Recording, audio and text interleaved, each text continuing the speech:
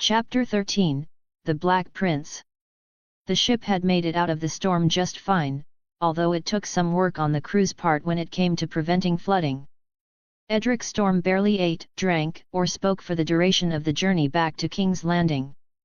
He was a lifeless statue of frozen grief in both mind and body once his tears had dried up. Nothing seemed to reach him. "My prince, we're close to King's Landing now." Bryce hesitated forward, watching Edric stare at the ceiling. "I'll rely on you. Please wake up and lead the way as you always do. If it's the Red Keep or the farm, it doesn't matter to me. I just want things to be the same." Edric glanced at him, frowning slightly. Same? Nothing will be the same. Nothing at all. Never again. My prince. Bugger off. Later, Roland had a try. Even the strongest person in the world can appear weak. Roland remarked as he looked over Edric, sitting down beside his bed. "How do I know that?" "Well, he's right here. Edric Storm, the only person I've ever admired. It wasn't my father, a knight, lord, or anyone with power, he was a bastard. A bastard as tough as dragon scale with enough fire in him to set a forest on fire. Ultimately he was a winner.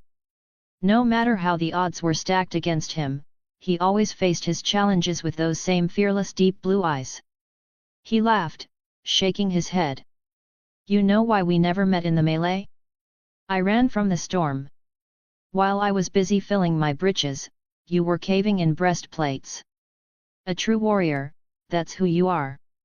You've been through so much, so you should be able to pull through this as well.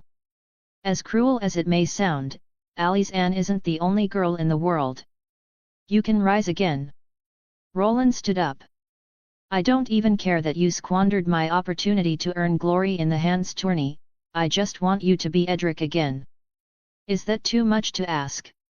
After that, Dorian came in. "Boy, don't you dare throw yourself into an early grave. I didn't teach you all those lessons for you to die over some pretty lass, a lass you loved but just a lass, in the end. She wasn't ever your wife, nor did you so much as kiss her, to my knowledge." Dorian threw a knife, landing it right above Edric's head. "You better be listening here." Edric grabbed the knife and threw it back, landing several inches away from Dorian. "So you are listening, good. You're not the only person alive who has suffered from grief. There are people who have lost absolutely everything and they kept themselves going." Dorian's dark blue eye reflected a more violet shade. "I never knew my father, hardly knew my mother. Last I saw of her, she sold me to a slaver when I was just a boy because her new man didn't take a liking to me. I was always a bit of a handful, I suppose, and times were difficult then. She wanted a life of grandeur and I was just a thorn at her side." Edric frowned. "So how did you get here? Nothing is worse than being a slave, Edric. You do what the master tells you or he whips you into shape. Worse yet, you die." "I didn't want to die. I hanged on and on, until my dagger cut a path to freedom." Dorian smiled, his eye lighting up. "Oh, I was a monster in the pits. I killed over 100 men there alone. So many stuck-up nobles lost their bets and, eventually, I was bought out by a mercenary group. Served in the Storm Ravens for the better half of a decade, protecting merchants, nobles, assassinating political rivals, participating in battles, seducing wealthy ladies, killing men over the pettiest of things. I even led the Storm Ravens towards the end. I had done it all. In due time, I resigned and traveled for myself. Saw half the world. Then I found you, Edric. I had always thought I was a bloody prodigy, but you were something else." Dorian chuckled. "When was the last time a king had a bastard son that was so talented, outshining all the trueborn heirs? It reminded me of the stories my mother would tell me." Edric didn't say anything. "I suppose praising you at a time like this isn't ideal." Dorian chuckled, turning away. "Just don't throw it all away. You'll love someone again, certainly. Besides, I'd hate to lose my main source of income. You promised to pay me for a few years, didn't you? Humph. I think you'll be fine. You just need time, I suppose. Dorian acknowledged, turning away. Can't blame you. There was a saying my first bird told me. The things we can't have are the most beautiful ones. She couldn't be more right, in the end. Grief and regret is a part of life, but we should never allow it to consume our lives.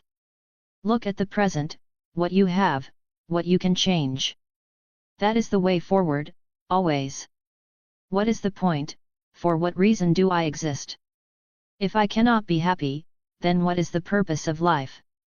I wasn't happy with my life of solitude at that dead-end job, but neither am I as a prince with so many opportunities. Oh, you've barely done anything with your life. Can't say you've lived life until you've fucked a beautiful Lysani woman. Better yet, a Valyrian one. Platinum gold hair, lilac eyes, perfect frame, nothing quite like them. Dorian remarked on his way out. It is seventh heaven every time and the closest you'll ever get to having your cock in a goddess. Don't kick the bucket until you experience that, at the very least. What a stupid, vile goal. Edric thought, almost smiling as he sunk into slumber. Sleep was the most comforting thing to do, to ignore the world and all your problems. When one slept, everything drifted away.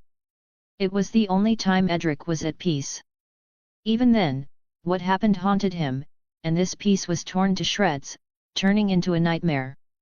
Edric, you can't keep going on like this. Arthur stood beside Edric's bed with a concerned expression. I know, what happened was a catastrophe, but you still have things to live for. Alisanne's death shouldn't mean your death as well, she wouldn't have wished for it. Edric remained facing the wall, his back turned as he laid on his bed. I wonder if you can even hear me. Arthur sighed, shaking his head. I can't imagine how difficult it is to be you. You train like a madman, dedicate everything towards improving, and then it ends like this. You lose the girl you loved right before your eyes, find yourself in arrangements you never wished for, and now you must feel lonely in the world, trapped by your own sorrow. Arthur turned away, managing a slight smile. Know that I'll always be there for you. Prince Edric Baratheon or Edric Storm, whichever you want to be, I'll stay by your side until you are strong again. Even if you want to die, I won't allow it. I'll force fresh water down your throat and good food to go with it. I believe, that's what a good friend would do. Arthur left soon after, having said all that he had on his mind. After landing in King's Landing, Edric Storm left the ship of his own violation and treaded up the Red Keep. He was escorted by a detachment of golden cloaks all the way up without saying a single word. He then entered the Great Hall and, once again, stole the eyes of everyone present. His appearance was beyond rough. He wore wet clothing dirted by food which he had spat out, his long black hair covered most of his face, and he stank of rain. I thought you had sailed away, never to be seen again. Robert laughed, though even his seemingly cheerful expression didn't last as he saw the dark light in Edric's eyes. Well, boy. What happened? You've seen better days. Drink. I want something to drink. Edric spoke, moving forward like a zombie. What's wrong with you today?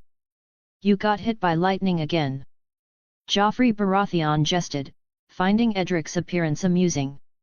I suppose you can only get struck so many times. Edric Storm turned to him, his deep blue eyes shining a shade of dark violet as he spoke with a threatening tone. Speak again and I'll make you look far worse. Joffrey Baratheon felt a wave of fear rush up his spine as he met Edric's gaze, flinching slightly. You wouldn't dare. Edric Storm glanced to the side, where he saw the Hound. I've lost the one person who was important to me.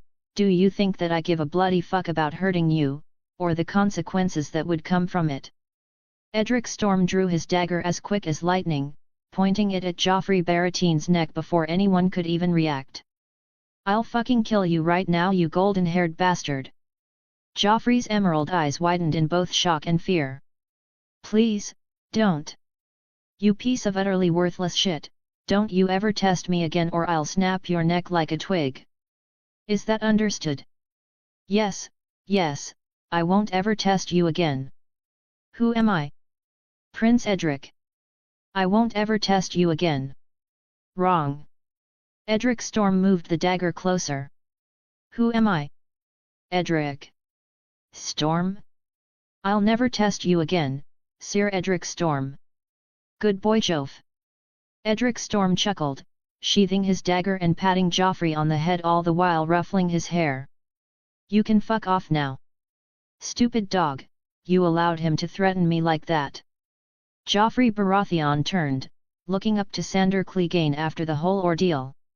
He would have cut right through your neck if I moved. The Hound remarked. That boy has nothing left to lose.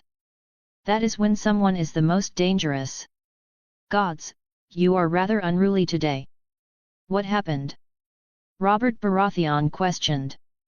You lost the one person who was important to you. That's right, the one that you disregarded. Edric Storm chuckled, looking up. In the end, you got what you wanted. She left King's Landing because of you, got caught in a storm because of you, and died because of you. And now? I have no choice but to move on, isn't that right? Be a dutiful prince for once. I wonder, how did you feel when you heard Lyanna Stark died? I wonder if you felt the same grief that I do. Because if it was anywhere near close to my sorrow, you should know how the hell I feel. You should understand the anger that I feel. What part of getting hit by a storm was my fault? Do I control the weather? Robert Baratheon jested, laughing a little. Mayhaps one shouldn't travel just after a great storm ended? Regardless, you are 1 and 10. You don't even know what love is. If you need fine wine to wash it all away, it's here. Robert Baratheon gestured to a wine cup. Of course, nothing like a cup of wine, hey. Edric Storm snagged the cup and drank the whole thing empty within 5 seconds. Calm down, boy. Robert Baratheon's eyes widened with shock. Take it slow or you'll vomit it all out. Fuck slow. I want another. Crack, split. With his grip alone, he snapped the wooden cup and ultimately bruised his own hand. The court gasped in slight horror. Another to wash it all away. Edric Storm laughed, glancing at his wounded hand. Wash it all away. Even Robert Baratheon was caught off guard by his son's behavior. Had he been so wild in his youth as well? Well? Give me another. In the end, he got what he wanted and drank with Robert Baratheon until Renly Baratheon stepped in to stop him. That's enough for one night. Renly Baratheon took away his next cup. More than enough, nephew. What are you talking about? My grief hasn't washed away yet. Edric Storm reached out for the bottle but he tripped, falling onto the ground. Stupid ground, you dare impede me. Come, let's get you up. Renly Baratheon, along with several others, grabbed hold of him and took the prince to a place of rest. I want to see the sky. Edric Storm muttered, raising his hand. The sky. They dumped him in his brand new room, a bedchamber worthy of a prince. It even came with a yard of its own. After pretending to sleep, Edric Storm stumbled off his bed and went to the yard to see the dark sky. He laid down, watching it slowly begin to rain on top of him.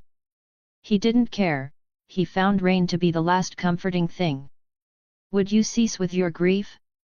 It will not change a thing. Truthfully, you hardly knew the girl and clung onto her like she was the only one in the world.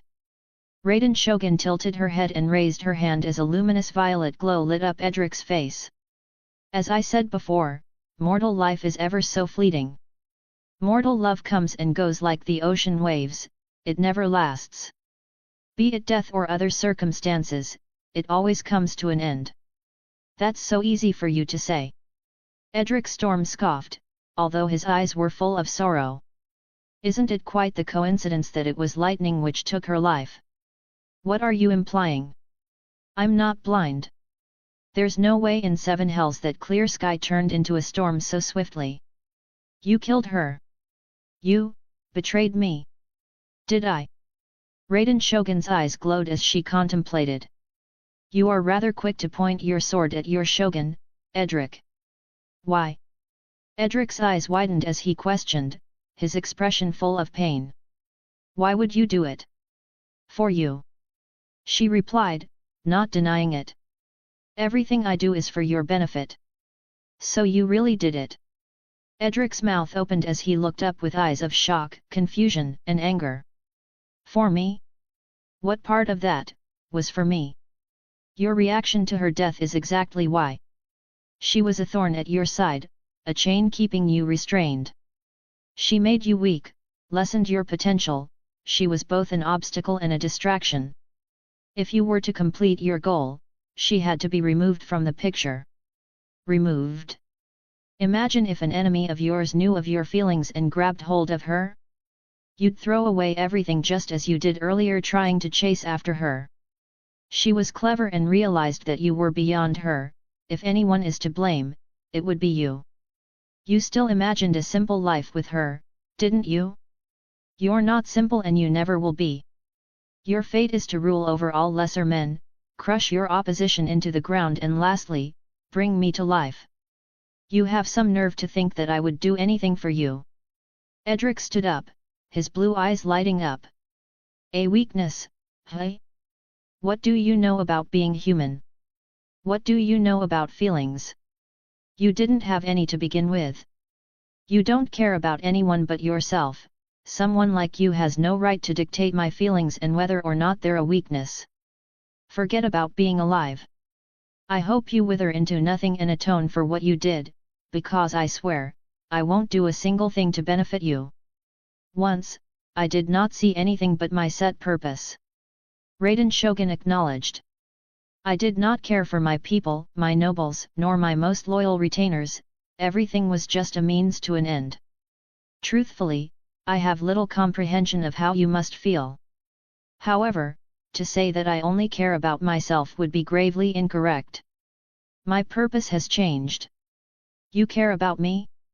Be honest, I'm just a means to an end. Edric scoffed, turning away. You're by my side not because you chose to, but because you have to be. You said that she was the first girl to acknowledge you, didn't you? Raiden Shogun changed the subject. Someone was there before her, from the very beginning when you were no one. I might not be living, I may not be able to touch you and you may see me as nothing more than a ghost, but I'll always be there for you. You may despise me, curse me, and wish for me to disappear for all of eternity. She floated behind him, wrapping her arms around Edric Storm, though they only went through him. But I will remain by your side regardless. I will give you strength when you are weak, I will advise you on matters you do not understand and, even if you find yourself alone in the world, I will give you comfort. In your darkest day, I will be the moon in the sky and in your brightest days, I will be the sun. As my sole retainer, you are the only person in this world who holds any importance to me. Edric Storm, having heard all those sweet words, found it hard to maintain his grudge. He had been split into 2 sides, one which loved Alizan and the other which always adored Raiden Shogun. In the end, the latter was the stronger side. While he was willing to give up a life of grandeur for Alizan, he had, from the very beginning, been willing to save the world for Raiden Shogun, or die in the attempt. In the end, Alizan was but a simple girl. Raiden Shogun had been with him from almost the very beginning, every month, every day, every hour, every minute, every second, she was always there, they had shared countless interactions. He had been with Alizan for what, a little over a month over the span of years? Their time spent together didn't even come close to the time he had spent with Raiden Shogun. Even so. Shut up. I don't want to hear it. Edric Storm snapped, staring her down. You can't tell me that she had to die. No matter how many sweet words you utter in my ear, I won't ever forgive you. You're nothing more than an emotionless monster, and you want to make one of me too. I hate you. I despise you. I'd kill you myself if I could. He knelt down, the tears from before coming back to him. Raiden Shogun stepped back, her usually indifferent expression showing pain. No matter how divine she made herself seem, Edric Storm's hateful words were as sharp as Valyrian steel. I have nothing left, nothing to fight for.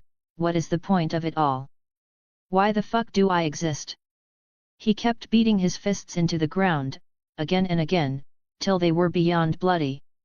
Then he stopped, grinning slightly. If I die, you'll die too, won't you? In that case, the road ahead may be arduous, but you will emerge stronger than ever before because of it. Raiden Shogun closed her eyes, drawing out her blade. I will not allow you to die, and not because it would kill me. Because I want you to live. Edric's eyes widened as she stabbed it through his left hand, causing all the energy from his body to drain away until he fell into a deep slumber. Raiden Shogun's insignia on his left hand glowed like it never had before, almost as radiant as the sun, but only for a few seconds. Raiden Shogun vanished thereafter. I woke up after what seemed an eternity. Memories of what had occurred rushed to me, one after the other. I had been drunk as fuck, stumbled into a yard and even threatened to kill myself. Now, all those strong feelings seemed like ancient history. I was calm. Empty, but calm.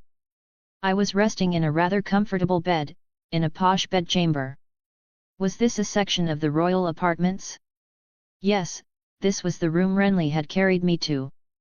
The first thing I noticed was the sign on my hand, and the lack of a Raiden Shogun. The glove I had covering my hand was off, placed to the side. The insignia was the same as before, except for the words live written in kanji at the top of my hand and eternity at the bottom. For some reason, I knew exactly what the letters meant. I put the glove back on. My wounds from the melee and the events that followed it seemed to have completely healed. I was strong and full of energy again. Last I recalled, I berated Raiden Shogun into stabbing me with her sword. And yet, I was still here, and she wasn't. Her absence led to regret seeping in. The love I had for Ali's Anne was greatly suppressed and felt almost insignificant. All I could think of was her. Raiden Shogun. Had I killed her? As I looked into her insignia on my hand, an image of a sealed-up Raiden Shogun flashed in my mind. She gave the last of her strength to ensure that you did not die. I heard a voice in my mind, Mr. Targaryen himself? Such a pity, she had so little left. She effectively killed herself before you could kill yourself. Raiden is dead. My eyes widened in horror. At that point, I did hate her. But I loved her too. She was the reason why I reached the heights that I did, why I was so driven and determined. I wanted to one day hold her in between my hands as if she were my woman. That's what I wanted from the very beginning. Do you know how this game is played yet, Edric Storm? Mr. Targaryen laughed. My dear prospect, I will hang her existence over your head even more than before. You must become king, or you can forget about seeing her again. Sounds like a good deal? You drove her to killing herself, in the end. It is your fault, and you ought to take responsibility for it. Just become king? That's all. Yes, and let's make the rules of this game a bit more clear. If you defeat the Great Other, single-handedly kill over 100,000 men and have your name known far and wide, from east to west, I will bring her to life. Whole. What the fuck are those requirements? Do you want to embrace a goddess? If so, you better earn it, peasant. You fell in love with a household knight's daughter when you had someone of that beauty right in front of you, you may as well be one. Regardless, you hardly knew that girl. Mr. Targaryen coldly remarked. You will learn, I have faith that you will learn. I'll tell you this before I go, Raiden Shogun had far stronger feelings of love for you than that other girl did. She was worse at expressing it, yes, but that's just how things go. Best of luck, Edric Storm. I look forward to seeing your crowning ceremony. Popcorn's already there along with the soda. Of course, it's Coke, in case you were wondering. The fuck, why would I care about the soda you drink? Okay, buddy. No need to get rude. Keep chatting shit, and I'll buff the great other. Yeah, that's what I thought, dickhead. Just go. You have some attitude problems, you know that? Like, out of all my prospects, you're probably in the top 5. It's a hard list to crack, given how many nutcases I have to look over. I got to go. Enjoy life, and if you do intentionally kill yourself in some stupid way, I'll dunk you straight into the 7th hell for all of eternity. You know that LeBron James tomahawk dunk? Of course, you do. I'd do just that, but you're the ball, and the net is hell. No kidding. Thanks for the heads up. I nodded, rolling my eyes as I got out of bed. What an analogy. Slay AI, Edric Storm. Get out of my head already. After that, there was some peace as I contemplated what I had to do going forward. Kill 100,000 men. How the fuck, not even Khal fucking Drogo has that many men. And I'd have to kill them all myself. I took a deep breath. Take little steps at a time, as Raiden would tell me. I should work towards my kingship first, unless I've slept for an egregiously long time and the crazy shit has already happened, it should still be salvageable. I went looking around, and coincidentally, Littlefinger was the first person I bumped into. Goodness, you're alive. He looked surprised, taking a deep breath as he bowed slightly. Alive and strong, His Grace would be pleased. How much time has passed since I was last awake? It has been 3 weeks or so, approaching 4, if my memory serves me right. Brilliant. Bloody brilliant. And what has happened since then? I raised an eyebrow. Eddard Stark woke from an altercation with Jaime Lannister and has once again taken the office of Hand. His Grace has been out hunting for some weeks and the conflict in the Riverlands continues to rage on. 14 days ago, Lord Beric Dondarrion was sent to bring an end to the rampaging mountain by the Lord Hand. Holy shit, I'm at the breaking point of it all. Best case, I have only a few days. A hunt? I'm missing out on the fun. I managed a smile. I have to go right now. You are more than welcome to join them in the Kingswood, my prince. He smiled in turn. Oh, I sure as hell will. I made my way to the Great Hall, bumping into Cersei Lannister on the way, who was escorted by 4 Lannister guards. I froze for a moment, unsure how to act. Didn't I threaten to kill Joffrey earlier? Yeah, I'm finished. Greetings, Your Grace. I showed some courtesy, though I didn't force a smile. Prince Edric, it was said that you wouldn't wake again. I'm a hard bastard to kill. I replied, shrugging my shoulders. All it took was Raiden sacrificing herself to keep me going. Still not accustomed to your new title. Cersei Lannister smiled slightly. Come with me, baby knight. Don't call me that. I frowned. Sir Edric Storm. I recall that was the title you were most satisfied with when you pointed a knife at Joffrey's throat, wasn't it? I was not in the right state of mind then. Your dove sank in a storm, quite the tragedy. You made sure everyone knew about it when you returned. Cersei remarked. That night, the look in your eyes was as terrifying as it was pitiful. Robert should know most of all about your pain, and yet, his best advice was to drink it away. That's what he always did, wasn't it? Drink and fuck the pain away. Yes, quite so. It seems to have done very little over the years. Cersei Lannister chuckled, stepping forward. Come. What would Her Grace want from me? My death. Oh, please, you are the most amusing person here. I've yet to see a boy challenge Robert like you do and get away with it. It reminds me of the stories of my father who was said to be fearless and outspoken even from a young age. Cersei Lannister kept a decent pace. Your talent is otherworldly and your physique is one of a kind. No matter the wounds you endure, you seem to recover from them over time without a single scar to show for it. Some maesters swear that you are not the same as the rest of us. I shock myself too sometimes. I decided to follow, curious as to where this would go. I had to be careful around this woman and make sure she didn't think I was against her. I'm sure you do. She led me to the same room we had a chat in earlier. Though, Jaime Lannister was absent this time and the guards stood further outside. It was the first time we were alone together. Now, I was getting a weird feeling. I didn't feel threatened, though. It was something else. It was an unskippable cutscene, one where I was stuck with the hot, suggestive queen. I had no interest, however. My heart was writhed with guilt. Jaime tends to be quite the fool. Cersei Lannister sat down, shaking her head. Rashly, he struck the hand the very same day he resigned and rode away, to Casterly Rock, I presume. All for his sense of glory in our little brother. You nobles are so quick to wage war. I remarked, thinking of what the mountain must be doing in the Riverlands. In the end, it is the small folk that must suffer the most. The fathers and sons go to war, likely to never return. The mothers and daughters await the result of war, defenseless to anything that comes along the way. Worst case, they find themselves at the mercy of the enemy. What do most nobles do? Hide in their castles, drinking wine and feasting as if nothing is happening outside.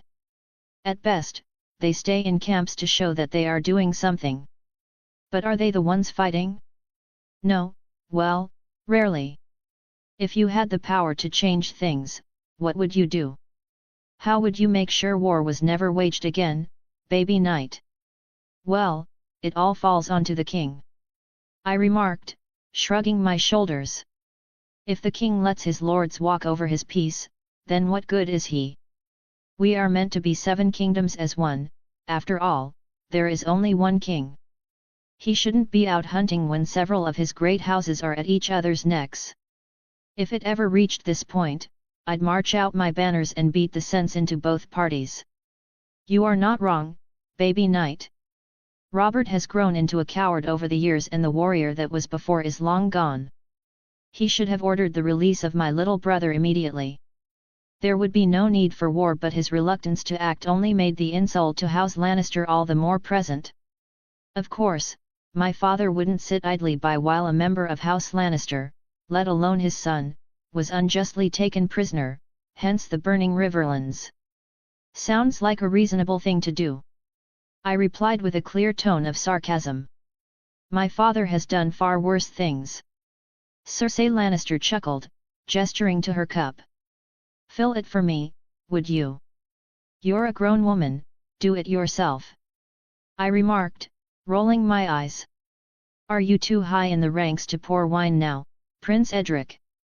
Cersei Lannister frowned slightly.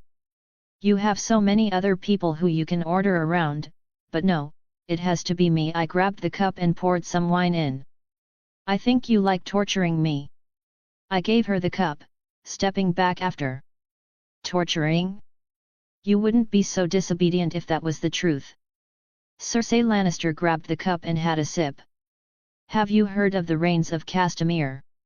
Oh, I've sang it. I've heard all the stories about Lord Tywin from the time he spoke out against the betrothal of his sister when he was 10 to the sack of King's Landing. I'd imagine he would be a terrifying man to meet. All the stories. Cersei Lannister gave me a look of doubt. What did he do to his father's second mistress? Since she stole from his deceased mother and held herself far too highly for a mistress, Lord Tywin had her stripped naked and paraded through the streets of Lannisport for a fortnight. She was forced to confess that she was a thief and a harlot to every man she met, and by the end of those 2 weeks, she was sent into exile from the docks. I recalled, stroking my chin. Was I wrong anywhere? No, you were very much right. Cersei Lannister had another sip of her wine. I did not expect you to be so educated.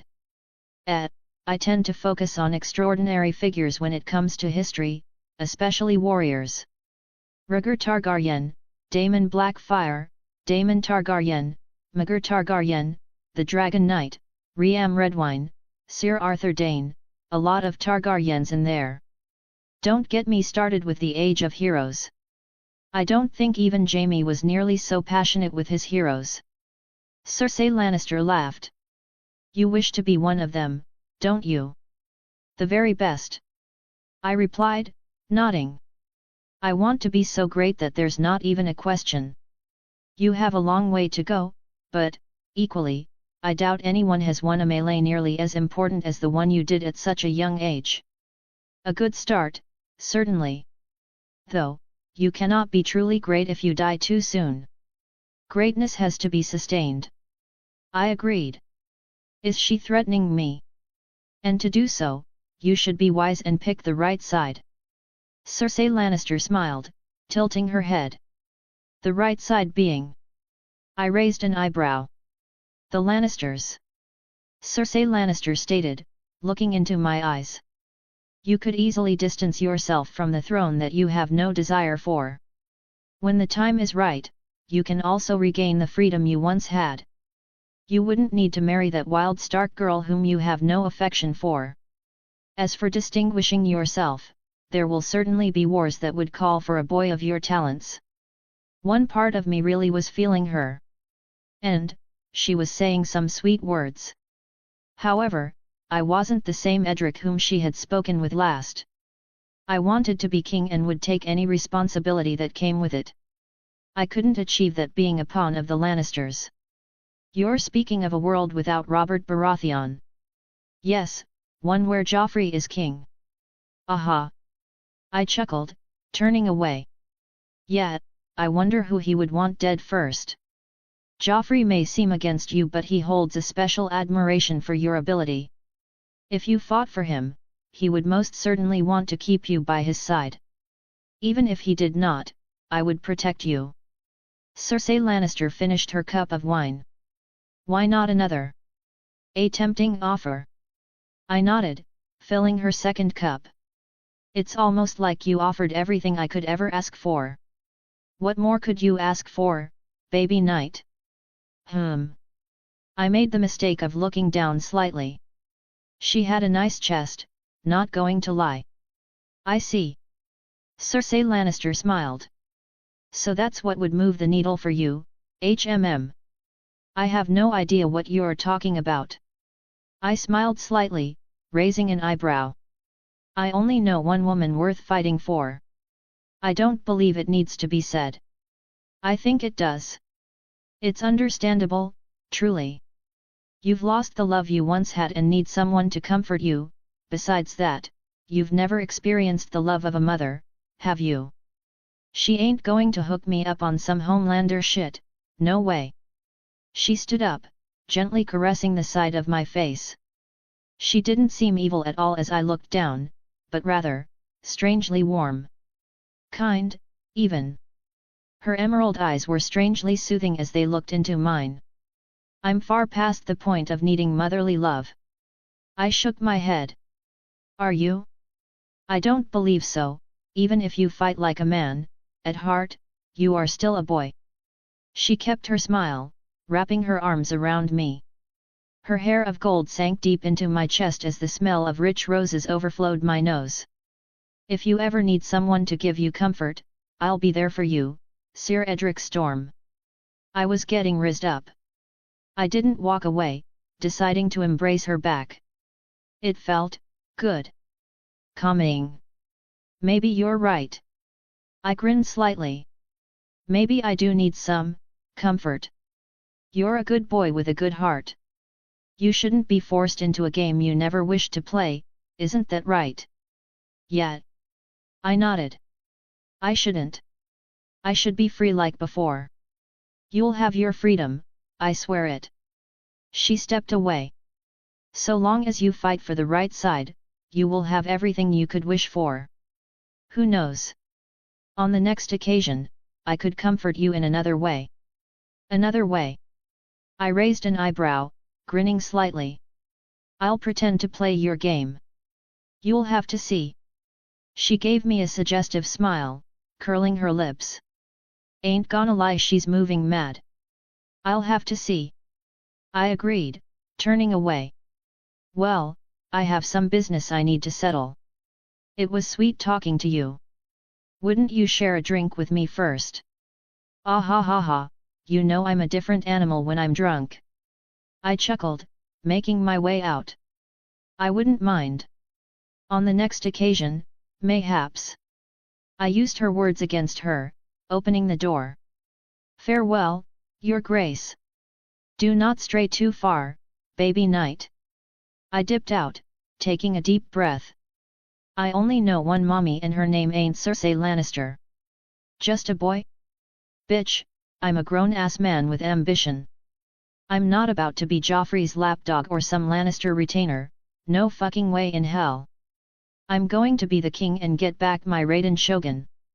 That's the only path forward for me. My prince, we haven't seen you in weeks. Bryce was the first to notice me walking up to the docks. I smiled, walking up to the ship. No worries, I just had a nice sleep is all. I was about to steal whatever gold was here and run away. Dorian laughed, glancing at the others. What?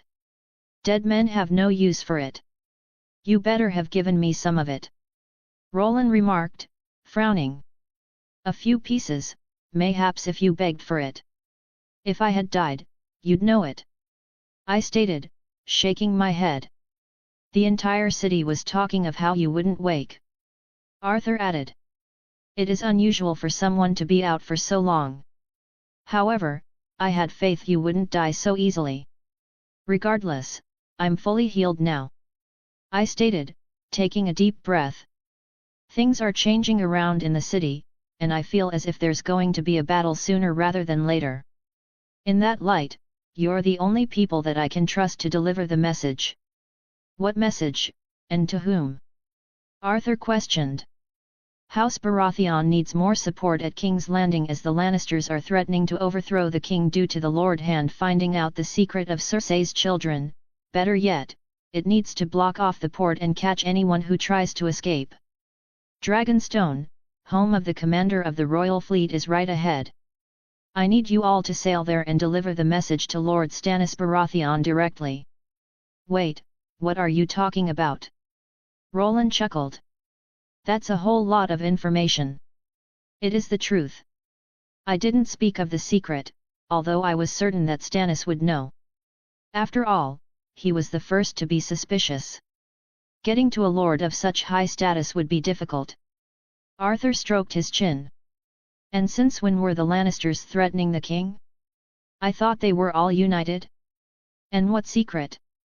No worries, Edric. Dorian nodded, smiling slightly. I will do it. All right. I pat his shoulder. This is very important, do not fail me. I'd give you 100 gold dragons if you succeeded as I intended. 100. Roland's mouth widened in shock. I'll do it, no worries. Too late. Dorian chuckled.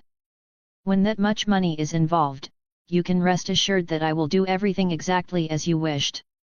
Dorian is the captain now. I smiled, nodding. He has by far the most experience. I went down, got my golden heart bow, arrows, stocked up on knives and gold.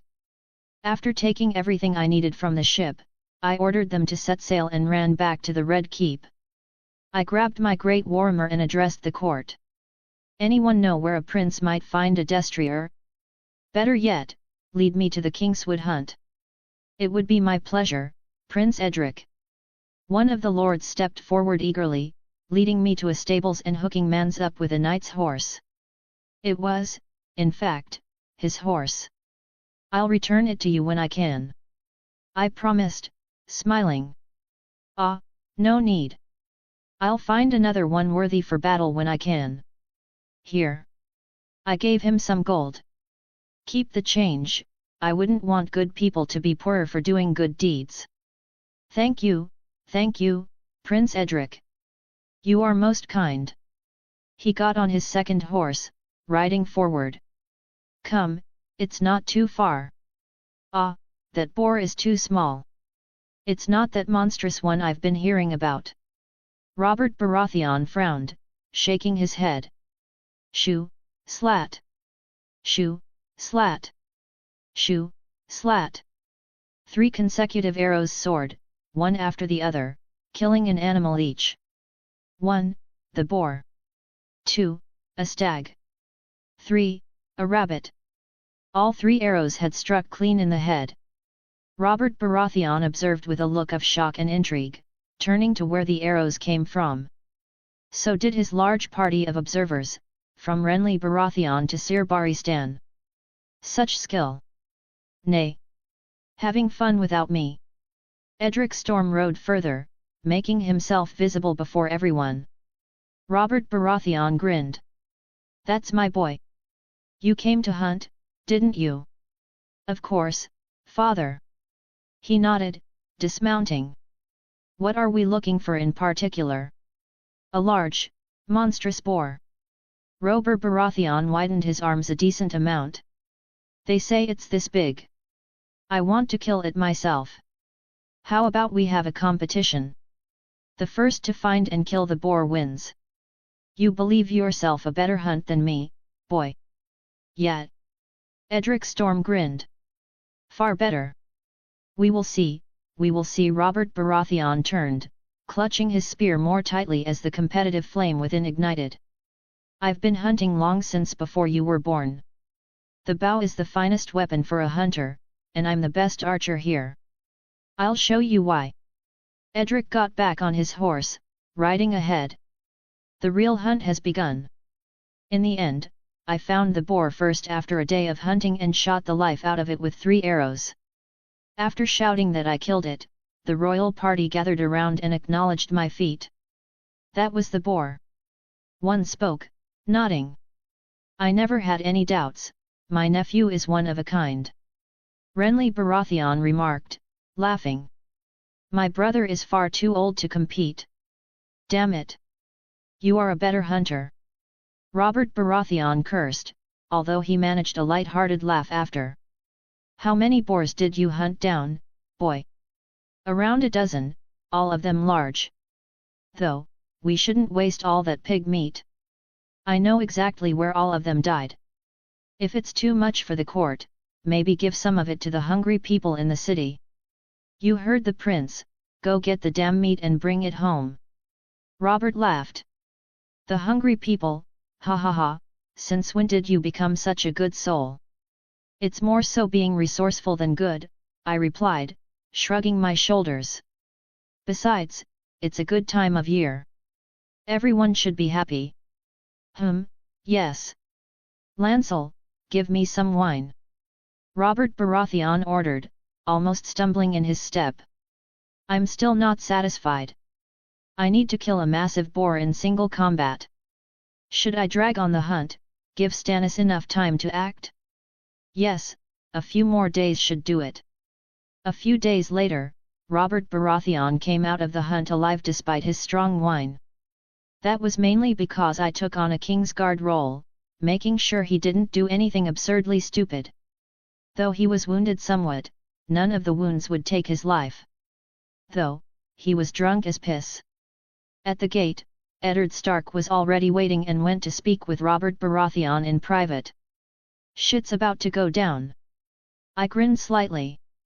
Too bad Joffrey already left the hunt. He's about to be hunted, though. Robert Baratheon had the angriest face I've seen in my life when he walked back. That golden whore. I want her head, and I want it now. What? Lancel stuttered, his eyes widening. What do you mean?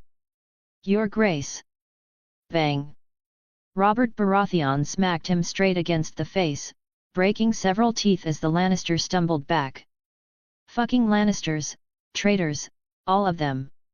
Gather all the guards, I want every single one seized now. I'll gather my household guard. Renly Baratheon nodded. And send word to the Gold Cloaks. Robert Baratheon's roar spun everyone into action, no one questioned a thing.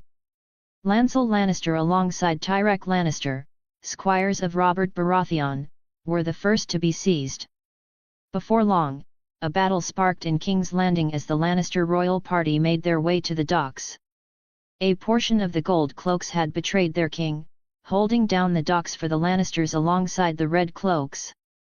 Edric Storm went straight into action, and, despite his lack of armor, was an absolute monster as he broke the ranks of the gold-red cloaks while leading a detachment of Baratheon household guards. His golden heartbow alone dispatched over 100 guards in mere minutes, mainly other archers. Once he had no ranged troops to fret about, he took to the front lines. Swinging Robert's warhammer with thunderous fury and dancing like a butterfly due to his lack of armor, Edric was damn near invincible. Smash! Smash! Smash! Even when a guard managed to slash his shoulders slightly, he kept fighting, and killing. One by one, he obliterated the Lannister sympathizers and broke his way into the docks as the rest lost their will to fight. He ran all the way to the end, watching a ship full of golden hairs already on the leave. He dropped the warhammer, taking out his golden heartbow and loading an arrow. They were well within distance. He locked eyes with Cersei Lannister, and, soon after, lowered his bow. He chose to leave her to Robert. Stannis the Manus will catch you regardless. One Lannister guard stepped forward from behind, aiming a spear to Edric's chest. Edric heard him. He stepped to the side, shooting the arrow straight into his head. The guard fell onto the ground, dead. Edric loaded another arrow, and began shooting every single one of the guards who fought for the Lannisters. Even if they dropped their weapons and surrendered, he still killed them without the slightest mercy. The Arthur Astley of old was long dead. All that remained was Edric Storm, the storm which would sweep the world. He placed his left hand against his heart as he walked away from the docks and headed to the Red Keep. I'll make things right. I promise. Chapter 14, Looming Clouds of War. Damn that whore, she got away. Robert Baratheon roared in the middle of the court, slamming his fists into a table. Ned, call all the bloody banners. I want to see every lord in the realm who is sworn to me, their bannermen and every sword they can provide here in King's Landing. The Lannisters will burn for their deception, every last one of them. I watched the whole scene, chilling to the side. All the banners? Shit was about to get real. War was a different animal. Sure, I had my first taste of a real battle, but I faced a rather small force. The Lannister guards were no army. Though, my earlier experience certainly gave me confidence that I could contribute greatly to a battle, even turn the tides single-handedly in the right scenario. For the sake of predicting what would happen, I got myself a map of the 7 kingdoms and pieces resembling the realm's forces. There were 3 lions, one representing Tywin and the other 2 were his sons. 3 stags, the Baratheons. 2 wolves, Eddard and Robb Stark, etc. Jaime and Tywin would likely proceed similarly to canon until later, with Jaime smashing the Riverlands army and besieging Riverrun. I moved his piece accordingly. Tywin Lannister would also likely act out Mummer's Ford and take out Beric, while moving in to conquer the Riverlands. With Robert Baratheon calling the banners, the North, Crownlands, Stormlands and most of the Riverlands would come to support him. The Vale would have no excuse to avoid fighting the Lannisters given that they suspect that they plotted Jon's death and it is Robert who's calling the banners. Some lords would certainly want to fight for him. Though, the Riverlands don't have too much to offer as they're under siege. Given that the fighting is against the Lannisters, the Martells and Tyrells may or may not join in. The Tyrells would send a decent fighting force, at the very least. They wouldn't openly question Robert's rule. Besides that, Renly and Stannis would be supporting their brother. They have no reason to rebel. The Tyrells would likely try to gain Robert's hand through Margaery, given that he has pretty much divorced Cersei. If that fails, they would probably try to get mine. After all, they want to be closer to the throne. Also, through the Baratheon Florent blood ties, several reach houses like Florent, Hightower, and Tarly would support Robert strongly. House Greyjoy wouldn't act against Robert, given what happened the last time. The realm is a bit too stable for that. Suffice to say, the Lannisters are fucked. The door suddenly opened, surprising me slightly. There you are, boy. Robert Baratheon walked up to my table, observing my war plans. Well, they weren't exactly war plans. Who would listen to an 11-year-old when Robert Baratheon was leading the charge? Ah, are you attempting to predict the battles to come? Something like that. I nodded.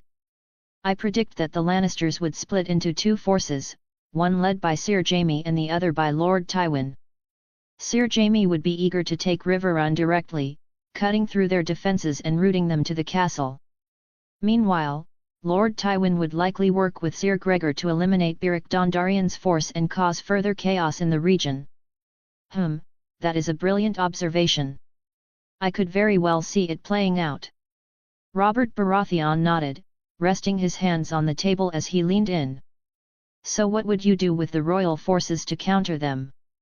Surely, he knew what to do. He was testing me. Casterly Rock is an impenetrable fortress, under no circumstances should we allow the Lannisters to run back to it. If that happens, this war would take far longer and may even end in a stalemate despite our superior forces. That said, waiting for all the banners to arrive isn't an option. We take south, going along the Golden Road and gathering them along the way.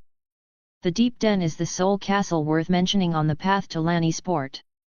We take it and keep moving, crushing whatever forces the Lannisters could be mustering in their mainland. Then, we block off Casterly Rock and cause chaos in the Westerlands. I looked up, seeing his expression. Well, I hadn't thought of much further than that, but the road ahead was pretty clear. What of the two Lannister armies? He questioned, stroking his beard. The idea is that the North and Vale banners would join together and force the Lannisters to break the siege. That would then lead to more of the River Lords joining the conflict and the Lannisters being forced to take refuge in a fortress that isn't Casterly Rock, likely the Golden Tooth. Even then, I don't think it would be large enough for their entire army. By then, they won't have all that much left. The Reach Lords would have joined the banner in Casterly Rock and then, all the armies would squash House Lannister from both sides. Ha ha ha, good, very good.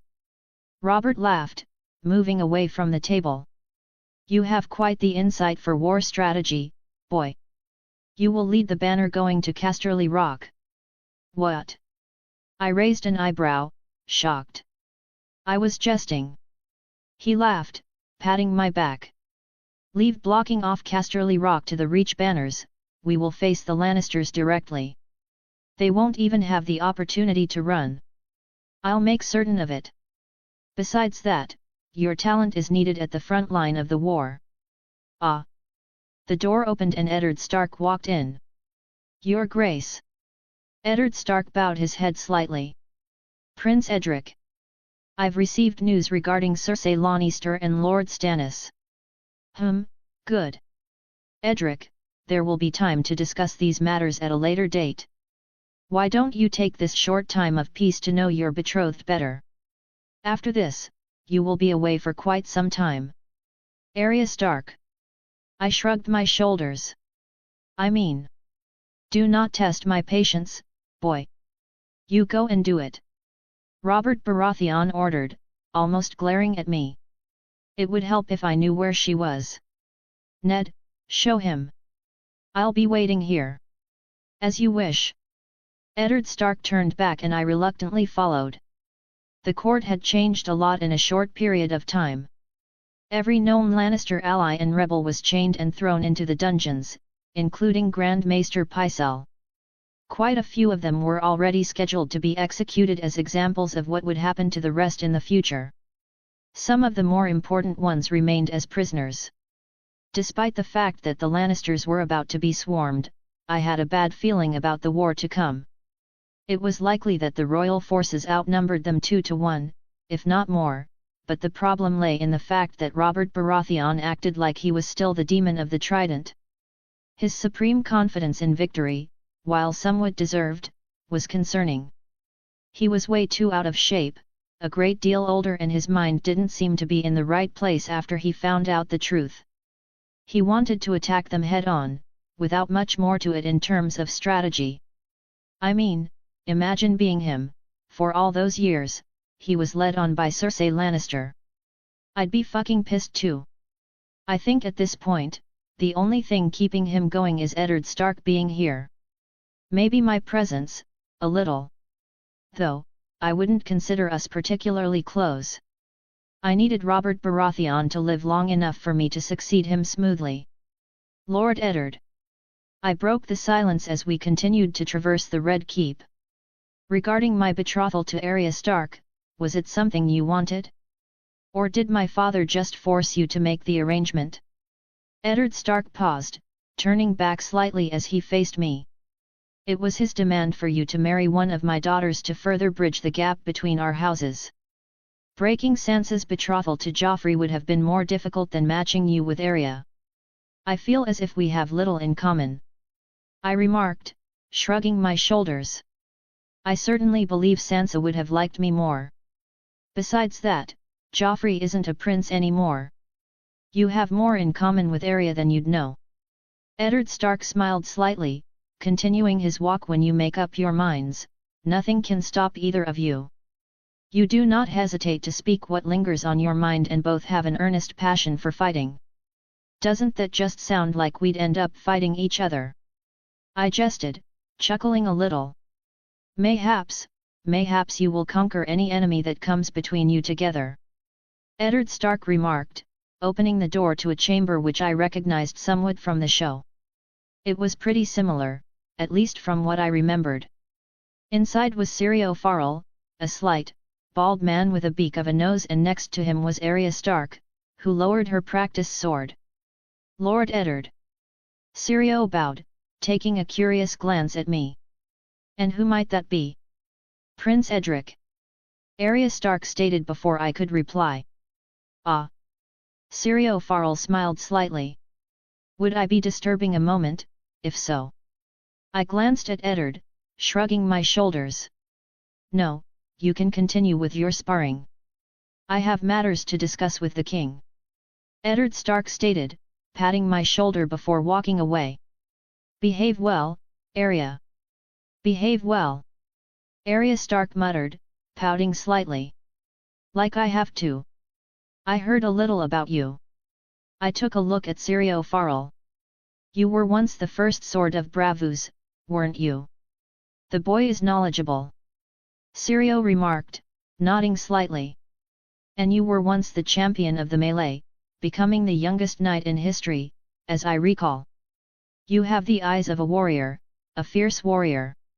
I can see why you would defeat so many men.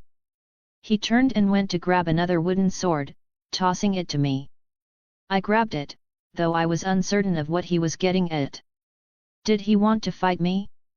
Share a dance with me, Prince? I wish to see how much grace you have.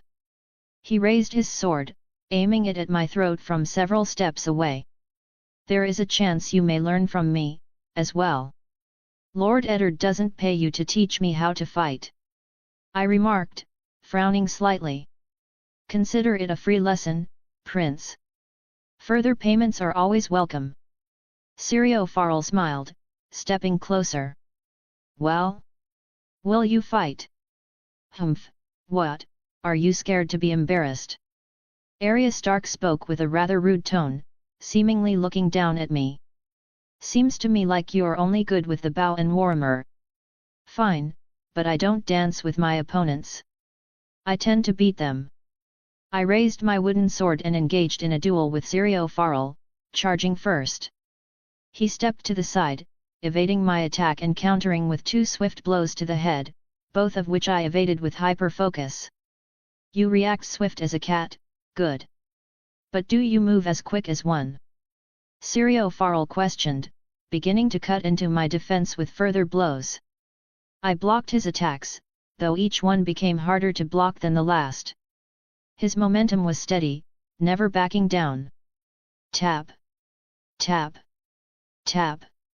He hit my leg, then my chest, and then slapped me across the face with his wooden sword. Shit kinda hurt. You were hit once and lost focus. He wagged his finger. A fatal mistake. You are quick for your size but lack the footwork to show it. Typically the larger man relies on his strength like you do, but what if you made use of both your strength and speed? I touched the side of my face, where I had been hit. Let's go again. Can't take a loss. Arya Stark made a snarky remark. We clashed and I started out on the offensive, while keeping my options open for defending myself. He was quick and precise, even more so than I was. So, I relied on my strength advantage as much as I could. He had one hand behind his back, deflecting every blow with ease. The way he fought, it was unlike anyone I had sparred with. It damn near puzzled me as to how I was being toyed with to such a degree. I took a moment to regain my focus and confidence. He was not better than me. Perhaps, far more skilled in his way of fighting, but what about mine? The way knights fight, the way warriors defeat them. I made a feint, drawing out his guard. Then, I smashed my wooden sword against his after forcing him to block, pushing it to the side and punching him straight in the face with my free hand. Oh! Syrio retreated a few steps, chuckling a little as some blood came out of his nose. You fight with fury. Focus and fury, a lethal combination. That hit across the face brought out the beast within. Why'd you hit him so hard, you idiot? Arya frowned deeply. She looked quite angry. No need. Syrio Farrell raised his hand. I was a step slow and he remained determined to fight his way, which is something I can respect. Sorry. I didn't mean to hit so hard. I shook my head. In terms of your field where there is no armor and we're using wooden swords, you have me beat, yes. However, I do not see where your style would be beneficial in a real battle. I would be in full plate armor to which most swords can do very little against. One mistake and you would be crushed by my warhammer. Your dance is the iron dance of Westeros, strong, slow, yet effective. The hacking and hammering of the knight's dance is the most effective in battles, yes. Syrio Farrell agreed, nodding. But, in the streets, when you wear no armor, would you not wish to be swift and lethal as a viper against the knives and swords in the dark? Is there not a thing you can apply from the water dance of Bravos into your knight's dance? There is more than one way to swing a sword, boy. If you master both and apply the aspects of each where they are relevant, you may become twice as deadly. I took a moment to let everything he said sink in. It was true, if I could learn more ways to fight, I'd be more unpredictable and versatile. Even something like being more fluid and having better footwork could benefit me in a real battle. I see, those are all good points. I nodded. I do believe I can learn a thing or two from you. Though, you're Arya's teacher, not mine. I'd rather you focus on her training than mine. Who said I would focus on you? You are not paying me. Syrio Farrell glanced to the side, where Arya stood, smiling slightly. You have a strong, clever, boy as your betrothed. Strong and clever is rare. You don't care about me learning how to fight? It isn't very ladylike, everyone keeps telling me. Arya Stark remarked, looking at me with her grey eyes. I thought they were pretty. It doesn't matter what you say, but my lady can do as she likes. I replied, smiling as I tilted my head. You can paint, you can dance, you can sing. You can become a fighter, if that's what you wish. I don't have a problem with a lady knowing how to protect herself. That's good. You're not stupid. This girl. I smiled slightly. Proceed like it's a normal lesson. I ended up becoming Syrio Farrell's second student, in addition to improving my bond with Arya Stark. Syrio Farrell convinced me to do the same training as Arya, from balancing to footwork. I ended up doing some acrobatics which a person my size usually isn't caught doing. Most of it wasn't actually even that foreign to me, I had practiced boxing in my first life. It was different when I was over 6 foot tall, though. Given that the gang was away, I had nothing else to do. I did take a peek at the royal library, taking note of all the books that intrigued me. Other than that, I proceeded with my usual physical training and practiced the way I usually did. One of those days, Arya Stark decided that she wanted to see how I trained. Naturally, I obliged. The first thing I did was a run around the field, a simple 800 meters to get me going. Arya Stark followed along, slightly struggling to keep pace with my long strides. For the second attempt, I put on a full set of plate armor and ran for the same distance. Arya, again, kept up with some difficulty. "How do you run so fast in full armor?" she questioned. "And why do you train in it? Plate armor isn't as heavy as you think," I replied, taking a breather. "Wearing it does make moving require more energy, however, which makes any form of training more intense. As for the reason why, well, I'd be wearing a full set of armor in a real battle, wouldn't I? It would be best to train with it so that I'm as ready as I could be." Next up, I did 100 sit-ups and 100 push-ups while wearing the armor. Yes. I was putting myself through hell. It was difficult, sure, but I had pushed myself so many times before. This Baratheon body was durable as a motherfucker. Arya Stark followed along, though her form wasn't up to par. I mean, these exercises weren't exactly known, by the looks of things. Then I did some lifting involving my warhammer, practicing it with either hand. It still felt abnormally heavy, so I was able to get a good workout out of that. After several hours of vigorously exercising my entire body while wearing plate armor, I laid down on the field, breathless and sweating all over. There were so many times I wanted to relax and take it easy, but every time it happened I thought of Raiden Shogun.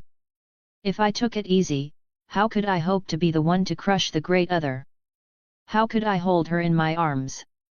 The answer was I couldn't, and I knew it, continuously pushing myself to the limit. At some point, Arya Stark decided to just observe, no longer being capable of keeping up. I looked to the side, realizing that I had gathered a little crowd of observers, including Sansa Stark. I had been so focused I didn't even see my surroundings. "Did you invite your sister and all those other ladies?" I slowly got up, wiping the sweat off my forehead after I took off my helmet. "No." Arya Stark looked just as surprised as I was. "Why are you here?" "Just wanted to see how Prince Edric prepares for battles. Am I not allowed to?" "Sure." Arya Stark scoffed. "Of course, you're allowed." I smiled, tilting my head. "Your beautiful presence inspires me to push myself further." She blushed cherry red for a moment. "I'm glad to hear that. I would talk to you more, but I stink worse than flea bottom at the moment." I chuckled, walking past her. "Quite the opposite of the Knight of Flowers, hey. That bastard always smells like flowers. You know him." She followed me. "Besides that, your smell is the product of hard work. You shouldn't be shamed for it." "Oh, I should be if I'm making life worse for everyone else. Hell, I stink for myself." I laughed, keeping my pace. As for Sir Loras, I knew him for some years in Storm's End. We weren't the best of friends, but we had a mutual respect for each other. I like to think that we did, anyway. "How was it living in Storm's End? Do you miss it?" Sansa questioned. "Sorely," I replied, shrugging my shoulders. "Storm's End, it just feels like my home.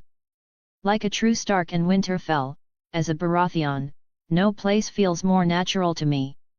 I prefer King's Landing to Winterfell." Sansa Stark remarked, smiling slightly. "You would never see an event as grand as the Hans tourney in Winterfell. The weather is far kinder, too. Not that I mind the cold.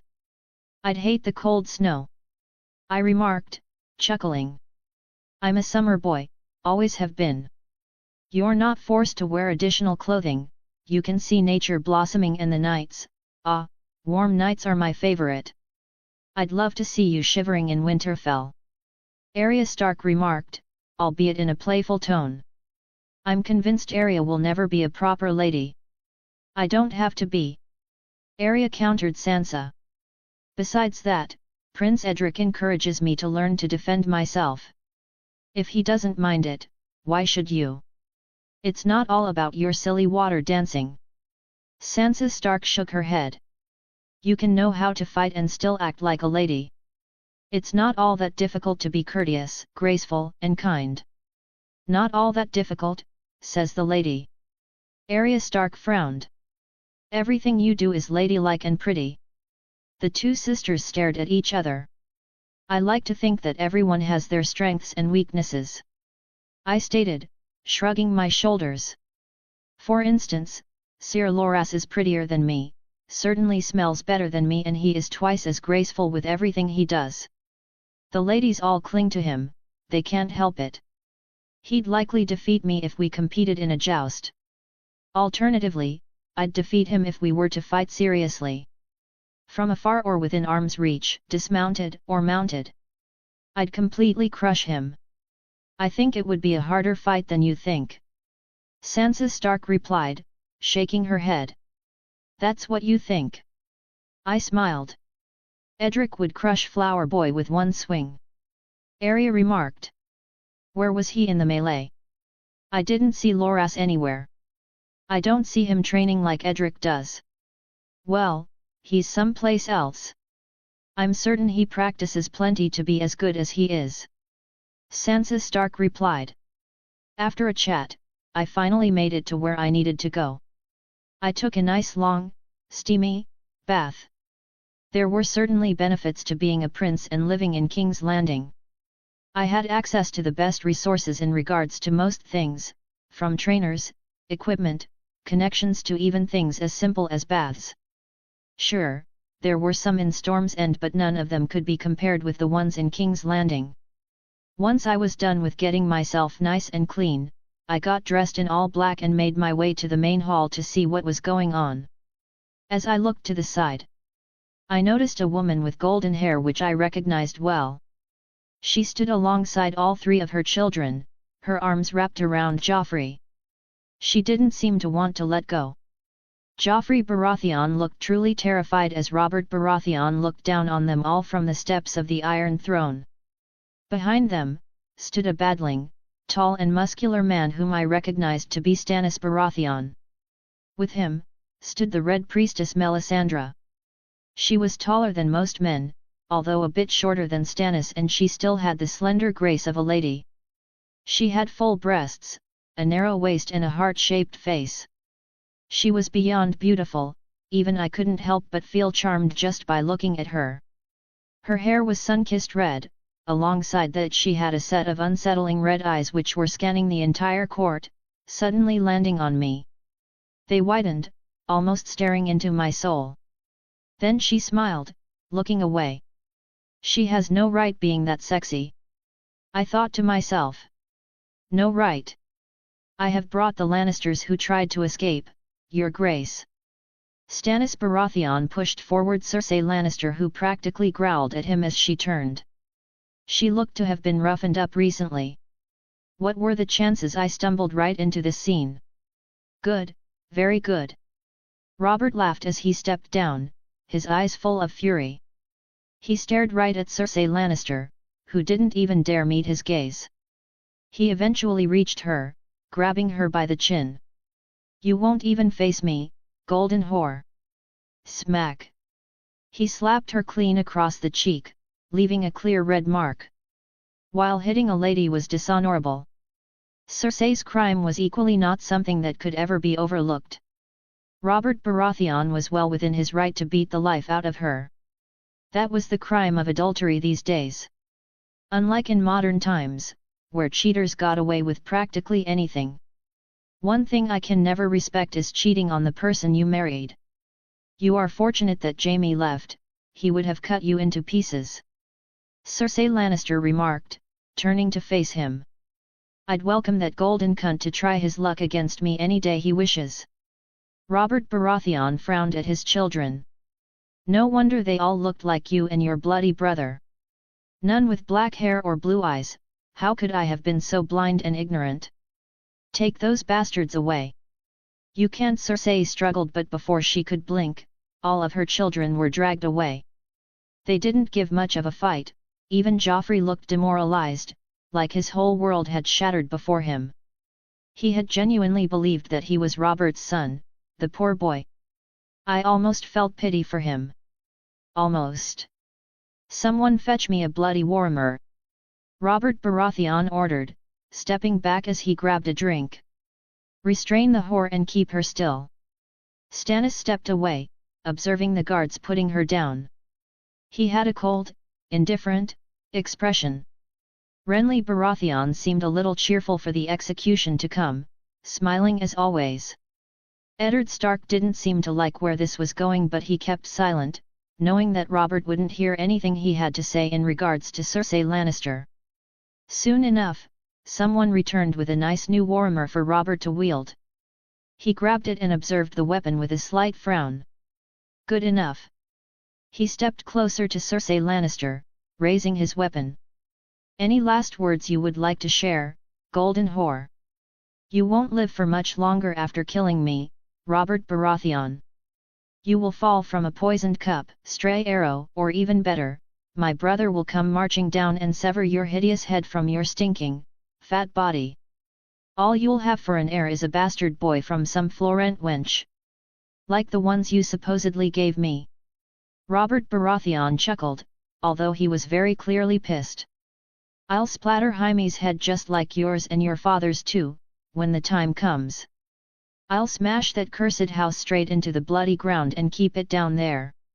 House Lannister will never know true power again, because of your stupidity. Quite the legacy to have, Cersei. And you, as a king, will never have a true-born son. Cersei Lannister replied, smiling. Or daughter, for that matter.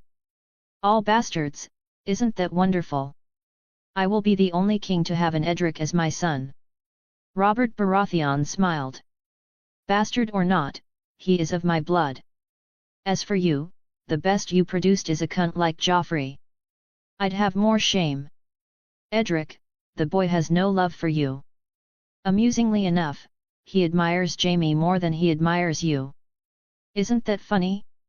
Your heir doesn't even wish to be king, he said it before the entire court, and yet you continue forcing him down a path he doesn't want to walk. She turned to me. If you take Robert's life now, you won't need to ever be king. I know you didn't fire your arrow when we escaped King's Landing when you could have.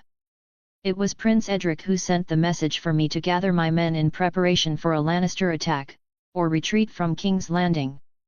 Stannis Baratheon countered. Without his message, capturing them at sea would have been far less probable. You, traitor! Her emerald eyes did not look so warm. Traitor! I tilted my head. My loyalty is to the realm. Robert raised his warhammer. Enough lies, you stupid whore! Smash! He smashed her head straight down into the ground, raising his warhammer to strike again, and again, and again.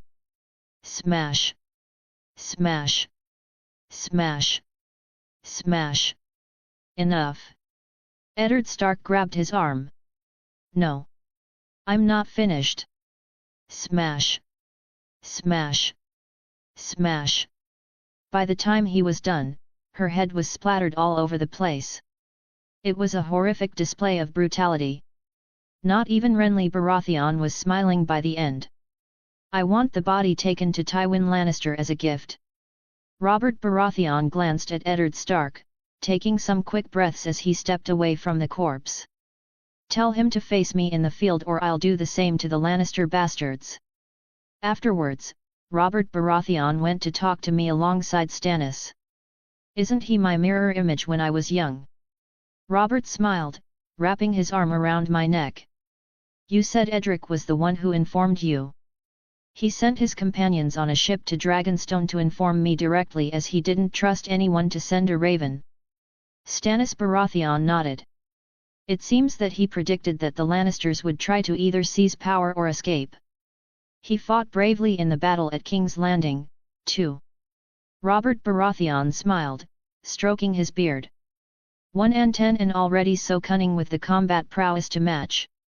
Certainly, I was not wrong in my choice in legitimizing Edric. It may even be the finest decision I made in my reign. He is a prodigy, indeed. Stannis acknowledged. Courtney Penrose and Renly have always sung his praises. Is that your Red Priestess I've been hearing so much about, brother? Renly Baratheon approached the group with a slight grin. I can see why you fancy her so much. Red Priestess? One of those Arhiller fanatics. Robert Baratheon raised an eyebrow, laughing. I had thought that you never liked women, brother. But here you are, having one right at your tail. She has great power. Stannis Baratheon remarked. I would not be so quick to underestimate her. It is a pleasure to meet you, your grace. Melisandre bowed her head slightly. And Prince Edric, you were born on Dragonstone, were you not? She seemed to stare at me. Nice to meet you too. And yet, I was. I almost mumbled. Shit, am I losing my cool? What if she's an old hag like in the show? Yet, if I imagine her as that, I should be fine. Interesting. Melisandre remarked. What might be so interesting about Dragonstone? Robert Baratheon laughed. It is a place of salt and smoke, parts of a sacred prophecy. Melisandre replied, smiling slightly. She didn't take offense to Robert's lack of respect. As of recent, the Lord of Light's flames only showed a great storm. Nonsense, Lord of Light, all he's good for is fire tricks.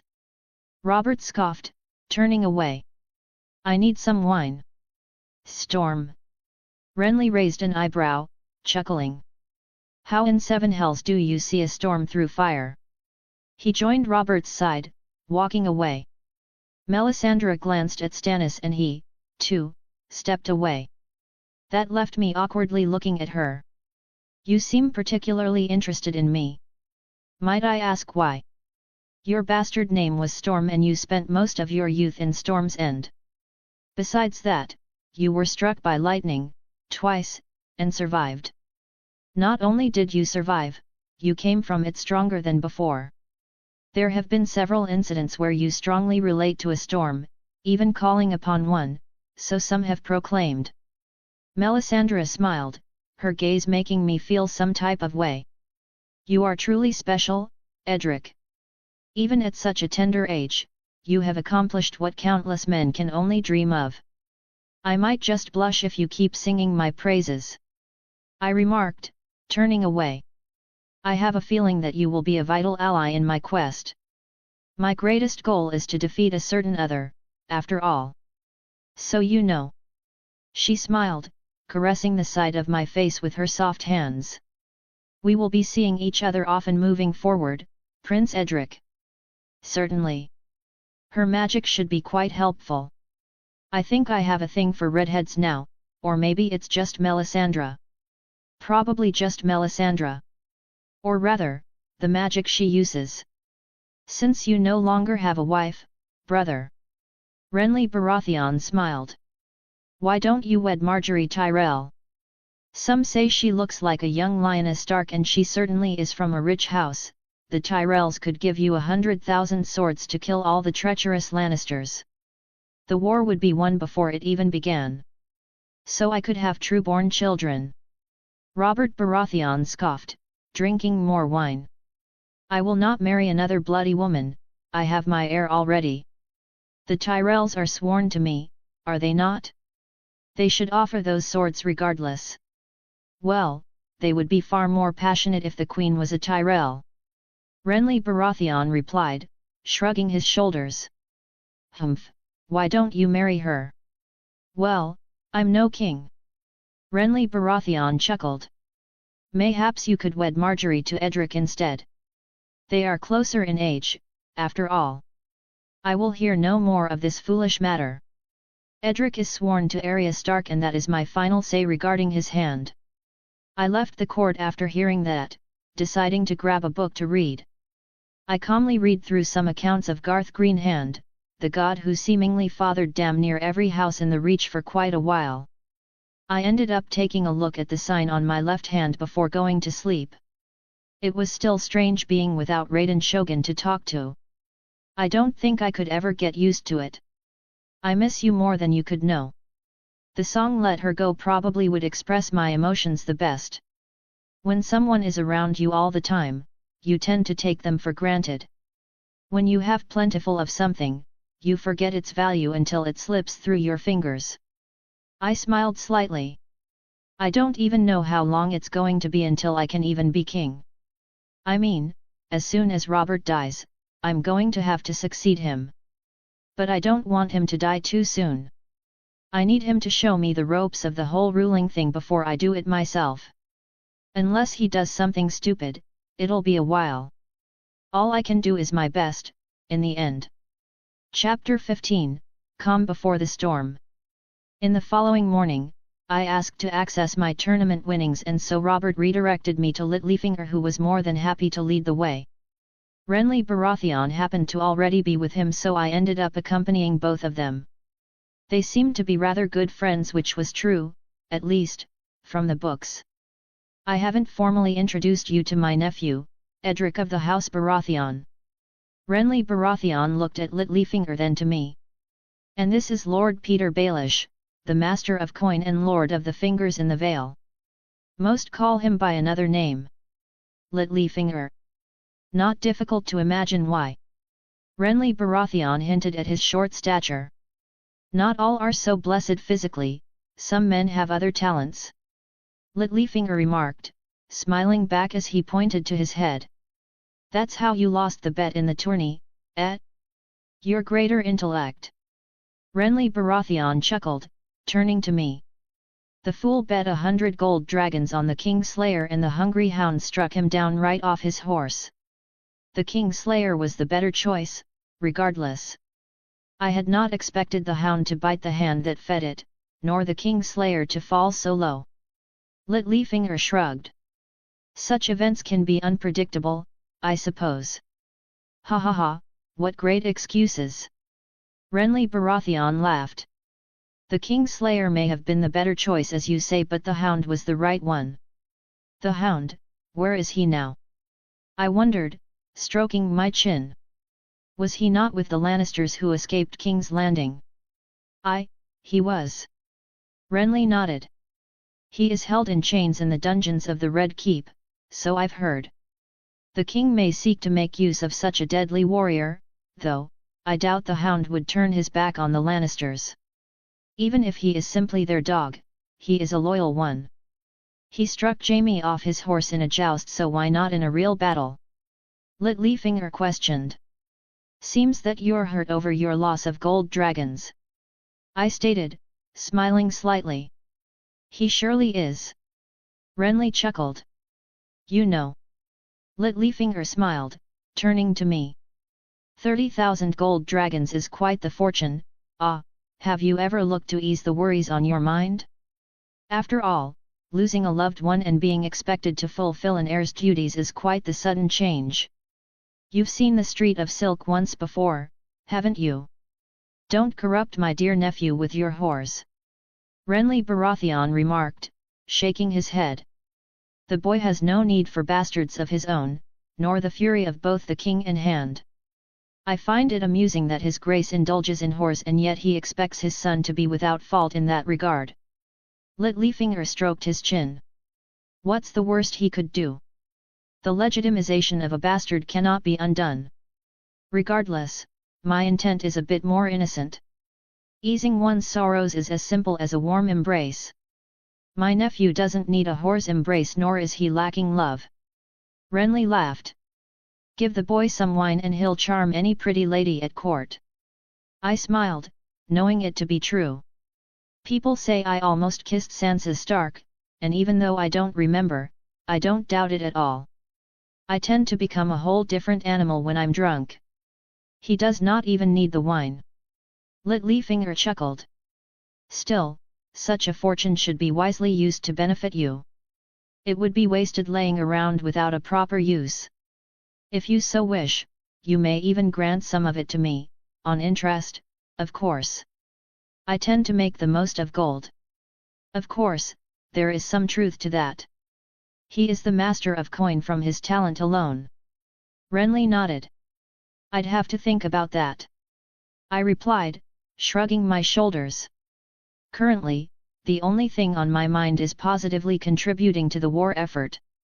I'm sure you will accomplish that much. Littlefinger replied, stopping before a specific door and opening it with a key. He opened the door and presented me with 6 massive chests full of gold. 6 chests with 5,000 gold dragons each.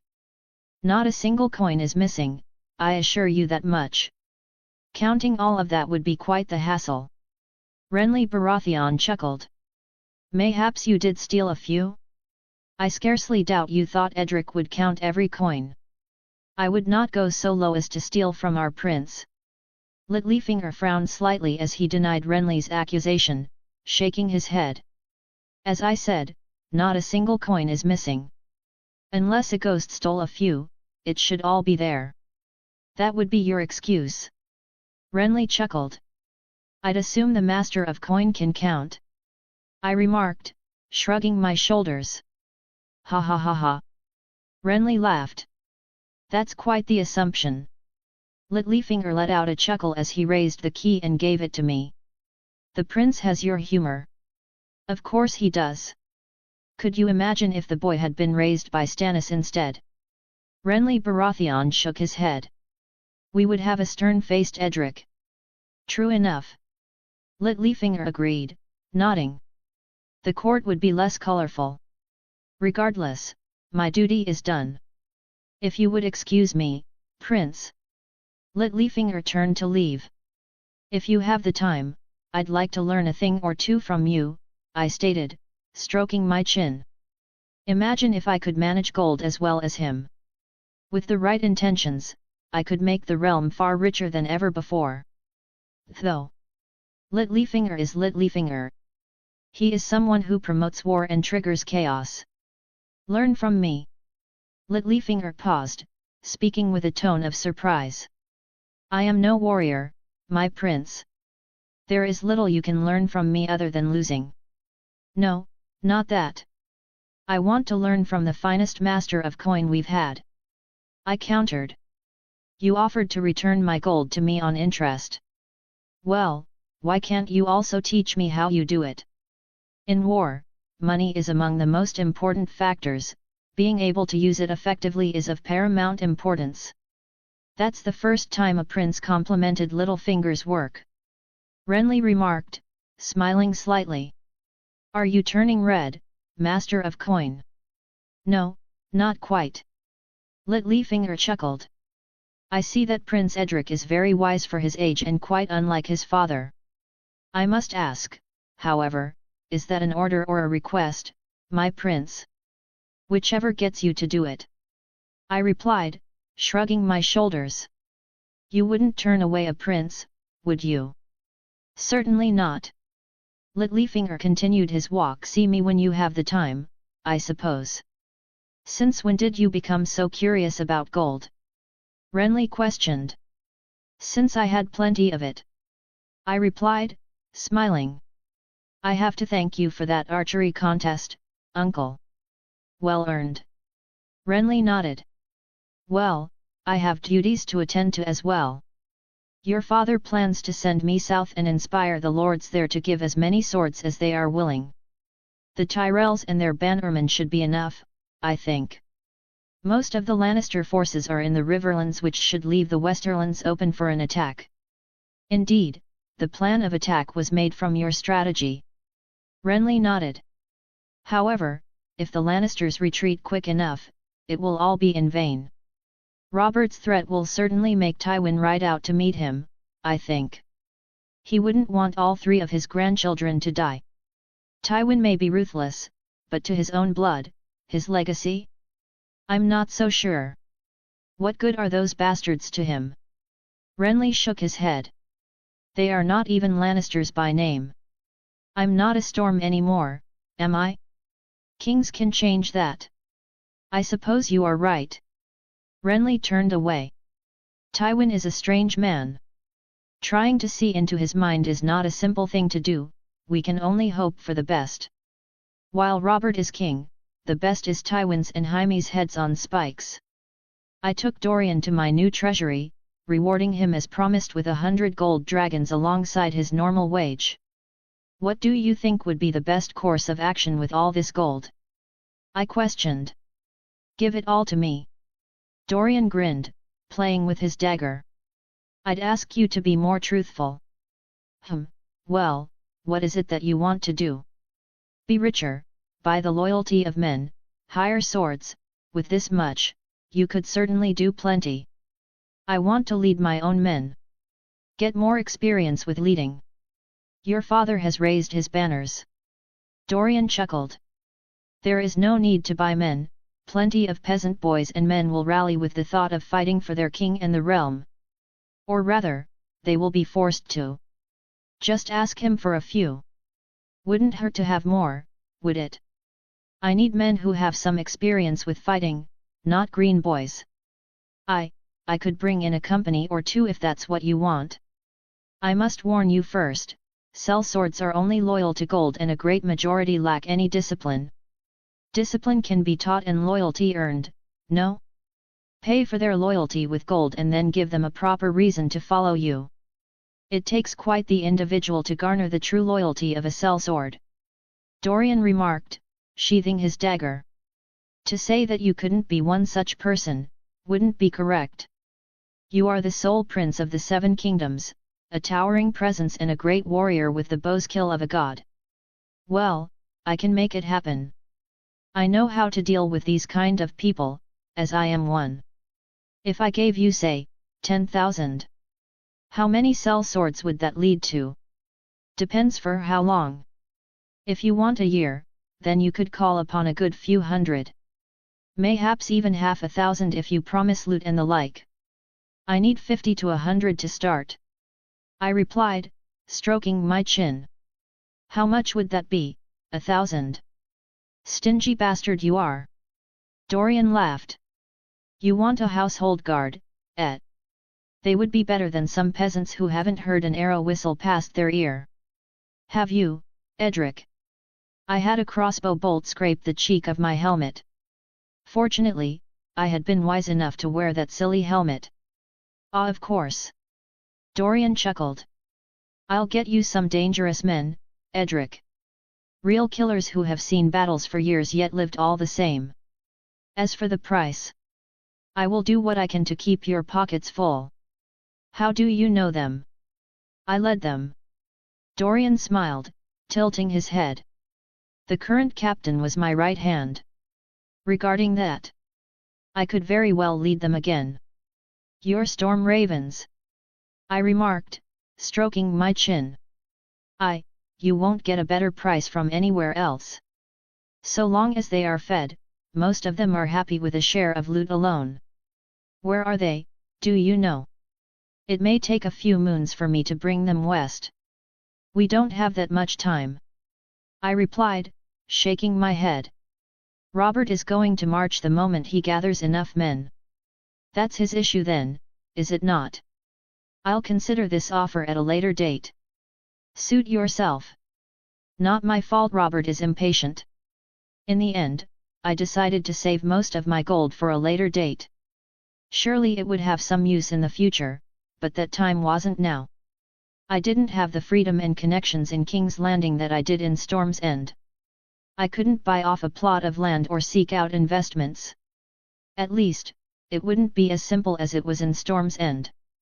Right now, all I had on my mind was being ready for war. After training with Sirio Farrell, reuniting with the gang and catching up a little, we all trained together. I sparred Roland, Arthur, and Bryce simultaneously, challenging myself to the extreme.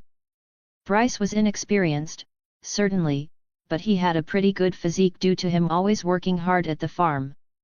Arthur and Roland were both trained by Sir Davis like I was, knights in all but name. They had the weapons, armor, training, and I'd even say the skill of one. I'd fought knights before and couldn't tell much of a difference, at the very least. As usual, I trained until it was late and every part of my body was hurting. It was the one true way of knowing that I worked hard, the pain. I loved it, in a way. Was that strange? I loved the sense of accomplishment, knowing that I had made the most of my day. Knowing that I went that extra mile where others crumbled and called it a day. We were chilling by what was once the tourney field, taking a breather, and discussions began to fly around. Your cousin, Raiden Baratheon. Gods be good, the absolute horror on the left side of her face. Black and grey stony skin, cracked and flaking. Roland shivered, shaking his head. It's terrible. I nodded. You saw her? We caught a glance, Arthur nodded. After Lord Dorian of the Dornish Marches made himself known, talking his way to the main hall. Lord. I raised an eyebrow as I questioned. Dorian chuckled. Don't listen to the fools. I simply introduced myself as a man of great importance. It worked like magic. Bryce remarked. They all believed it. How is your lady love, Arya Stark? Roland questioned, grinning a little. I heard she's quite the handful, like her betrothed. She's an interesting person. I replied, shrugging my shoulders. I don't see why the king thought your match was even remotely good. If he was so insistent on a Stark girl, Sansa would have been far better. You've already tried to kiss her. Roland tilted his head. Besides that, her sister is ugly. A hard fall from Ali's Anne. At her mention, I suddenly felt the energy in my body disappear. It made me think of what could have been. What if the ship hadn't been struck? I could have told her how I felt. I could have. It was done. I clenched my left hand. I have neither. Roland, do you want me to smack your head? Arthur took a deep breath. You are too unrestrained with your words sometimes. Right. Roland lowered his head. Sorry, Prince. I stood up, taking a deep breath. I think it would be best to rest for the day. In the end, I found myself on one of the Red Keep's tower, overseeing King's Landing. It felt calming and reminded me of the time where I could have said something. It was on Storm's End's sole, colossal, tower. That was when she confessed to me and I brushed it aside. Arthur had followed me, walking up to the top of the tower. Roland is such a fool. He's not at fault. I remarked, looking at the vast city. It was beautiful at night as it was in the day. From afar, you couldn't see the corruption. You could hardly smell all the shit below it. I am. You're too hard on yourself, you know? No one can blame you for grieving the loss of a loved one. Yet things are expected of me. No one wants to see a prince with eyes full of sorrow. They want someone inspiring, someone who can carry the weight of the realm. Someone who never falters. I lowered my head, glancing at my left hand. When Ali's Anne died, I fell to my lowest. I did not care about anything. I saw little purpose in living. What kind of air is that? Find a purpose. Even if it's as simple as living, it's far better than dying. Death is the end of all things. You're the prince, your life is full of opportunity. My father taught me that the strongest men aren't the ones who stand without falling, it is those who fall to the lowest depths and rise again. The goal of existence is to survive. I recalled my own words to Raiden Shogun. I'll get you a body, I promise. I'll find a way, even if I have to walk through hell and back. After that, you'll surely find a reason for existing. You might even find it before that. How could I throw everything away and forget my own words, my own promises? I had thought that I was over it, but my heart still stings at her mention. Am I really that weak? I frowned, observing the clouds darken. There are men who have experienced far worse and they kept moving forward. Meanwhile I threatened to end it all. You haven't kept those feelings, have you? No, but I lost so much because of them. Because of love, I made myself look like a fool, I squandered your opportunity at the Hands tourney, and well, things just ended up worse.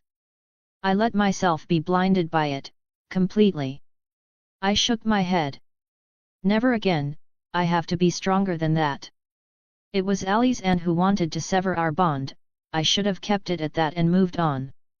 Love isn't something you can control, Edric. It just happens. Arthur shrugged his shoulders. We shouldn't dwell on what should have been. Otherwise, I'd be thinking of that arrow you fired between my legs.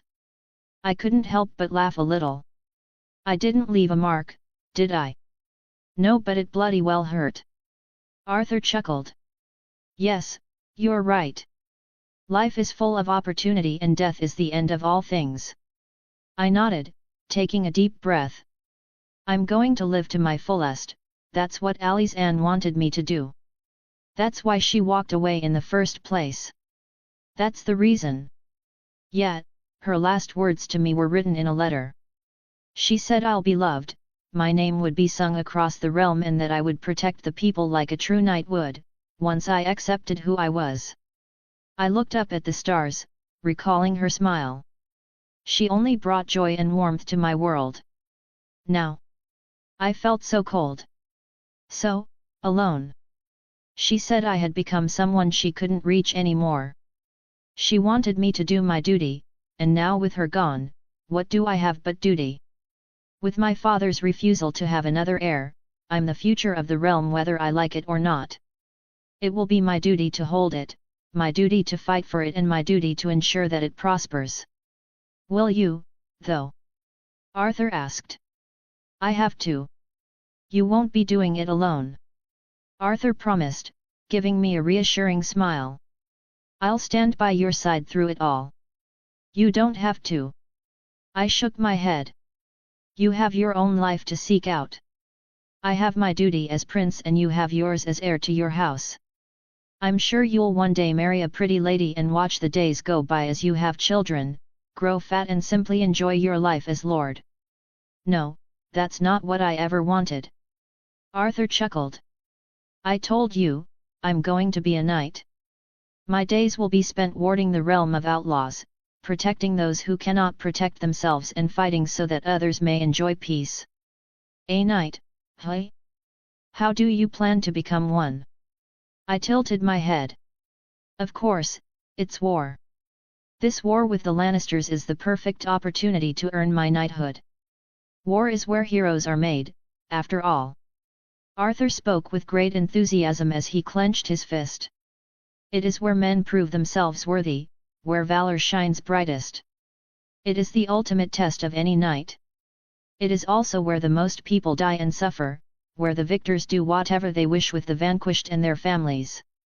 War is not nearly as glorious as it is grim, Arthur, this one was birthed out of Robert's fury and little more. A wise king would have sought peace. I remarked, sighing. In the end, we are the ones that must win it. Green Bois by the tens of thousands, knights, lords, we all fight at his demand and pleasure. Being the victor is better than being vanquished, however. Arthur remarked. Isn't it?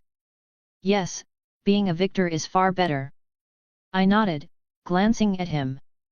You want to use this war as a way of making a name for yourself, don't you? But I don't just wish to be a knight, I want to become a member of the King's Guard. Arthur stated, his eyes seemingly lighting up. His voice was full of fiery passion. I want to restore their lost honor and high prestige. I want to make it the finest set of knights in the realm, as it had been for so many years before. I know he didn't say the King's Guard. The King's Guard are down in the dirt. Their best, Sir Jaime, is fighting for the Lannisters while Sir Boros, Meryn and Preston were all executed for fighting in defense of Cersei and her children. The King's Guard only have 3 members, and only one of those is truly worthy of the title. That's exactly why I want to be a King's Guard. Arthur countered.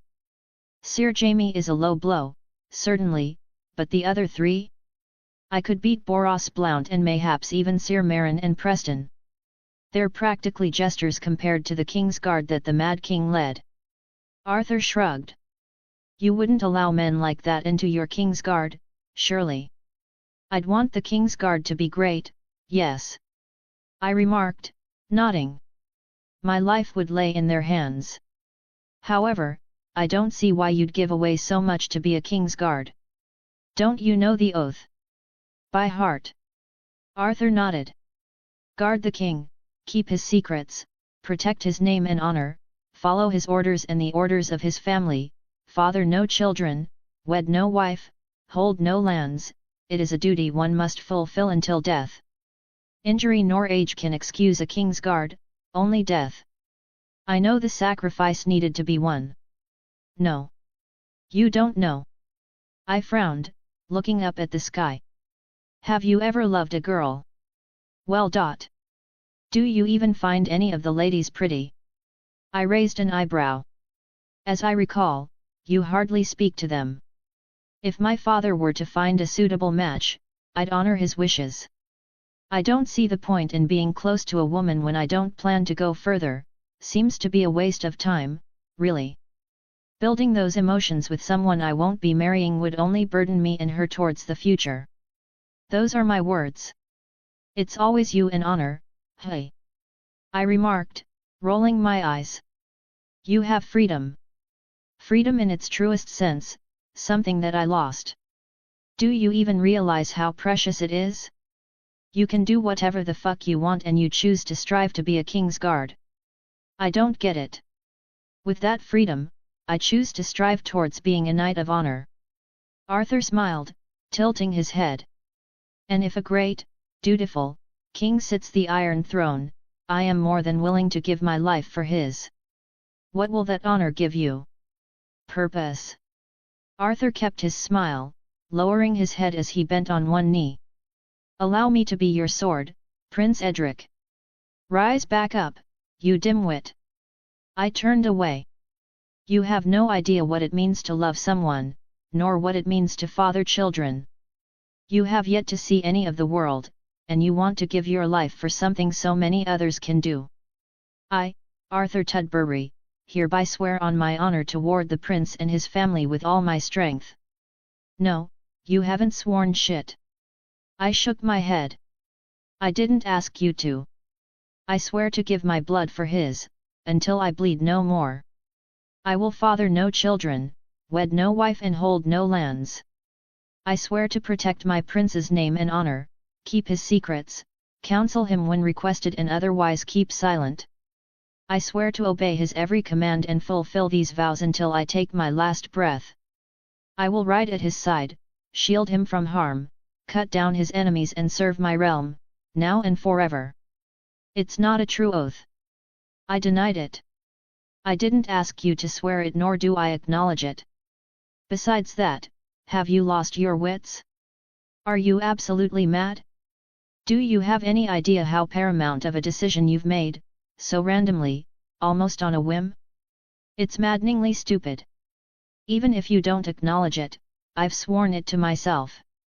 I will be your sword and shield moving forward. You won't be alone in your duty. I recall you were running away during the melee. I raised an eyebrow. Are you certain this is what you want, to serve such an awful person? I slaughtered them like cattle. I was blinded by the moment, the rush of emotion that came over me. You are not awful. If you had been, I wouldn't have become your friend for so long. They were more than willing to kill you, and you paid them in full. That's how I see it. Blinded by the moment, you weren't the only one. I nodded. However, that's what knights are, in the end. Killers, great killers. You'll see in the war that you're so eager for. The Lannisters started this war when they raised the Riverlands regardless. Arthur replied, shaking his head. Now they'll have to pay for the atrocities that they've committed. For the sake of peace, they have to be crushed, given where this war is heading. I agreed, nodding. Though, if you really and truly want to be my king's guard, you're going to have to start picking up the slack. Otherwise, it'll be me protecting you and not the other way around. Oh, I intend to. Arthur smiled, turning away. I will take inspiration from you and dedicate myself solely to the way of the warrior. Good, I'll have a better sparring partner. The King's Guard. I'm going to make you regret making that silly oath today. I promised, taking the whole gang to the main hall the following morning. In truth, I didn't mind the prospect of Arthur being a King's Guard. Although, equally, I acknowledged that if I accepted his oath, he'd follow it by heart and by doing so relinquish so much that life had to offer. What oath? Roland raised an eyebrow. Arthur made an iteration of the King's Guard oath to me. I replied, shaking my head. Oh, ooh. Roland laughed. Of course, the maidenless Greenbowie would make such a stupid oath. It's an honorable station. The most honorable station a knight could ever hope for. Arthur countered. I don't see why you find it so stupid. Only people who have nothing good going for them swear to the King's Guard. Roland remarked, chuckling. The greatest knights tend to come from great houses, so that's incorrect. Aemon the Dragon Knight, Sir Riam Redwine, Sir Arthur Dane, Sir Gerald Hightower, don't you see? You can't tell me a prince of the Targaryen dynasty didn't have any other prospects. You didn't take his oath seriously, right? Roland laughed as he turned to look at me. No, I disregarded it. I nodded. Now we're going to find Arthur a nice lady and he'll forget about it. Sounds like quite the challenge. Poor Arthur's worse with the ladies than even me. Shut up, I'm not. Arthur denied. I know how to talk with them, unlike you. Prove it. Roland crossed his arms. However, it can't be just any lady. It has to be a pretty one you like. You think Arthur even likes girls? I wondered, stroking my chin. Quite the mystery. If only Honor was a lady. Dorian stated, chuckling. He'd be all over her, you're Arthur. Shut up. I do like girls. I don't know. I shrugged my shoulders. Doesn't seem like it. You're just trying to make me break my oath. Arthur closed his eyes, shaking his head. I won't do it. I don't think refusing to talk to girls was part of the oath. I stroked my chin. You said you'd wed no wife and father no children, right? Never said anything about the deed. What if I ordered you to talk to one you like? You can't deny any of my orders, right? I'm beginning to regret my decision. Arthur frowned, letting out a sigh as he opened his eyes. That's what you get for swearing such an oath to Edric, of all people. Dorian laughed. He is your friend, he doesn't want to take your freedom away. He isn't. You swore an oath to follow my every order, Arthur of the House Tudbury. Don't you forget it so soon or I'll have you executed for an oath breaker. I raised my voice, mimicking Robert Baratheon's loud deep tone. You shall speak with a maiden at once. Let your heart sing and dance with passion. Roland laughed. Edric, you absolute jester, stop bullying the poor man. Fine, I shall do as you command. Looking for a lady Arthur might like was the hard part. In the end, I decided that he'd like a ladylike lady. Courteous, pretty and one who likes songs of knights as much as he did. Sansa Stark. The perfect match. She's a bit on the younger side for you, but I'm not asking you to marry her either. Just a chat, you know. I led Arthur to Sansa Stark. My friend started to act a little strange, hesitant. A sign of attraction, surely. Good morning, my lady Sansa. I hope your day has been going splendidly. I grinned slightly. Man, like splendidly and all that. If I ever went back to my college and spoke like that, I'd get laughed at all the way back here. Granted, most of them considered furthermore an advanced word. It's always a pleasure to see you, my prince. She smiled and lowered herself, performing a courtesy. Her smile slowly turned to a worried expression. My day has been well, yet I can't rest the worry I have for the war to come. Don't worry about it, my lady. I chuckled. Let the men do the fighting. Speaking of which, I want to introduce my friend here, Arthur of the House of Tudbury. I gestured at him like he was the NBA Finals MVP trophy. Greetings. Arthur mumbled, lowering himself. It is an honor to meet you, my lady.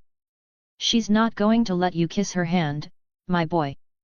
Roland couldn't keep in his laughter. Sir, I know how to talk to ladies, yeah right. Oh, of course. Forgive me for forgetting my courtesies. Sansa raised her hand, offering it.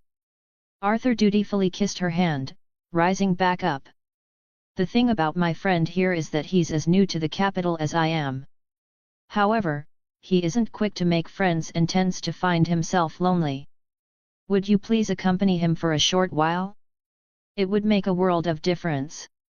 Arthur gave me a glance, and I knew he wanted to say something back. Well.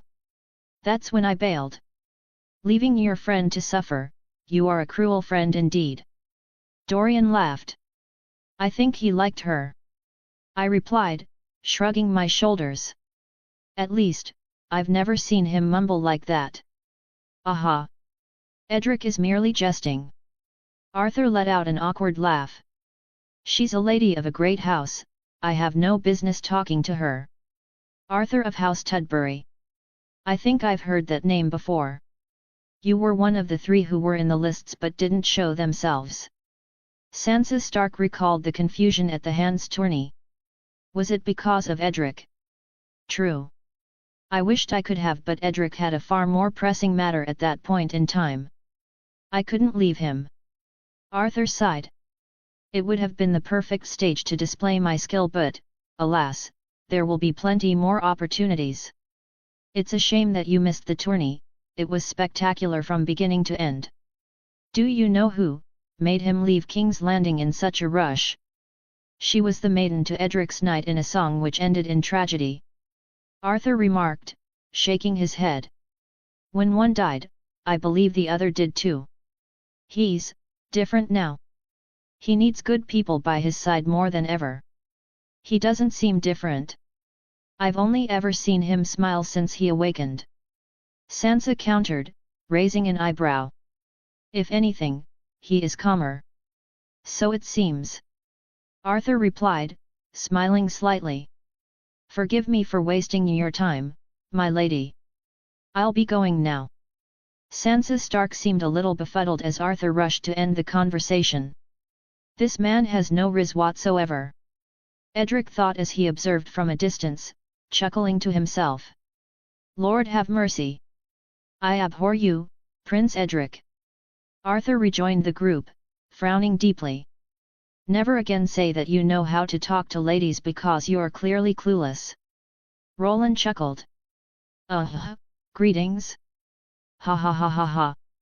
I'm going to kill you. Give it your best try, Sir Maidenless. Sounds like you two need to take this to the field. Edric grinned slightly. Sparring has been a little stale lately. I'd gladly face you. Bring it on, then. While you two do that, I have practice of my own to attend to. Edric smiled, walking away. Dorian, follow me. I should be getting paid Kingsguard money for my work. Dorian stroked his chin. About that. Do Kingsguard get paid? He questioned. They get paid in honor. Edric replied, shrugging his shoulders. Good food and accommodations. What a pitiful position. Clunk, clunk, clunk. Good, your strikes are quicker and stronger. Syrio Farrell complimented Arya Stark, glancing at me. She might very well be beating you in the future, boy. I scarcely doubt that. I chuckled. I wouldn't be so sure. Arya Stark looked at me, her grey eyes emanating a fearless glow. It's good to be confident in yourself. I smiled, shrugging my shoulders. Though, there's a point where it becomes too much. Humph. They kept sparring while I practiced my form, complimenting my iron dance. It was weird, trying to balance both.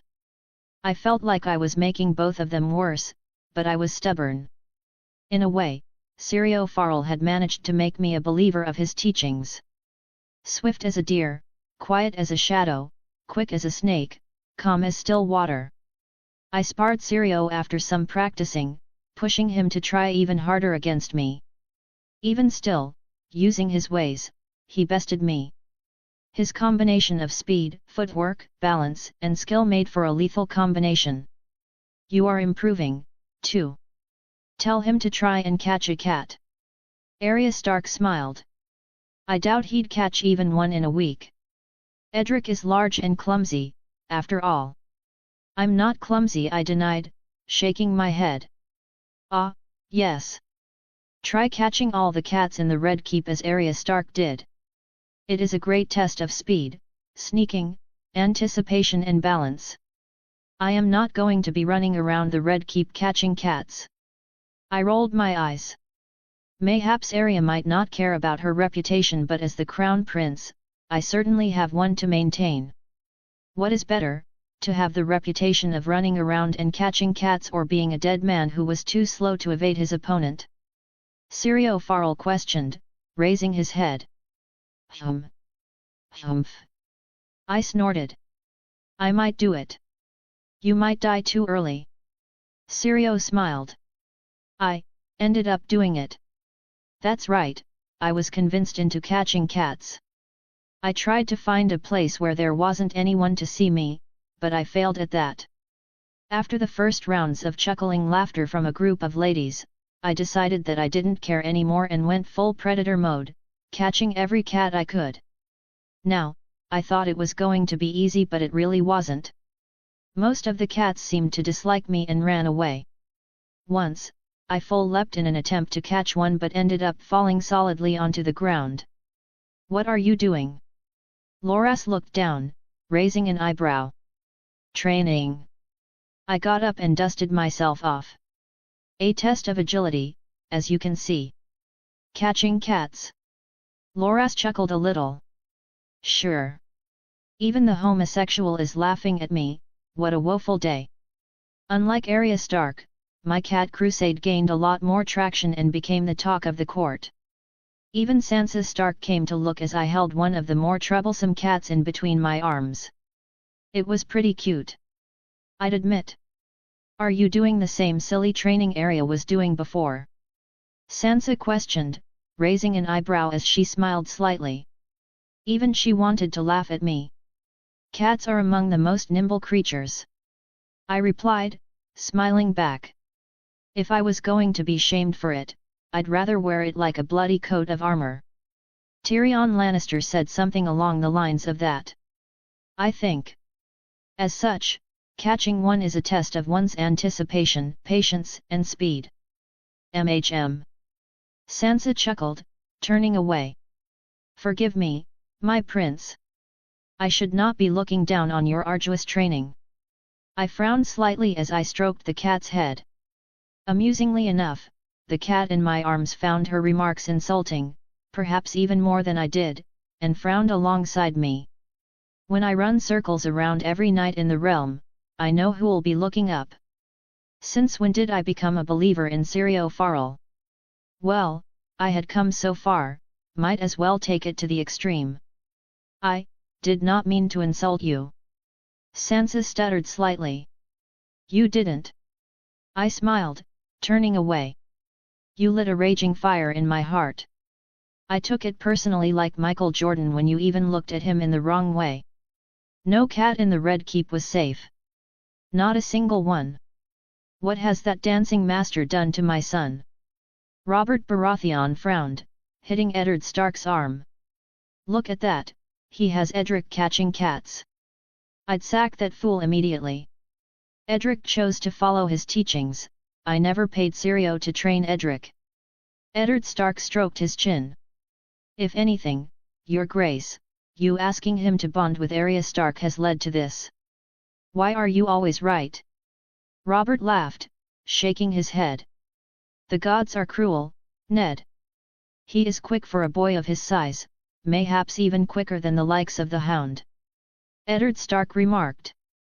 I believe this moment of minor shame will be worth the results at the end. Learning under Sirio Farrell is a good way for Edric and Arya to build a deeper bond, as they will have even more common ground, having participated in the same form of training alongside each other. Edric himself may emerge a better warrior from it as well. Or worse. Robert remarked, shaking his head. What good is dancing in the field of battle? What of single combat? Only against another water dancer would it be effective. Put your Sirio against the Kingslayer in full armor and the Kingslayer cuts his head off in 3 swings while only having a few scratches on his armor. How was it, catching cats? Arya asked later in the day, finding me in the Red Keep. I heard you had a hard time. Yeah, I'm never doing that again. I sighed, shaking my head. I had every bloody lord, lady, and even servant laughing at me. What does it matter? You care too much about what others think of you. You're improving, in the end. I think you care too little. I chuckled, observing the little cat scratches on my body and her rugged appearance. You're always dirty, wounded and laughed at by others. Arya Stark bit her lip. You'd prefer if my sister was your betrothed, wouldn't you? She is a proper lady, unlike me. I ain't falling for that trap. I'd prefer it if I wasn't betrothed at all. I glanced at my left hand. There was a girl I loved called Alice Ann. I would have been willing to forsaken all my duties to be with her. That's why I caused such an uproar when I heard the news of our arrangement. It was because I wanted to be with her, not because I had anything against you. You said you loved her. What happened? Her ship was ripped apart by lightning and burned, right before my eyes. I cried every tear I had, but she never came back to me. I took a deep breath, standing up. On the bright side, I will never have a reason to dishonor you and forcefully break our arrangement. When I become king, you'll have a choice on whether or not you want to keep to the arrangement, I can promise that much. If you don't want to marry me then, you won't have to. Arya Stark looked up, making a confused expression. What about you? What if you don't want to? I have no reason to object. I replied, managing a smile. Mortal adoration is nothing but a distraction. That didn't answer my question. Did it not? You're a sweet lady of a great house, how could I ask for more? I believe my father made a great match, we have plenty in common. I'm not sweet. Arya denied. Everyone thinks I'm rude. You're sweet to me. I pat her head and watched her grey eyes widen slightly as she seemed to remain eerily still. Did she blush? I think that matters more than what the rest think. Then a threatening frown emerged and I knew better than to keep my hand on top of her head. What do you think you're doing? She kicked my leg, once, twice, thrice. I couldn't retain my laughter at her attempts to hurt me. Forgive me, my lady. You were too cute. I had to pat your head at least once. Humph. After another kick for good measure, she turned and ran away. That's the girl Robert wants me to marry. I thought to myself. He never fails to make things more difficult for me, does he? Also, where the fuck is Dorian? Dorian had sneaked into the Red Keep's tunnels, his blue eye scanning the dark surroundings and trying to see past the darkness.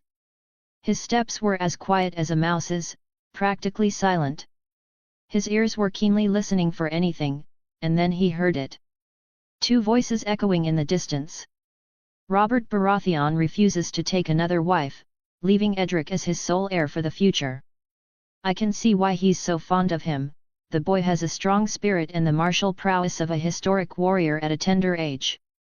His physical ability is absurdly impressive and his archery is likely potent enough to change even the tides of a war. So the things that I've heard are true? If an accident did happen, it would leave the boy on the throne with an open rebellion to face. More kingdoms would join, surely, and war would spread like a plague.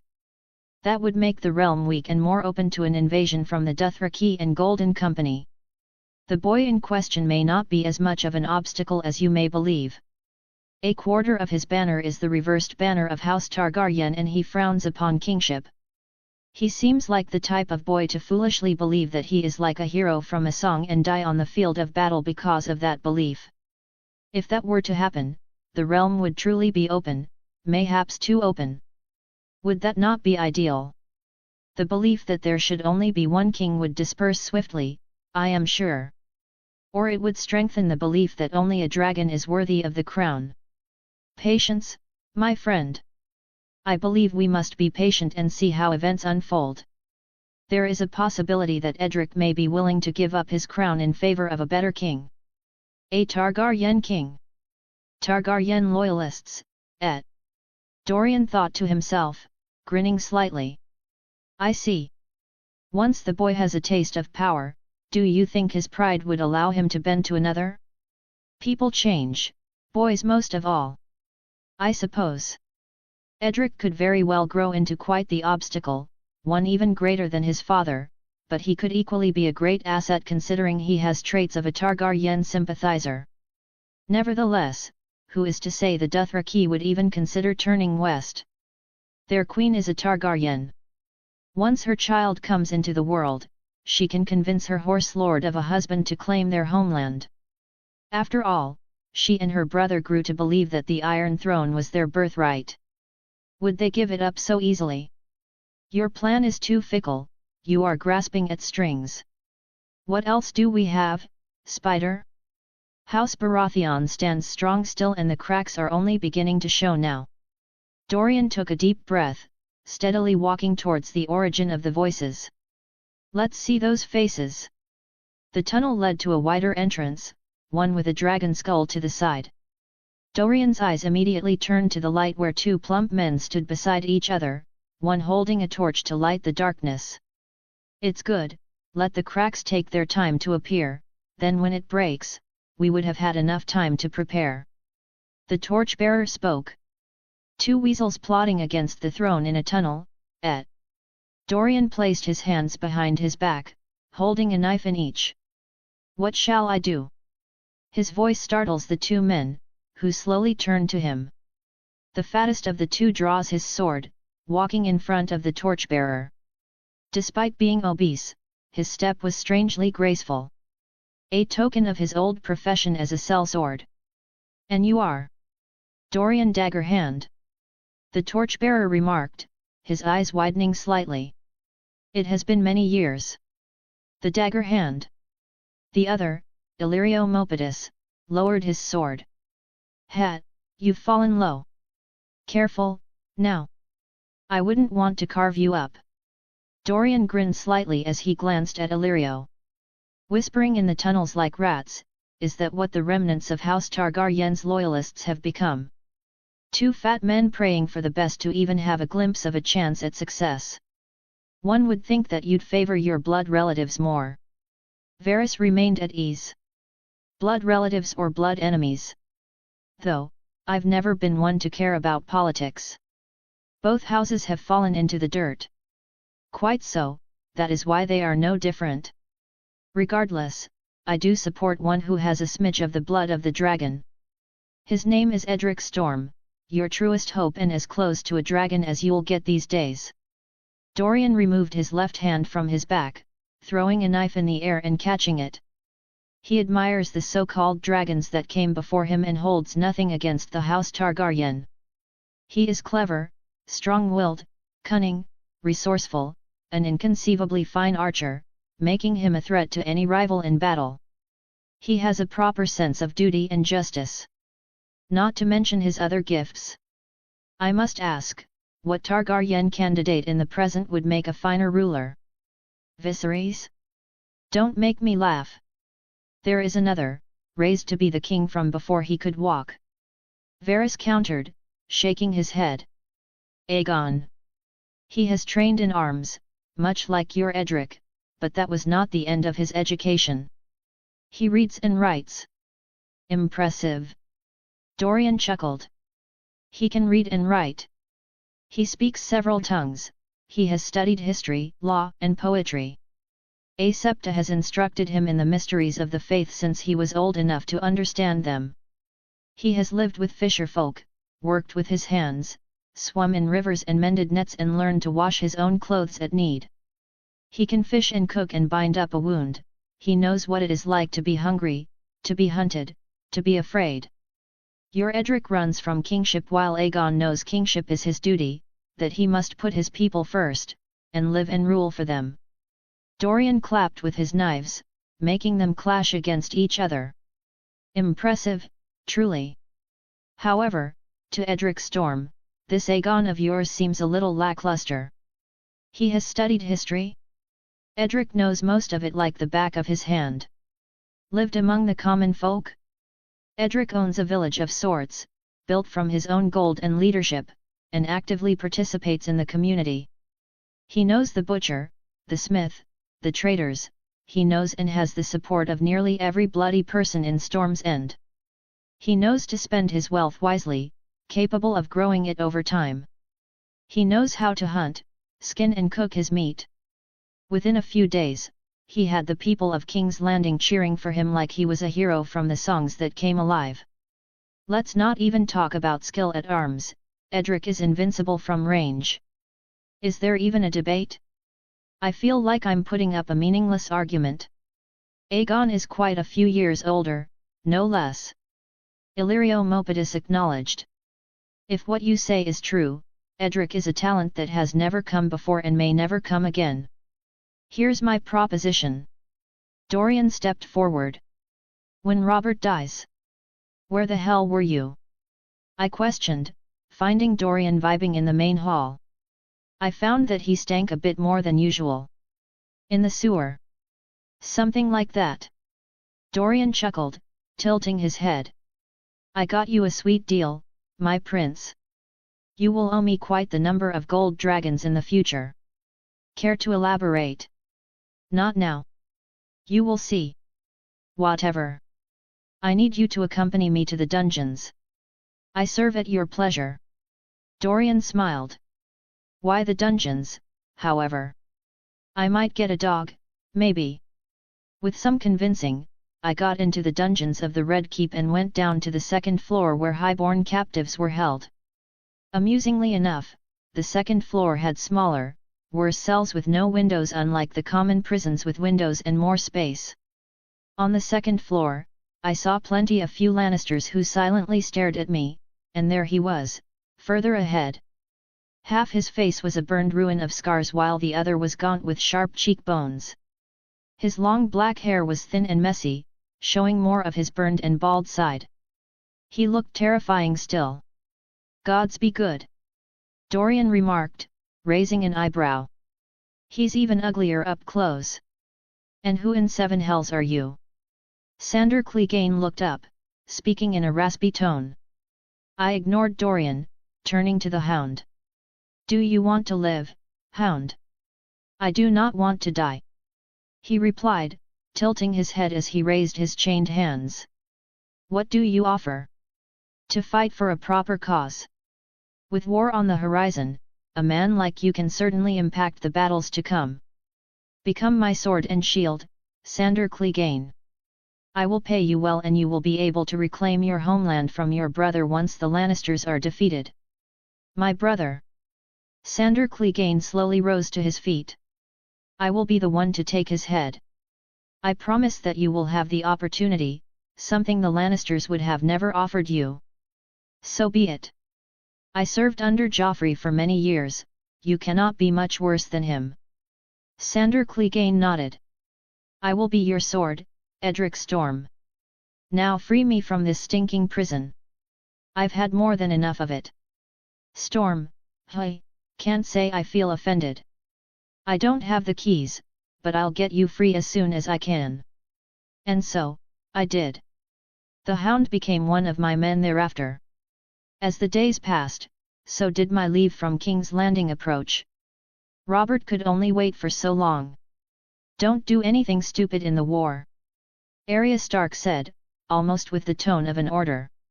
Don't die. I'll be fine. I smiled a little, tilting my head. Now you're the one that has to be warned against doing something stupid. Remember, fear cuts deeper than swords. Yes, we had the same teacher. I nodded, keeping my smile. I'll scare the shit out of the Kingslayer and smack him across the face with my warhammer. Didn't he knight you? You looked so happy then. Arya questioned, raising an eyebrow. I don't want to meet him on the field. I admitted, shaking my head.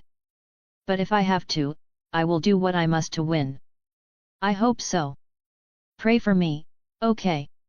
I chuckled, turning away. May the warrior grant me his strength. Get going, Prince. You will have time to talk to little girls when the war is done. Sandor Clegane followed behind me. I'm not all that old myself. You look like a man and everyone treats you as if you were. What is the difference? Sandor Clegane questioned. You will go to war like a man, fight like a man and kill like one. Otherwise, you will die like a boy. Yeah, I suppose. My youth has ended a bit early. While Renly Baratheon headed further south alongside Loras Tyrell, Robert Baratheon took most of the banners of the Stormlands which had gathered in King's Landing north, uniting with the lords of the Crownlands. Reportedly, Sir Jaime Lannister had ceased his siege of Riverrun and joined with Lord Tywin's army, gathering a host that was over 30,000 strong and nearing 40,000. The Lannisters had seemingly accepted Robert Baratheon's open challenge. Although Robert Baratheon's army was slightly smaller, the arriving northern reinforcements certainly troubled Tywin Lannister. They had to win now. The two armies met before the Blue Fork of the Trident on the 7th day of the 12th moon of 298 AC. King Robert Baratheon, fueled by rage and fury. Eddard Stark, his dutiful hand and a true soldier. Lord Stannis Baratheon, a formidable commander. Prince Edric Baratheon the Storm, determined to mold the realm into his ideal vision of peace. Sandor Clegane, seeking to slay his brother and avenge himself. Tywin Lannister, full of rage and fury at the possibility of his legacy collapsing before his eyes. Jaime Lannister, seeking to avenge his beloved sister. Gregor Clegane, a knight who towered all. Between them all, nearly 70,000 men stood to fight for their causes. The stage was set for the dance of stags and lions. Chapter 16, Red Cloak. The night before. How many men are we killing, eh? I'm killing a good 10 of them. Roland grinned by the campfire, munching on his meat. I bet Arthur gets beaten by some angry peasant boy and runs far, far, away. 10 men? You'd be lucky to kill 10 boys. Arthur countered. Best to live another day than to die a foolish death. Bryce remarked, shaking his head. Imagine being trapped by swords as far as your eye can see. Even the mightiest warriors can't survive such a place, can they? We'll be in the flanks. I stated, stroking my chin. At least, that's what the king wishes. The scouts report that the Lannisters are camped across the Three Forks. They've fortified all major crossings and spread themselves across the battlefield. That means they're spread out thinner. Roland added, grinning slightly. They're divided, meaning we can beat them easier, one group after the other. Attacking their lines as one singular force would give them time to reinforce and make crossing the fords even more difficult. If I were the strategist, I would avoid the Blue Fork and hold the Red Fork long enough for the northern reinforcements to arrive. That would also prevent them from retreating west. Arthur added. I nodded. If they manage to retreat to Casterly Rock, this war will be far longer than anyone would wish. We're going to be holding down the Western Front, then. Roland smiled, his eyes shining with excitement. I can't wait, our first real battle. Dorian scoffed. Thousands like you will die in the battle to come. Like me. Roland raised an eyebrow. There's only one Roland. Aspiring heroes always die young, even those with great ability. Dorian remarked, glancing at me. Do not mistake being a careless fool for bravery. You know I'm careful. I frowned slightly. I wouldn't throw away my life if I knew I couldn't win. Sometimes the realization sets in too late. That advice goes for all of you boys green with inexperience. You're not legendary heroes from the books, knights of great martial prowess or even men quite yet. There are many out there who have killed for years upon years and they will eat you alive if you give them the chance. Yeah, right. Roland scoffed. Most of them are peasant boys who can hardly lift their cheap spears. Dorian is right, you ought to be careful. Bryce added that spear still cuts. Ha ha ha.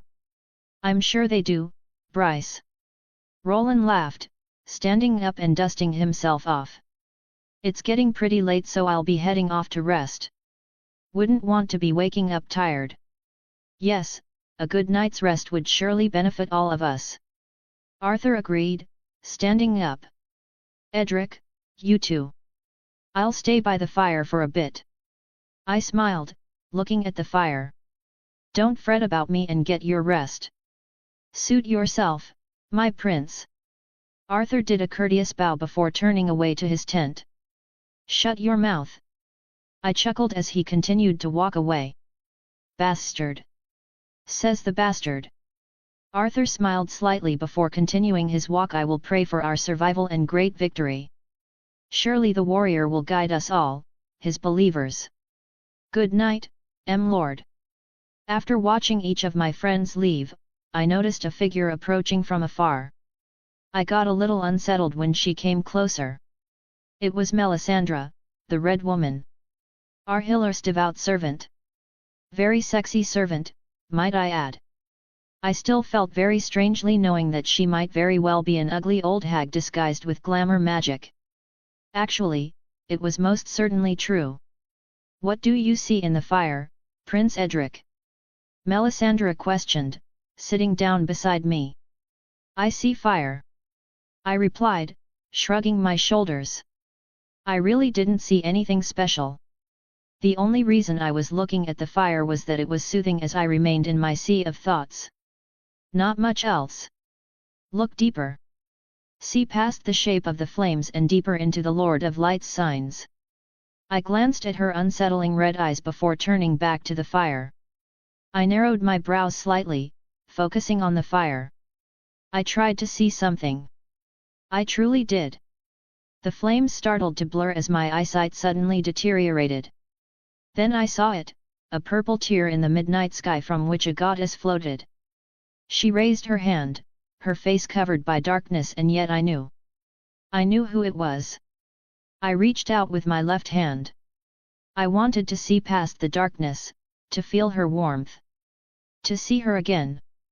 Something had kicked me back down and the illusion shattered. Idiot! Dorian scoffed, shaking his head.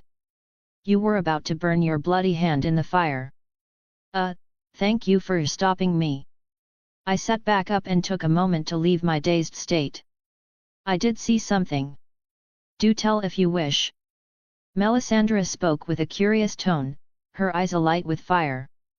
What did the Lord of Light show you? I saw someone dear to me, and so, I reached out. I replied with honesty, shaking my head. Alas, it seems that I couldn't reach her. Her? Melisandre questioned, frowning slightly. It could be interpreted many ways, this sign. Is the person dead or alive? Dead. It may very well be her waiting for you in the darkness. Melisandre remarked, looking into my eyes as she grabbed hold of my shoulder. You must not allow the dead to drag you down with them. You have a great destiny, you are the prince that was promised, the one chosen by Arhilar to defeat the other. Should you die, the world will die with you. Yes. I know that. I grabbed her hand and moved it away, standing up. Who gave you the impression that I wanted to die? I'm going to live, fulfill my promises and see her again. That is what I'll do and nothing is going to stop me. I felt lightning surge in my body. Raiden's blessing. Even now, she was with me. May I ask who she is, this person who is so dear to you? You don't need to know. I replied, turning away. I'm going to get my rest. That boy is magical, isn't he? Dorian remarked as he saw Edric's eyes glowing purple. He was sitting by the fire and sharpening his knives before turning to Melisandre. I can see why you have so much faith in him and the whole prince that was promised prophecy. Well, I can say for myself that our healer has spoken to me once or twice. You believe in the Lord of Light? Melisandre remarked, glancing at Dorian. It is difficult to deny what the eyes have witnessed. Dorian replied, smiling slightly. There is magic in fire. Though, I do not like to hold great faith in any mystical gods or their prophecies. I like to believe that every man has free will over his destiny and fate. Nothing is predetermined. If Edric were to die before doing anything truly great, people like you would simply say that you misinterpreted the prophecy and then twist it until it is right. You would find another prince that was promised and spew the same shit into his ear. Not the most devout believer, I see. Melisandre nodded, smiling slightly. Our healer's visions never lie. It is the fault of us mortal priests for we cannot comprehend our healer's will as precisely as we'd like. Of course. Dorian shrugged. Well, then, what do your mortal eyes see? I see the fall of the stag and lion. Any old idiot can come up with a conclusion like that. Dorian chuckled, sheathing his daggers and knives. I have a great prophecy that Edric Baratheon will be king, and sooner than most think. That's my prophecy. Our healer shows me much of the same. Mayhaps I am our healer? Dorian questioned with an amused expression, shrugging his shoulders.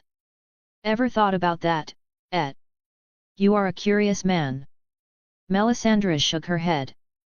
Though. I doubt it. Our healer does not walk among men. Guess we'll never know. Dorian turned away and departed to a warm camp with the company of a rather pretty woman. That gold from Edric never goes to waste, nor Dorian's many persuasive talents. Edric laid on his back, staring at the glowing insignia on his hand. My first real battle. I can't lie, a part of me is scared. Scared to lose my friends, scared to get fatally wounded, scared to die, scared to never see you again. Edric sighed, shaking his head. There are so many things to be scared of and yet I'm determined to fight through it all.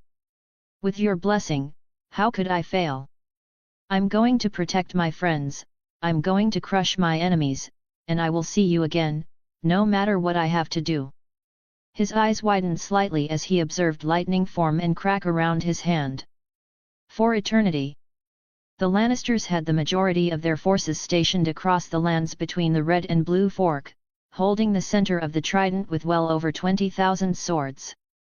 Jaime Lannister was the head of this force, camped at the very spear point of their defensive position.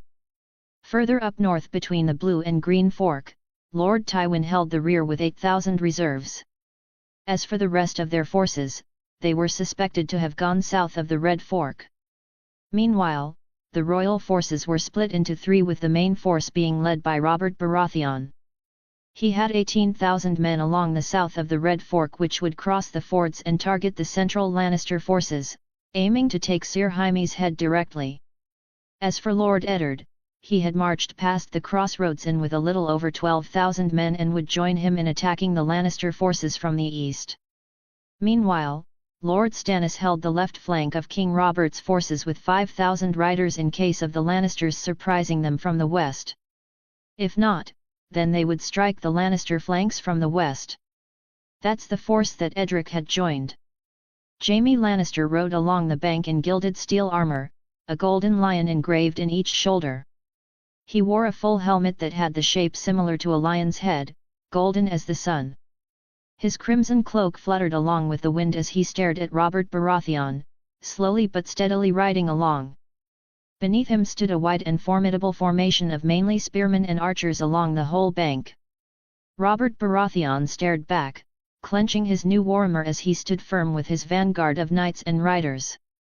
Sir Barristan the Bold stood beside him, taking a short glance. He is baiting you to cross the fords and attack.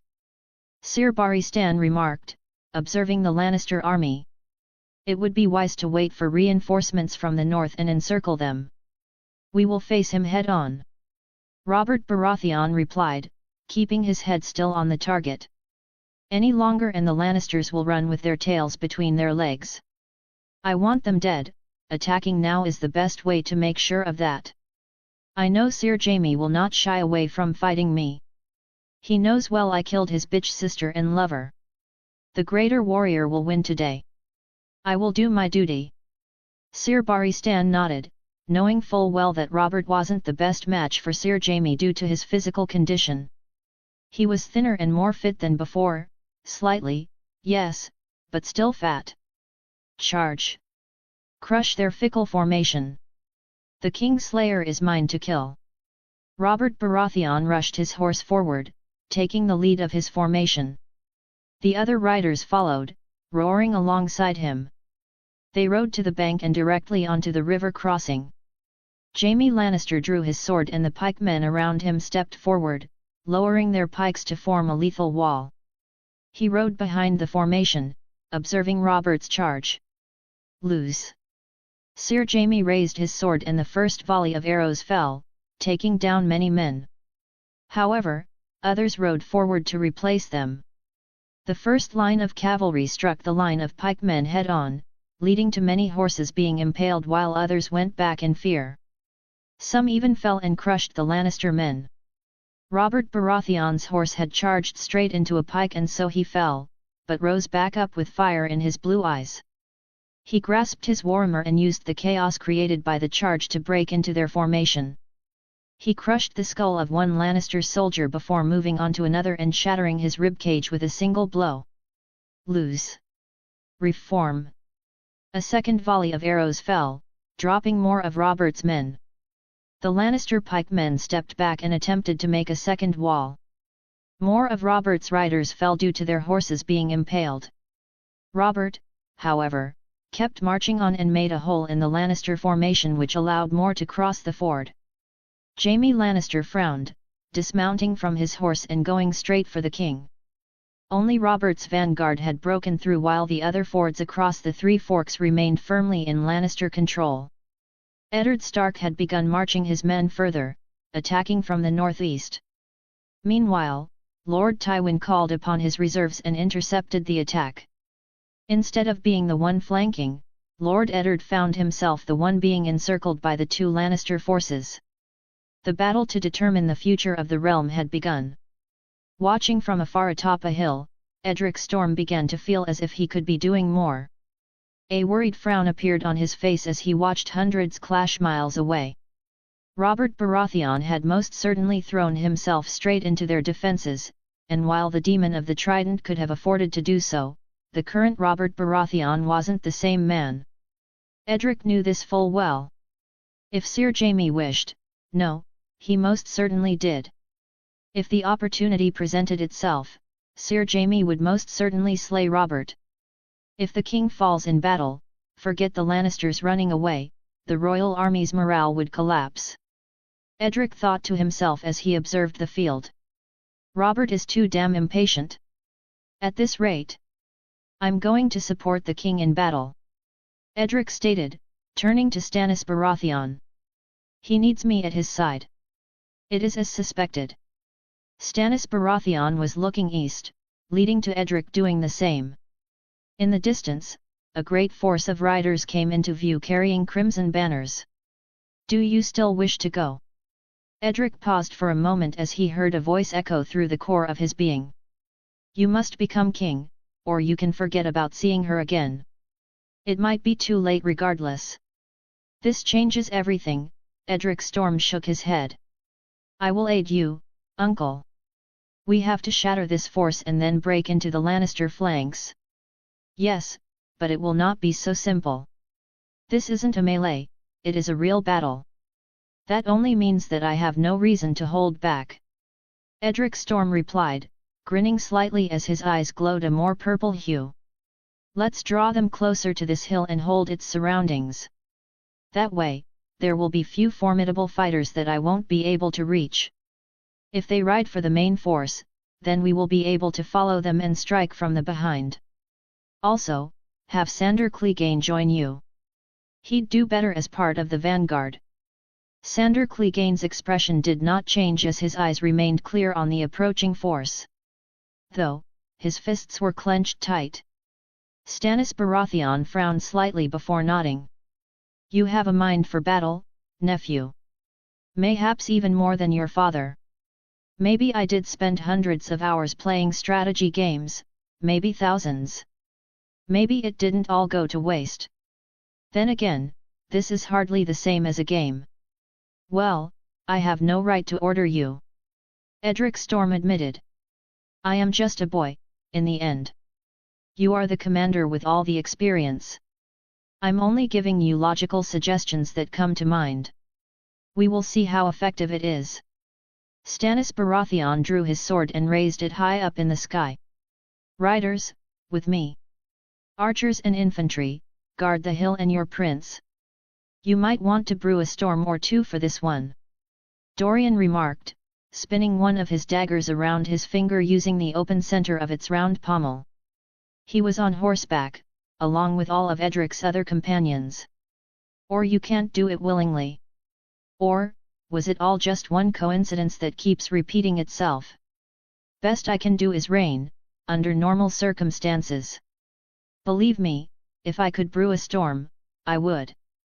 Edric replied, shaking his head. I want to win this battle as much as anyone. The longer this war lasts, the more the realm and its people suffer because of it. Spoken like a king already. Roland remarked, chuckling. I think that crown might fit you better than you thought.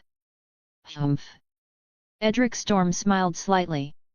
Words are just words. Actions speak louder, and so far I haven't proven myself. See what I'm saying? Becoming a prince made him thrice as wise. Roland turned to Arthur, who nodded slightly. Mayhaps. Fight me. Fight me, you golden cunt. After obliterating several more Lannister men, Robert Baratheon came closer and closer to Jaime Lannister, who was steadily approaching him. There was a raging fire in his emerald eyes as he positioned his sword against Robert. He turned his sword and grasped its blade with both hands, one near the point while the other closer to the guard. Robert raised an eyebrow at the unusual technique, stepping forward. He is mine to kill. Jaime Lannister stated as he looked around his men. Mine alone. Tired of running away, Jaime Lannister? No. I've been waiting for this. For the day that I would avenge my sister's death. Jaime Lannister countered, stepping even closer. You've sealed your fate by charging here. You are not half as good as you think you are. Robert Baratheon stood with confidence, raising his warhammer. I've seen this before, at the Ruby Ford. Instead of silver, the cunt is golden. You'll die the same way as he did. I'm not Rhaegar, and you're not the demon of the trident. Jaime Lannister stepped forward. Not anymore. Robert Baratheon swung the first strike, going straight for his head. Jaime Lannister stepped to the side, smashing his pommel against Robert's helmet. The blow struck hard, leading to Robert's blue eyes widening slightly in a short daze. You are too slow. Jaime Lannister remarked, dodging Robert's next two swings and countering with another thunderous blow to the helmet. He had effectively danced around him, though his expression remained much the same. Not a single glimpse of an arrogant grin or confident smile behind his helmet. Only a man on a mission. Arg! Robert Baratheon grunted, taking a deep breath after missing again. Bloody Kingslayer! Clang! Once again, he struck him against the head and the blunt force disorientated Robert past his heavy helmet. As Jaime looked behind Robert, he saw Barristan Selmy cutting through the Lannister lines. He closed his eyes for a moment before pointing his sword at Robert Baratheon. Butcher him! One of the knights on his side struck with a morning star right into Robert's shin, spiked head and all, while another dug a spiked mace into his left arm. One Lannister soldier grabbed his horned helmet by one of its antlers while others kept battering him. Robert swung his warhammer all around, killing several men at arms. Jaime Lannister sheathed his sword and took a morning star from one of his knights, striking right into Robert's head in a flash. Bang! Robert Baratheon collapsed onto the ground. This is where it ends, For you. Jaime Lannister stated, raising the Morning Star. Bang! He struck his head again at full force. Even if I may not be half as good as I think I am, that would still make me thrice as good as you. Bang! In the end, you're just an old, fat, drunkard king, deluded by visions of who you once were. Bang! Even then, there was not a single moment of time where you deserved my sister, and yet you dared to dishonor her. You dared to take her life, and send her head to me. Bang! You piece of shit, killing you isn't enough. Bang! Bang! Bang! It will never. Jaime Lannister kept hammering at his head, eventually taking Robert's helmet off entirely and proceeding to make a mess out of his face. Ever. Bang! Be enough. Barristan Selmy's face fell when he saw Jaime Lannister hammering at Robert Baratheon's corpse. The morale of the main force sharply fell as well. Their king, the seemingly invincible warrior behind the royal army, had fallen. Barristan cut a swathe through the Lannister formation, forcing his way through to Jaime Lannister. Behind him was a trail of blood and corpses enough to paint a hall red. Seeing him, Jaime Lannister raised himself from Robert's corpse. Kingslayer. Twice, I am Kingslayer. Jaime Lannister chuckled, looking up at Barristan Selmy. Twice. I've broken my vows. I know. I know my honor is forever stained. I also know you despise me, Sir Barristan. You are a man of the highest honor and duty. Do not waste your breath, dash. As I thought. I will slay you today if it is the last thing that I do, Kingslayer. Barristan Selmy cut through several more men at arms, leading a one-man heroic charge. You will die on this very field. This battle is lost, you know that. Jaime Lannister grabbed his sword. Retreat while you are still able to, or I will slay you as well. Drop, drop. Rain. Jaime Lannister frowned as he looked up at the darkening sky. Edric. Barristan Selmy paused, looking back. The royal army had completely lost its momentum and their morale was at an all-time low. This battle was most certainly lost. As the rain continued to pour, Barristan hesitated between Jaime Lannister and his truest duty as a king's guard. One day. I will. One day, I will slay you. Kingslayer. He grit his teeth and ran back before the Lannister men could encircle him. He chose to live another day. Jaime Lannister sighed, lowering his head. This is what I am and will always be seen as. He raised his sword, observing its edge. The Kingslayer. I suppose I've grown to live with it, haven't I? What was I to do? Let King's Landing burn. Let the killer of my sister slay me as well. No, the lion does not care for the thoughts of the sheep. Jaime Lannister recalled his father's words. There is no coming back from this. This is the path that I must walk. I can never be like Sir Arthur. That dream has died twice over. Chapter 17, Unrelenting, Raging Spirit. The army on the horizon seemed to grow and grow, numbering in the thousands. All of them were mounted riders, a great fraction of them seeming to be knights in shining plate armor. Stannis Baratheon had taken all of his cavalry forward to prepare to meet them while Edric Storm held his hill with the rest who were archers and spearmen. The closer they came, the more apparent it became that the approaching Lannister force outnumbered them by a good number. So it begins. Edric Storm took out his golden heartbow and loaded an arrow. He frowned slightly as he observed a figure that was visibly larger than everyone else. Even from afar, it was apparent. The mountain who rides. He looked down, seeing Sandor Clegane alongside Stannis Baratheon. It seems to be fated. Gregor Clegane led his men forward while Stannis Baratheon waited for them to get closer. Once they did, he led the charge forward and the two forces clashed in a mighty frenzy. All across the field, the sounds of clashing resounded. Hundreds were slain by lance in what seemed but an instant. Close enough. Edric Storm took a deep breath, trying to narrow his eyes on a single target.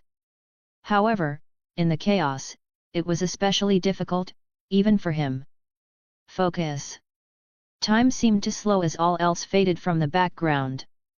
All he saw was his target. Lightning cracked in his fingers. Lose. Edric Storm fired his first arrow and it cut through the air, soaring down to pierce its first target. The knight's eyes widened as he observed an arrow pierce his throat, and then he looked up, seeing the horned demon atop the hill before collapsing to the ground. The first volley of arrows from Edric's formation gave mixed results. Some arrows did little to the plate armor of some of the riders, some arrows pierced through the less rich free riders while some had their horses killed. Of course, quite a few arrows missed as well. Draw. Edric Storm loaded an arrow atop his horse and the rest below him did the same. Lose. Another knight fell to an arrow from Edric, and another. His arrows struck with such force that even plate armor could be effectively pierced. Meanwhile, further down and ahead, the mountain had engaged in combat with the hound. The larger Gregor Clegane had already pierced through half a dozen men with his lance alone, but his reign of terror ended as Sandor Clegane was the one to strike him off his horse with his lance. The lance cracked through the mountain's armor despite its several layers and wounded him. The mountain had managed to reach his horse and draw out the massive sword that it carried for him while Sandor Clegane prepared to ride him down with his now blunted lance. Gregor Clegane recognized that armor all too well, raising his sword. Sandor Clegane hurried his force forward and lowered his lance, aiming straight for his throat. Gregor Clegane waited. As the two came closer, Gregor Clegane swung his massive sword in anticipation while Sandor Clegane rode onward. Pierce. Slash. The mountain cut into the side of the hound's horse, dismounting him. However, with all the surging momentum, Sandor Clegane had managed to hit his neck albeit with less force than desired. The mountain stood back, grabbing at his throat. The lance had shattered and left its steel tip there. Hey! Gregor Clegane only grunted after dragging out the tip and grabbing his sword. A man of few words, he was. You are a dog for your stags now. A dog who fights to kill you, older brother. That is all I want. Sandor Clegane got up from the ground and drew a warhammer which he had strapped to his horse. The scar along my face never fails to remind me. The mountain laughed in an uncaring, sadistic tone. I should have burned both halves. Sandor Clegane frowned as his eyes lit up with fury. That day had thoroughly scarred not only his face but also his life. It robbed him of the bond that brothers should have, of the ideal of knighthood which Gregor had corrupted by becoming one and made him this ugly dog that many feared and even disliked on appearance alone. He had waited for this day for a long time, and now, it has come to pass. Look, the mountain has fallen. Roland observed from the hill. Now is the best time to slay him. Let the hound finish him. Edric replied, shaking his head. No, this is a chance that cannot be missed. This is where the tides of battle change. This is where I earn my glory and my knighthood. Roland grinned, riding down the hill with his lance. Edric rolled his eyes and aimed for Roland's horse, but stopped as he saw Arthur riding down with him. You too. In a way, Roland is right. We're not doing much on this hill regardless. Arthur replied, charging down. Lose. Instead, Edric fired upon another heavily armoured enemy. Meanwhile, the hound duelled his brother. Sir Gregor swung his sword around like a madman with all his strength, but there was little skill behind his blows. Not a single strike so much as scraped Sandor's armour. Arg!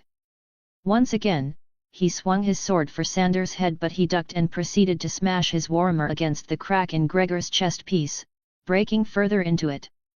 Gregor stepped back, feeling a surge of pain as his wounds began to pile up. He swung in retaliation but Sandor dodged again, crashing his warhammer into Gregor's sword arm.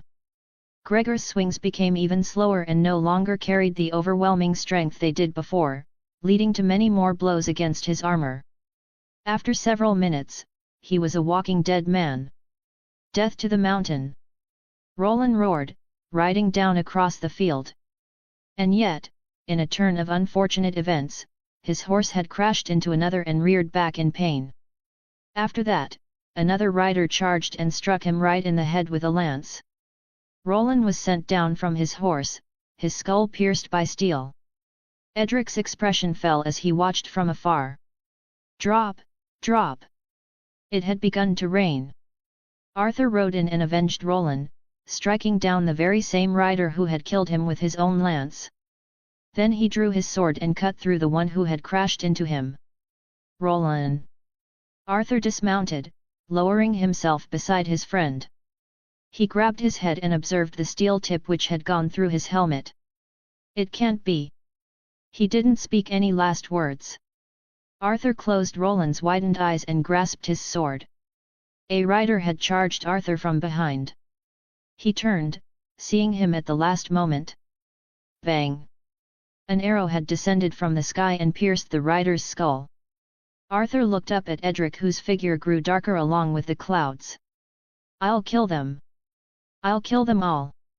Arthur swore as his blood boiled with fury. He swiftly got back on his horse, continuing to fight. Arg!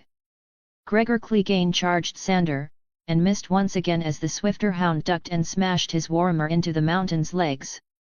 He got onto one knee as a result. Ruh! Sandor Clegane, with a thunderous roar, struck Gregor Clegane's head. Bang! The force of the hound's blow dazed even the mountain, but it was not the end of it. WRAH! WRAH! WRAH!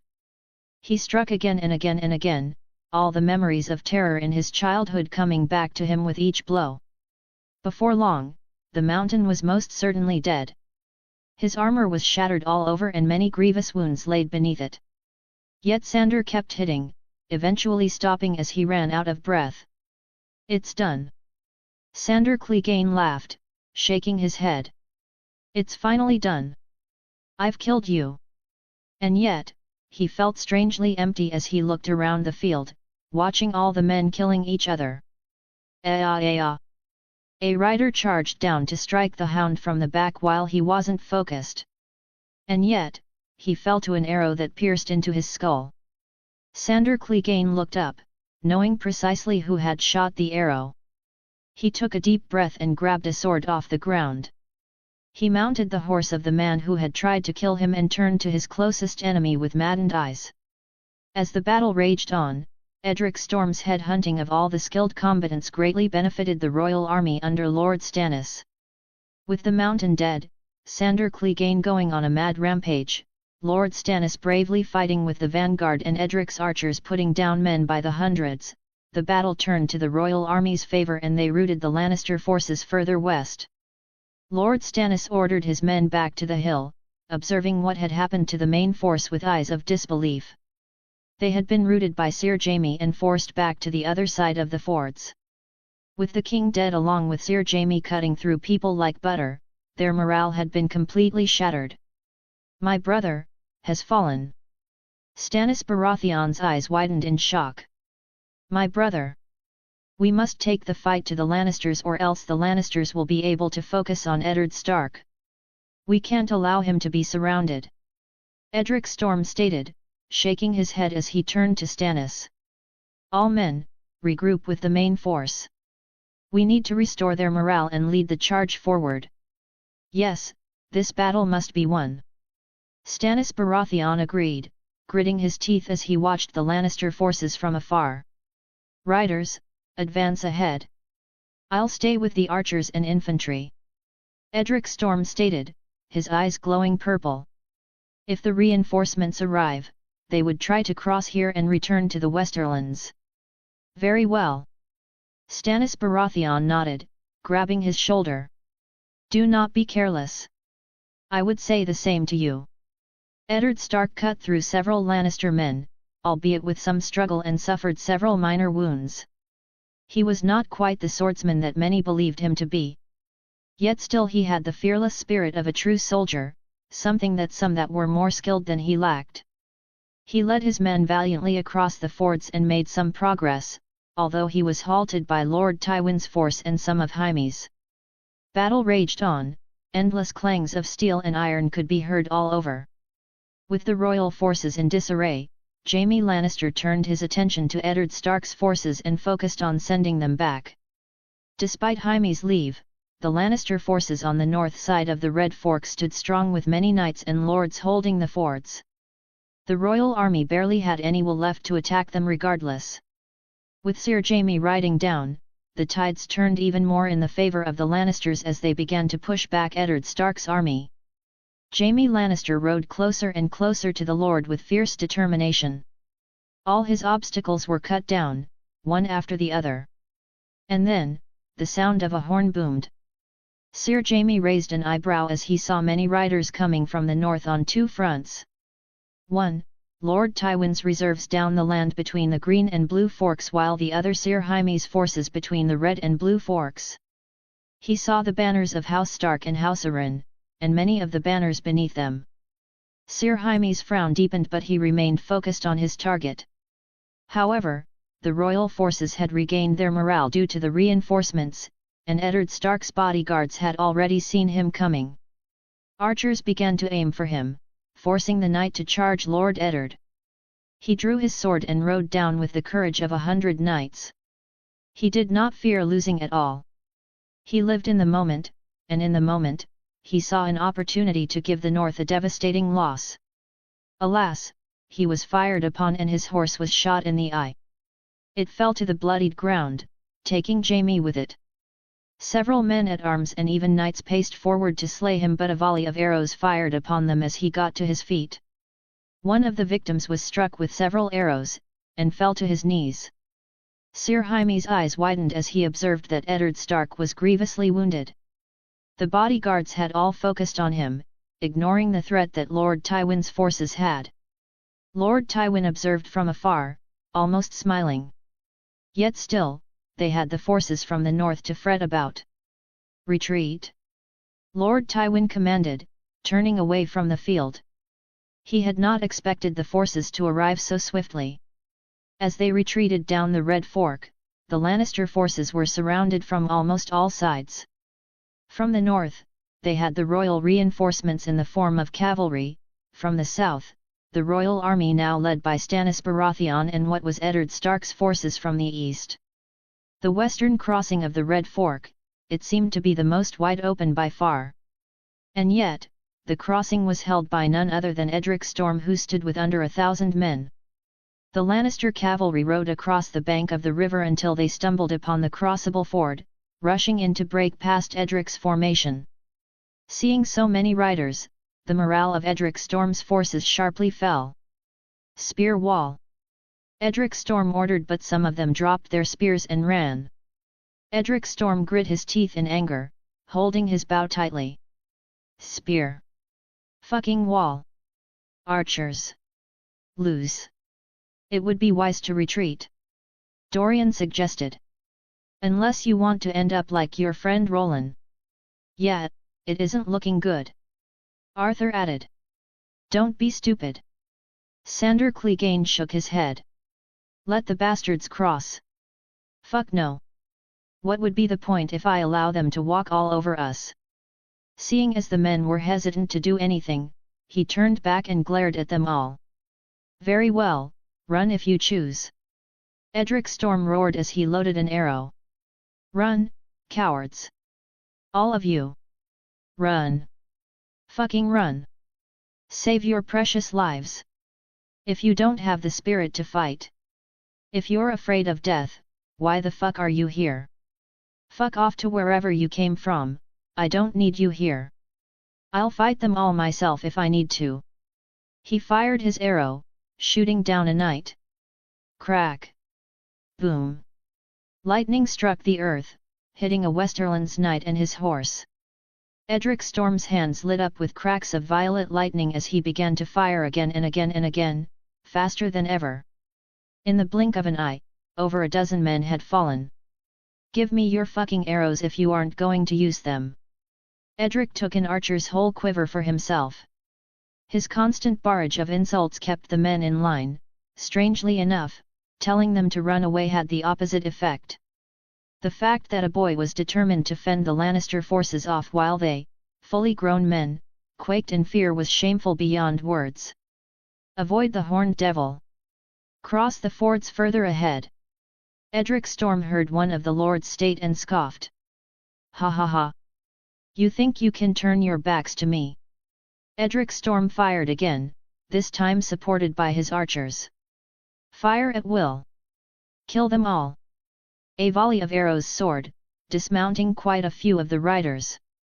With Edric Storm almost replicating a machine gun in his great and lethal firing, the Lannister forces kept away from him as much as possible.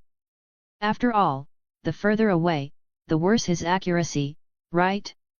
Eventually, they were all far away from the bank, and yet Edric Storm kept firing with deadly and terrifying precision. After some time, Edric noticed one figure especially. Far, far away, and yet he saw his image. He loaded an arrow and focused entirely on him, before firing without hesitation. Lord Tywin moved his head slightly. Creak.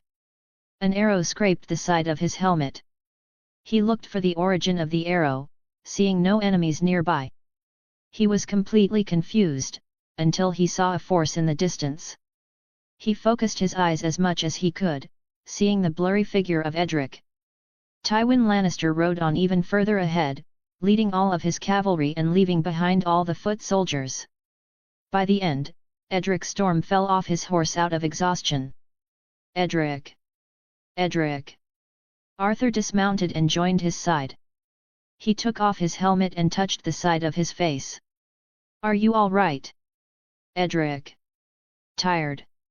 Edric muttered as his blue eyes blurred. So, tired. Chapter 18, Rose of Highgarden. Where is my father? Robb Stark questioned, looking across the field of the fallen from atop his horse. There were many sullen faces among those who Eddard Stark had led. His face began to drop the longer the silence persisted. Where is my father? He fell in battle, Lord. One of the levies replied, lowering his head. He was taken down by many arrows from the Lannister men. Robb Stark took a deep breath. The king also fell in battle. Retrieve my father's corpse. Robb Stark took a deep breath and glanced back at his men. He will be buried under the crypt in Winterfell as all the other lords of Winterfell before him were. Lord Tywin may have escaped in this battle, but he won't be able to run forever. He will pay, with his life. The North remembers. Away from his men, Robb Stark was hacking a tree with his sword until he could barely lift his arms. There were streams of tears falling down his eyes as he knelt down in helplessness. Catelyn Stark approached her son with slow, steady steps as she tried to make herself look strong. She too was heartbroken. Robb. Robb Stark stopped, turning to her as he dropped his sword. I was too late, too slow. It's not your fault, you rode as swiftly as you could with enough men to win the battle. Catelyn Stark approached him, embracing her son. She sniffled slightly. And you won. This victory feels empty. Robb Stark shook his head, closing his eyes in sorrow. I failed my father, the king, they died because of me. Even the Lannisters, Lord Tywin and the Kingslayer, got away. They'll run all the way back to the Westerlands and we'll never be able to get our hands on them. They will hide in Casterly Rock as long as it takes. That may not be true. Catelyn Stark stroked the back of his head. Who is to say that they will be able to cross through the Riverlands unharmed? They might still be caught. They will, even if they hide, they won't be able to hide forever. There will always be a way to catch them. Robb opened his eyes, nodding slightly. I'll kill the traitors if there's a way. I swear it. They will pay for everything they did. The next thing Edric Storm had opened his eyes to was a large tent adorned in Baratheon symbols and banners all over. It was lavish, especially for a tent. It even had a whole mini-feast presented on the table. Arthur had been waiting for him to wake up and eventually fell asleep himself. How long has it been? Edric Storm sat up and rubbed his eyes. He looked around and saw Arthur sitting at a table to the other side. Shaking his head, he got up and walked to him. "Wake up!" He shook him and Arthur's eyes stormed open. "Ah, you're awake, Edric. You'd make a terrible night guard, you know that." Edric Storm raised an eyebrow. "How long have you been waiting by my side?" "Too long, I'd say. Many people were starting to get worried that you'd never wake again." "That wouldn't be the first. Did we catch them, the Lannisters?" "No, they managed to slip away with most of their cavalrymen."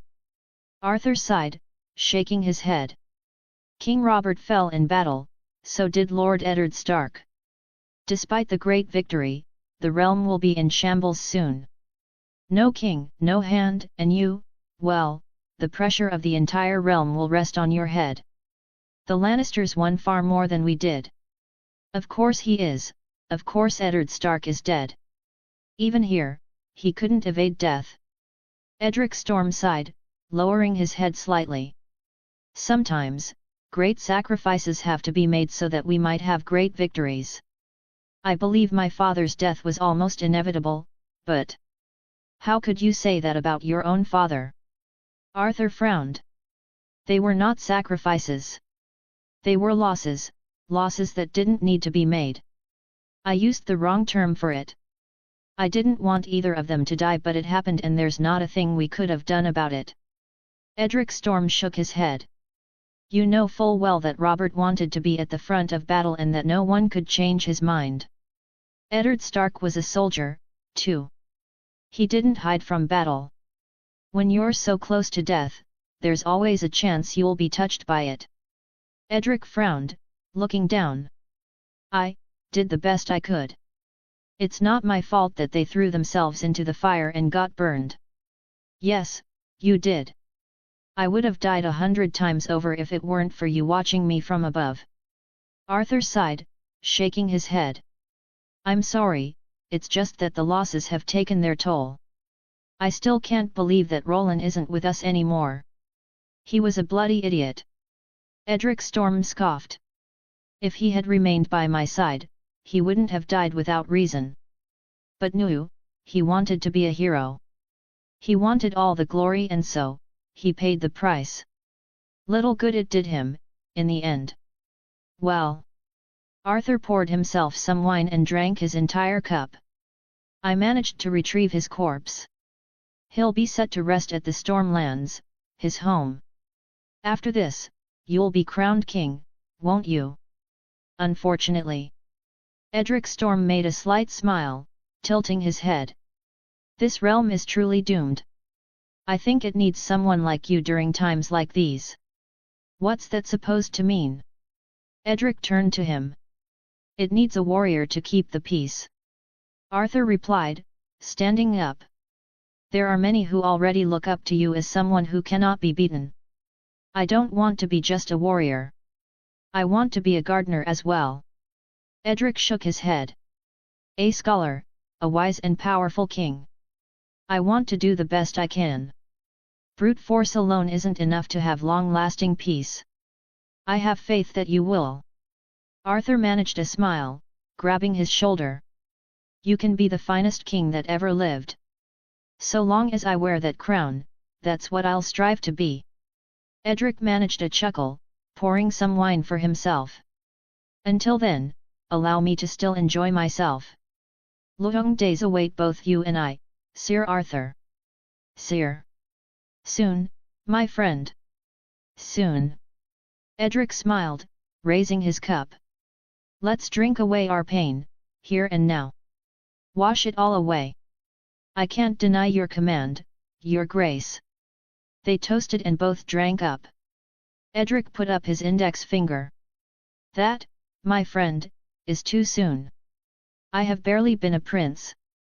Whether you like it or not, that day is fast approaching. Better get used to it." King Edric Storm of the House Baratheon wakes. Dorian walked into the tent. "Must be strange, rising from bastard to one if the most powerful men, well, the most powerful boy in the 7 kingdoms. It does not feel real sometimes." I never even wanted to rise so high. Knighthood was enough for me. Edric shook his head, spreading open his arms. But, here I am. Dorian poured himself, Arthur and Edric some wine. Here we all are, thanks to none other than you. I suppose so. You suppose? Ha ha ha ha, you scared those bloody Lannister dogs shitless. Bam, bam, bam, down they all went to your arrows of death. It was among the most terrifying sights I've seen in all my life. I don't remember it too well, if I'm honest. Most of it is a blur. You also earned the respect of all the men who stood with you. They sing your praises all day and night. Dorian chuckled. It has become almost irritating hearing those lads outside glorifying you to no end. The way you took control and led the way forward personally, was truly inspiring. Arthur added. I don't think anyone else could have done what you did defending that ford. I failed, in the end. They just rode to the side and crossed the Red Fork on a separate crossing regardless. Edric shook his head. I could have killed Tywin Lannister right there. I could have ended it all. Yet, I missed and merely grazed his helmet. You shot that arrow across the damn field, across hundreds of paces. Grazing his helmet is already an achievement anyone else would consider impossible. Dorian stroked his beard. While you did not kill him, you gave him reason enough to fear you. He knows what he is against now. That just means I won't get a chance like that again. Edric lowered his head slightly. You're too hard on yourself, boy. Dorian pat his shoulder. Nothing more you could have done. While, yes, Lord Tywin did manage to run away, where to and with how many men? Not enough. We will catch the lions in due time, my prince. For now, celebrate. Not only did you show everyone your prowess in battle, you also led men to victory at such a young age. This is a stepping stone to your future victories, and there will be many more, I am sure. Dorian raised a cup to Edric, drinking it all in one go. Edric managed a smile. As long as Renly followed his part of the strategy, it shouldn't be much longer until this war is brought to an end. See? Drink. Dorian nudged Edric.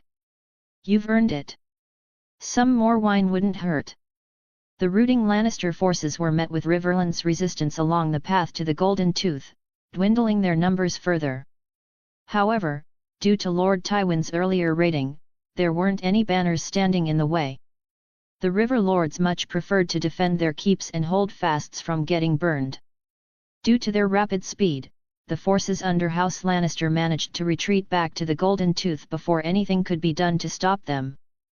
Jaime Lannister entered the hall alongside his father, who had the same strange expression ever since his defeat. Jaime didn't know what disturbed his father to such a degree.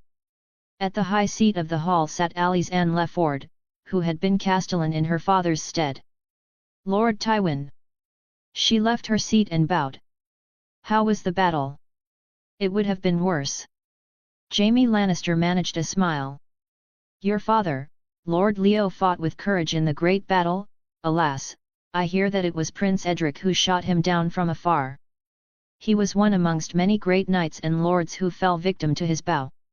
I believe, that would make you Lady of the Golden Tooth now. Pardon me, but how could it have been worse? She frowned deeply.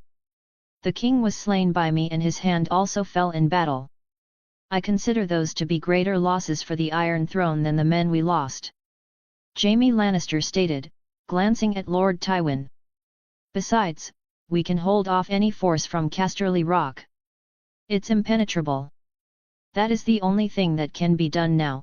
The royal force is too large and ours too small to combat it. Lord Tywin nodded. The realm lost its two most prominent protectors and its stability will be put to question by others outside of the Westerlands. We will find unlikely allies, with a common enemy. My lady. A man burst through the doors of the hall, clutching an unsealed letter. My lords. Lord Renly alongside many of the Reach lords have rode deep into the Westerlands with 20,000 or more riders. Tens of thousands of swords are said to be behind them. They may be planning to take Casterly Rock. Take it, no. Jaime Lannister shook his head, making a deep frown. They plan to keep us away from it. If they've reached Casterly Rock already, we truly are surrounded. Lord Tywin sighed, lowering his head. This was the first time he had been cornered like a rat in all his life. The first time there wasn't even a glimmer of victory. Surely, surrender would be the only option. Alizanne questioned. We will come to a decision. Lord Tywin turned to Jaime Lannister, who frowned slightly. Father. A decision that seeks the best for House Lannister. After a day of celebrating, Edric Storm woke up the next day somewhat wasted. Though, after a good cold bucket in the face and some early morning training, he was in fine form. Sandor Clegane had accompanied him almost the entire day alongside Dorian. Recently, the Hound had taken his duties more seriously, which surprised Edric slightly. Sir Hound, you're awfully close today. Edric stated, glancing at him. Isn't your reason for joining me no longer valid? The mountain was slain, after all. The sole reason why I stand here is because of you. Sandor Clegane spoke in his usual rough, rasping voice. You saved my life more times than I could count. Wouldn't be many, then. Dorian jested, smiling slightly. For a man who looked pretty from his horse and seldom drew a blade, you have a sharp tongue. Sandor Clegane glanced at him, frowning slightly. I almost forgot you were even there. I was at the side of the boy whom I've sworn to protect. Dorian countered, shrugging his shoulders. How can I do that if I rode down and got myself killed? Sure, I may have killed a dozen or so men, but in the grand scheme of things, it would have been a great waste of my brilliant talents. Dorian isn't a knight. Edric added, glancing at the two. Daggers and knives do far better in enclosed areas with fewer opponents rather than fields with thousands. Dorian is not suited to that kind of battle. Dorian smiled, nodding without saying a word as he glanced at Sandor. I am no seer either. I consider you one, Sir Hound. Edric smiled slightly as he turned to him. You fight with courage and skill that only a select few have. I also know somewhere deep down, beyond that cold exterior, is a man who wants to do good. Though, a guard can only do so much good as their master allows. It's not quite your fault that you got tangled with the Lannisters, considering your house's ties with them. I don't need your sweet words, Prince. Sandor Clegane scoffed. Just know that I am willing to give my sword to your cause. I appreciate your loyalty, Sandor. Edric smiled, turning away. I swear I won't put your sword to waste. High Garden. Marjorie Tyrell sat around a beautiful garden of golden roses, eating some of the most exquisite and most extravagant fruits in all of the 7 kingdoms. Peach, most of all, was her favorite. She looked beautiful in a green dress with golden flower patterns decorating it. Her longer, thick and curly brown hair adorned her appearance perfectly. She looked at her grandmother with her beautiful brown eyes, wondering what she had been reading for so long. Olenna Tyrell put down the last of her letters and Marjorie couldn't help but grow curious. So many letters at once, is there news of the battle? King Robert Baratheon and his lord Hand Eddard Stark both fell in battle. The Lannisters ran with their tails between their legs when the reinforcements from the north arrived. Olenna scoffed, sitting back. They wrote that Edric Storm fought with great valor and killed hundreds of men across the field with his bow alone. Blessed by the warrior, so they say. Hundreds. Marjorie raised an eyebrow, smiling slightly. Mayhaps not hundreds, but surely there is a reason why he is the youngest to ever be knighted. The Florent bastard will soon enough be king, there is no doubt about that. Olenna took a grape and ate it, shaking her head. If only that Cersei knew how to spread her legs to someone who wasn't her brother. Now we will have a king with Florent blood, giving more reason for them to believe that they should rule the Reach. This upstart boy may very well favor them and grant this wish. Though he has Florent blood, would it be fair to consider them family? Edric was raised by Renly and didn't see his mother past his birth. Marjorie questioned, smiling as she reassured her grandmother. I sincerely doubt he would push their claim and risk instability after barely being crowned. If anything, he likely would appreciate our loyalty for taking the Westerlands in his name. That is not enough. Olenna countered, frowning. With the way matters are, we shouldn't remain idle. Even if the Florents do nothing, we must remain ahead. How would we do that? All kings need a queen. Olenna Tyrell smiled slightly, turning to her. You are a little older than him and as beautiful as they come. Gods know you have more wits than the rest, and you are a lady of House Tyrell, the most powerful and rich house in the Seven Kingdoms, which would ensure the realm's stability. That is all that this Edric Baratheon should desire in a lady. If he had any wits about him, that is. These Baratheons are seldom clever. I could be queen. Marjorie's eyes widened slightly as she smiled. Though, she raised an eyebrow as a thought crossed her mind. Is he not already betrothed to a Stark? Ha, the minds of men are fickle. Boys even more so. Olenna laughed a little. That arrangement was made by two men who are now dead, and I've heard many rumors of how the two who were arranged strongly disagreed with it.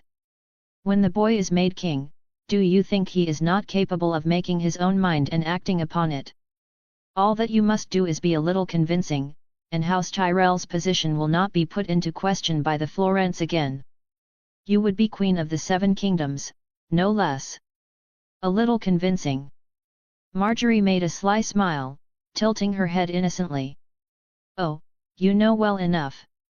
Chapter 19, The Archer of Death. Lord Stannis and Robb Stark were terribly insistent when it came to chasing down the Lannisters. After only a few days of resting, the entire army marched all the way to the Golden Tooth where the Westerlands border lay. To effectively invade the Westerlands from the east, the Golden Tooth was a necessity considering the impassable mountains and overall harsh environment everywhere else. It was an impressive stronghold, to be sure, but it could not hold that many men. It was no Storm's End or Casterly Rock, either. This type of fortress was certainly penetrable. After making camp before the Tooth, Stannis held a council of the most prominent lords present in the royal army. Banners from houses across the North, Vale, Riverlands, Crownlands, and Stormlands soared in the air high and proud. With the Riverlands liberated from the Lannister threat, the royal army grew even more. As Crown Prince, and with Robert's passing, I sat at the head of the table. It was no secret that I would be king barring any accidents. To my left was Stannis and to my right Robb Stark, followed by Rickard Karstark, Roose Bolton, Jon Umber, Brynden Tully, Jon Royce and Gillian Swan across both sides of the table. The person with the most authority and credibility seemed to be my uncle. He had experience leading armies in two great conflicts and was known to be a capable commander alongside the fact that he was Robert's brother. Robb Stark is a 15-year-old and I'm 11, so it was already surprising that I was the one at the head of the table. Regardless, it didn't matter where I sat. I wanted to do everything I could to ensure a swift victory. What is the plan moving forward? Do we intend to attack? The aged Gillian Swan questioned, looking around. We have them encircled from west and east. Stannis spoke with the same charmless, almost monotone, voice he always did. They will want to negotiate, I'm certain of that. However, we should not give them a single inch. If we take the Tooth and capture the Lannisters, we've won this war and will be able to make our own terms. I agree. Robb Stark nodded with conviction. My father and the king cannot be avenged if we barter with the Lannisters. Yes, we'll storm the bloody castle. Great Jon Umber slammed his fist onto the table and stood up.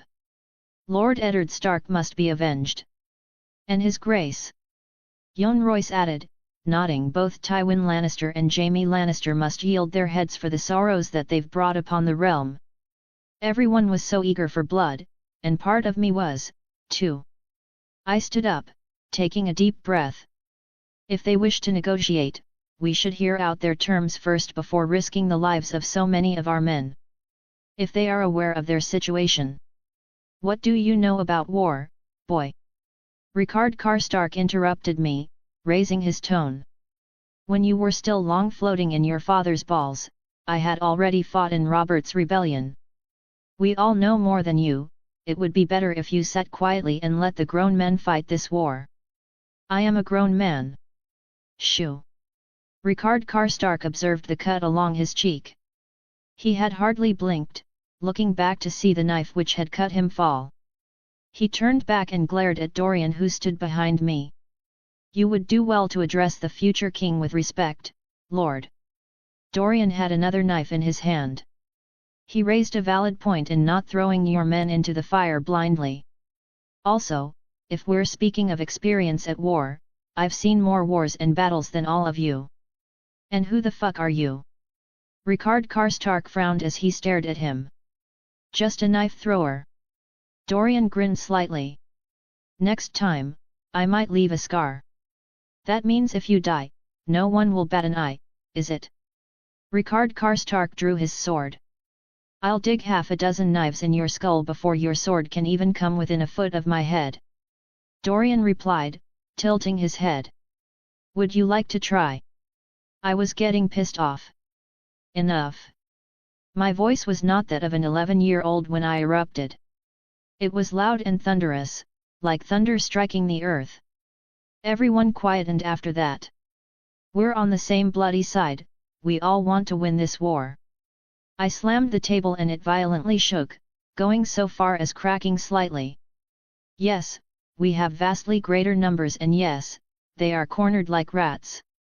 Lord Tywin surely knows this just as well as we do, therefore, if they have terms, it would be wise to hear them out, as they will greatly favor us unless they've lost their wits. We can win without throwing any more men into their deaths. A messenger entered the camp. Lord Tywin of House Lannister wishes to negotiate peace. He took out a scroll and Stannis Baratheon stood up first, taking it. He offers gold in reparations for the damage caused, the immediate fealty of the Westerlands to Edric Baratheon, builders to repair all that was razed in the Riverlands, and he offers his life so long as Sir Jaime Lannister may live. He asks that Robert's bastards be released and legitimized as Lannisters. Stannis frowned deeply. What more should we give him? The crown. Honestly, hearing those terms aloud, I started to understand that there was little that the Lannisters could give which we couldn't just take. Even worse, they dared to bargain in such a situation. Let me see. I walked over and Stannis gave the scroll to me. I skim-read through it and frowned the more I read it. Though, at the same time, in theory, the terms weren't so bad. Lord Tywin practically would fix all the damage he did, and I would have the swift allegiance of the Westerlands. Still, deciding to agree to these terms may very well be beyond my authority as of now, and make me very unpopular among most of my lords. It was hard, being king. I ripped the paper apart. Tell the old lion that the young stag will climb his walls and storm the castle. My prince. I'm not your prince. Fuck off to wherever you came from. You heard my nephew. Stannis Baratheon frowned and the messenger from the Lannister side scuttled away. They dared make demands in such a situation. I chuckled, turning to my lords. I admit my mistake in believing that Lord Tywin had something in his skull. Turns out it was just thin air. Let us make immediate preparations for a siege, and show them our fury. Let us avenge all the great men that died fighting against them. Let us crush the lions under our combined, overwhelming might. Great Jan eagerly agreed. You have spirit, Prince. Ricard Karstark smiled slightly. Now I see Robert's son. It's settled, then. Stannis Baratheon nodded. All are in agreement. I hear we're going to be under siege. One of the guards atop the wall's side. Might never see my child. Have some pride, you're fighting for House Lannister. An officer overheard him and turned to the guard. This war may yet be won, you don't know what great plans Lord Tywin ha. Shoo. Bang! An arrow impaled his skull. What was that? One of the guards' eyes widened in shock. From where? Shoo! Bang! Another arrow impaled the other guard's skull. What in seven hells? Shoo! Bang! He also was sniped in the head. The guards nearby gathered together to observe, and all they saw was the forest. No sign of a man. It's the stranger, it has to be. Shoo! Bang! One after the other, the guards were fired upon from an unfathomable distance and with frightening accuracy. Even shields were futile in stopping the arrows.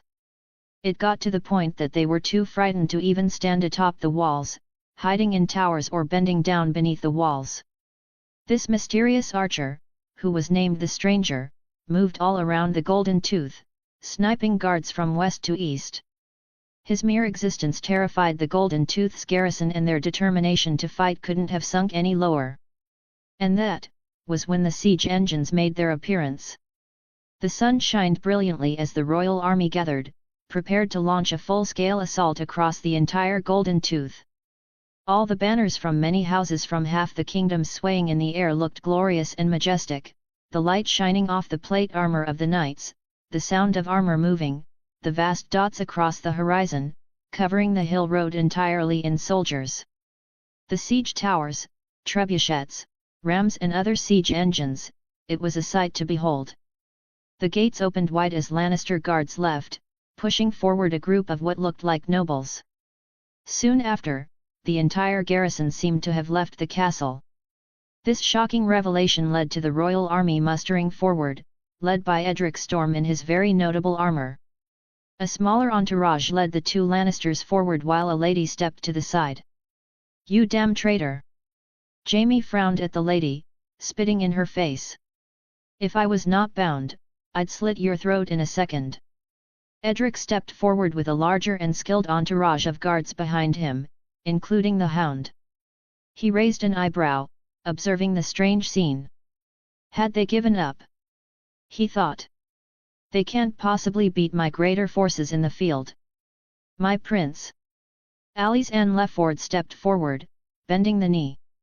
She was a young woman with long straight blonde hair, fair skin, and bright green eyes. "I, Lady Alice Ann of the House Lefford, Lady of the Golden Tooth, swear fealty to you from this day forward until my last. Lord Tywin, Sir Kevin, Sir Jaime along with any other Lannisters who took refuge in my castle are my gifts to you." Alice Ann, what a coincidence! It's all over.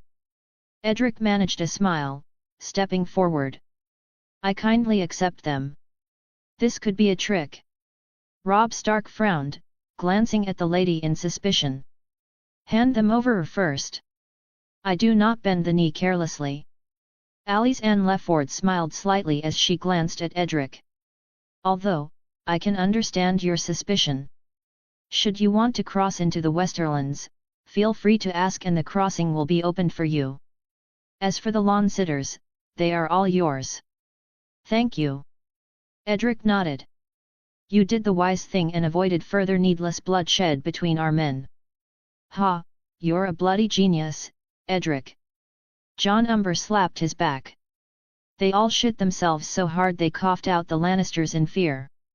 Yet, I didn't think the entire garrison would surrender like that. I thought my strategy would just lead to a swift siege. Alas, this is better for everyone." Edric smiled, turning to Tywin Lannister. "Except for them." He tilted his head and the royal guards stepped forward, grabbing hold of the hostages. "Thank you, again, Alice Ann. You were wise." Edric turned away. "I took Sir Jaime to my camp and dismissed everyone else, leaving just him and I. He was fully bound and without any weapon within arm's reach while I had my entire arsenal behind me. Though, I hoped it wouldn't come to that. Killing Robert was beyond stupid of you," I remarked, sighing as I sat next to him. "Do you know how many people expect your head?" "Playing both sides, Edric." Jaime Lannister chuckled, shaking his head. "You had the choice to side with us but you did not. Now you pity me? Fuck yourself, you damned snake. He spit on me. That's a first. I've never been spitten on before. Not a pleasant experience, I can say that much. The only side I will ever play is the realm's side. I wiped away the spit with my glove. If I played the side of the Lannisters, this realm would be in chaos and tear itself apart. Cersei would have found reason enough to get rid of me, besides, we would have Joffrey as king. You have no idea how terribly that would end. Do you think of yourself as a prophet now? If it helps. I've seen it. I smiled slightly, shaking my head. In truth, I'm beyond pleased that it didn't come to a proper battle. I do not want you to die, and I mean that from the bottom of my heart. I admire you. Then release me. Jaime Lannister raised his bound hands. If you care so deeply, you would do that. I can't do that just yet.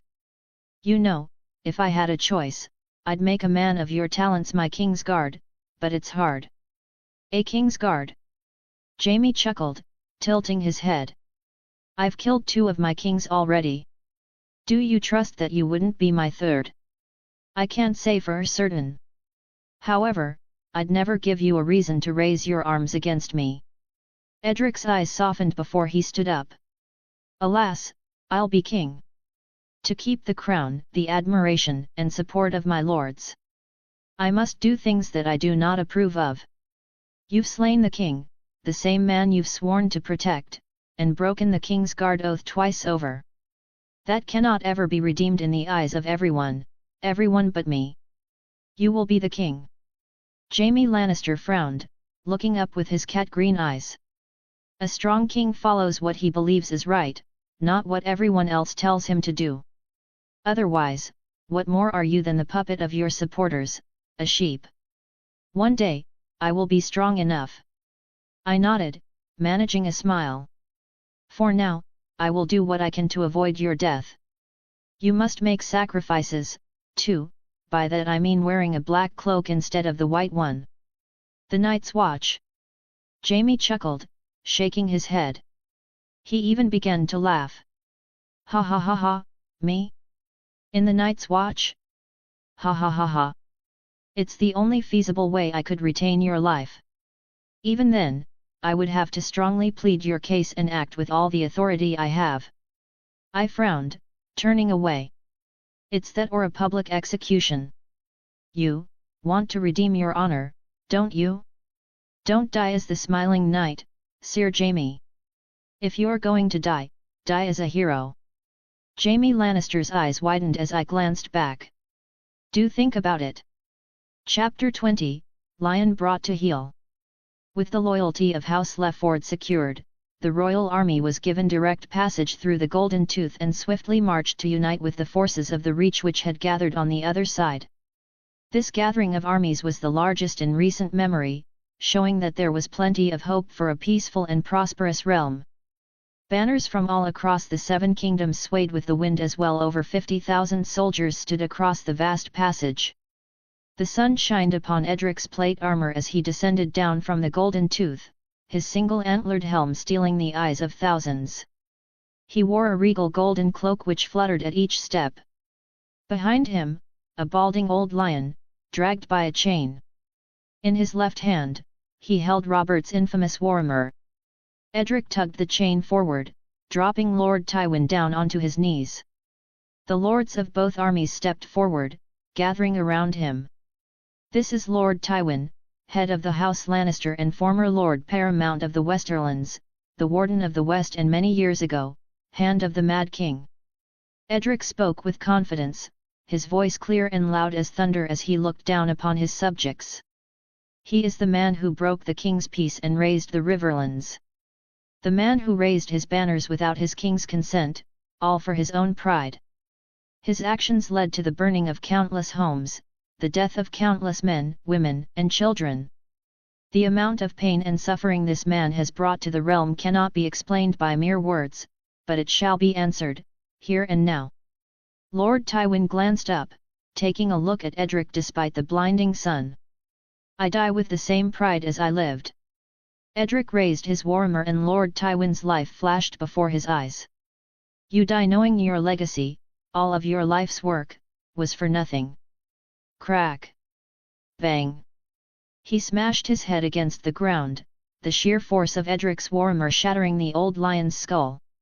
His brain fluids scattered all over and his blood slowly streamed down. Edric slowly raised his head, looking at his subjects once again. Let this be an example of all who disrupt the king's peace and raise their banners against his will. When I am king, I will accept nothing of the sort. All disputes between lords should be solved with words, not arms, for our swords, spears and bows stand under one true banner, the king's, my own. Any lords who would break this peace and raise their banners against their fellow countrymen without my blessing will meet my wrath in an end very much similar to Lord Tywin's. This, I, Edric Storm of the House Baratheon, swear to you all. Hail to the future king! Renly Baratheon smiled, bending the knee. May his reign be long and prosperous. All hail! Hail to Prince Edric of the House Baratheon! Many more lords bent the knee, from the southernmost reaches of the Reach to the north. From House Baratheon to House Florent to House Tarly, Hightower, Tyrell, Redwyne, Stokeworth, Celtigar, Velaryon, Buckler, Dondarrion, Swan, Umber, Karstark, Tully, Mullister, Stark, all present would bend the knee to their prince and future king, from the lowest of peasants to the highest of lords. From a troublesome bastard to an inspiring young boy with great promise, to a crown prince. Now, soon to be king. The story of the Storm King had only begun. After, Edric's POV. Great nephew, I cannot believe my eyes. An older man who looked to be in his middle ages approached me after everyone was prompted to rise. He was tall and slender, his red gold armor instantly giving away who he might be. His armor had an extravagant red gold fox poking out of his breastplate, surrounded in a circle of lapis lazuli flowers, the sigil of House Florent. He embraced me and I smiled slightly. Lord Alistair. Why, of course. Alistair Florent chuckled heartily as he stepped back, grabbing both of my shoulders with a sure grip. Look at you, hardly the boy you should be at your age. You're taller than me already. I would have my father to thank for that.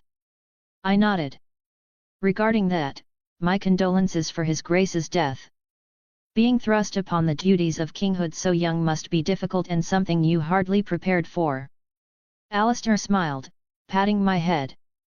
Though, we will all stand by your side, through the hard times to the good. You'll grow to be a great king, there is no doubt in my heart. Thank you for your wholehearted support, great uncle.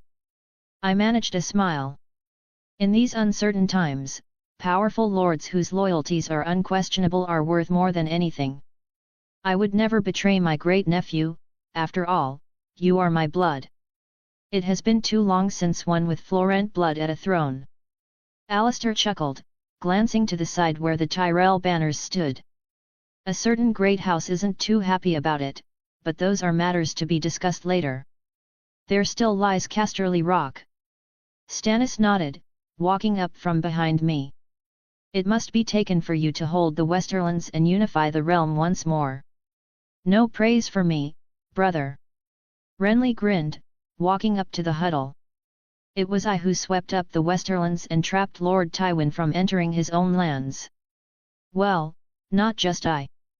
The lords of the Reach and their thousands of swords. The contributions of the Reach may even be greater than any other kingdom. House Tyrell most of all, proved its loyalty and should be rewarded for hardly withholding any men for the invasion. It's wonderful that they are so loyal. Stannis did not smile, nodding as he glanced at Loras Tyrell. When the realm is at peace, houses and their respective lords will be rewarded for their loyalty. I added, turning towards the horizon. However, we must focus on the present and bring the Westerlands to heel first. That is something we can all agree with. The last Lannisters to stand were cooped up in Casterly Rock, the most impenetrable fortress in all of the Westerlands. Like most of the kingdom's strongholds, its appearance was grand and unique to the Lannisters. Their greatest and most profitable gold mine had come from there. Though, by now, it had dried up and there was little to nothing left, at least, to my knowledge, there should be nothing left. I had both Jaime Lannister and Kevin Lannister carried closer to Casterly Rock. I couldn't help but admire the fortress the closer I walked. It was absolutely colossal. I swear it was taller than anything I'd ever seen in London, including the Shard. It was practically a skyscraper of rock and stone, standing so tall that its towers had the shine of the setting sun behind it.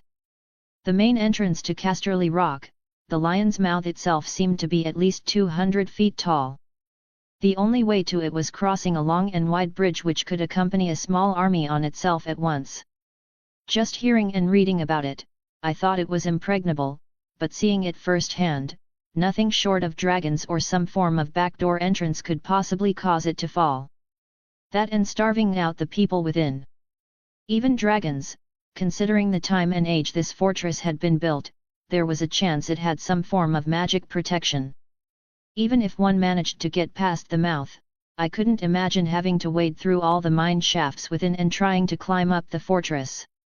Imagine all the traps one could place. I sure as hell hope this works. You lot as eager for a siege as last time. I looked back, glancing at all the lords who attended the Tooth's meeting. It didn't look like it. Uncle, send a messenger. We must discuss the terms of their surrender. They would have to be beyond foolish to keep holding out. It will be done. Given Lord Tywin's execution, I felt that my authority was far more present than ever before. Despite my age, I had the respect and obedience of many. My words weren't brushed aside. It wasn't just the execution, it likely had something to do with my prowess in archery. Technically, I had taken down the Golden Tooth by myself with no losses on the royal army's end. Such an act was bound to create respect among many. What terms should be brought up? Stannis questioned, having a mostly empty scroll before him. The three most prominent lords, Stannis, Renly and Robb, were all present along with me, of course. Allow me to write, it is a royal letter, after all, it ought to have regal and neat writing. Renly smiled, sliding the scroll to himself. I know too well how hideous yours is. Very well. Stannis didn't seem to mind it. You write. Neat handwriting aside, we have several important Lannister hostages we can trade. Robb Stark stated, leaning in. Who is it that rules Casterly Rock now? Stannis questioned, glancing at Renly. I hear it's the Halfman. Renly chuckled, shaking his head. The hideous imp, Lord Tywin's bane. That's perfect. I grinned slightly, relaxing. We have his precious brother and his uncle. I believe Tyrion should have some wits about him, so, our presence alone should be enough to make him bend. Alas, if it comes down to it, we can bargain with Sir Jaime's life. Promise to execute him like his father if he does not surrender, and, if he does, send him to the wall for breaking his oaths. That sounds ideal for you. Robb Stark remarked, frowning slightly. If I recall, you were knighted by Sir Jaime, were you not? Yes. I'll admit it with full honesty, Sir Jaime is a man of great skill, quite unlike anyone else in this time and age. I can't help but admire that. I replied, shaking my head. Though, I am aware of his faults and that he must be punished severely in one way or the other. So the truth that he was the one who killed your father is something that you can brush aside? Robb Stark further questioned, an expression of disgust forming. I hardly knew my father. And my mother, for that matter. I sighed, lowering my head. In the end, I must do what is the best for the realm. Winter is coming and, when it does, we will need every skilled man in this living world. His name will make the Night's Watch even more of a jest than it was before. Robb Stark shook his head. I can't accept him. You can be so narrow-minded, Lord Robb. When it is a matter of life and death for all men, women, and children of the realm, what do concepts like reputation and honor matter? You have criminals, rapists, thieves, butchers, all in your night's watch. How much worse would Sir Jaime make it? If anything, his name alone will improve its standing across the realm. His skill will bring a new standard, too. Robb Stark lowered his head. He could not argue with that. I do not see an issue with Sir Jaime going to the wall.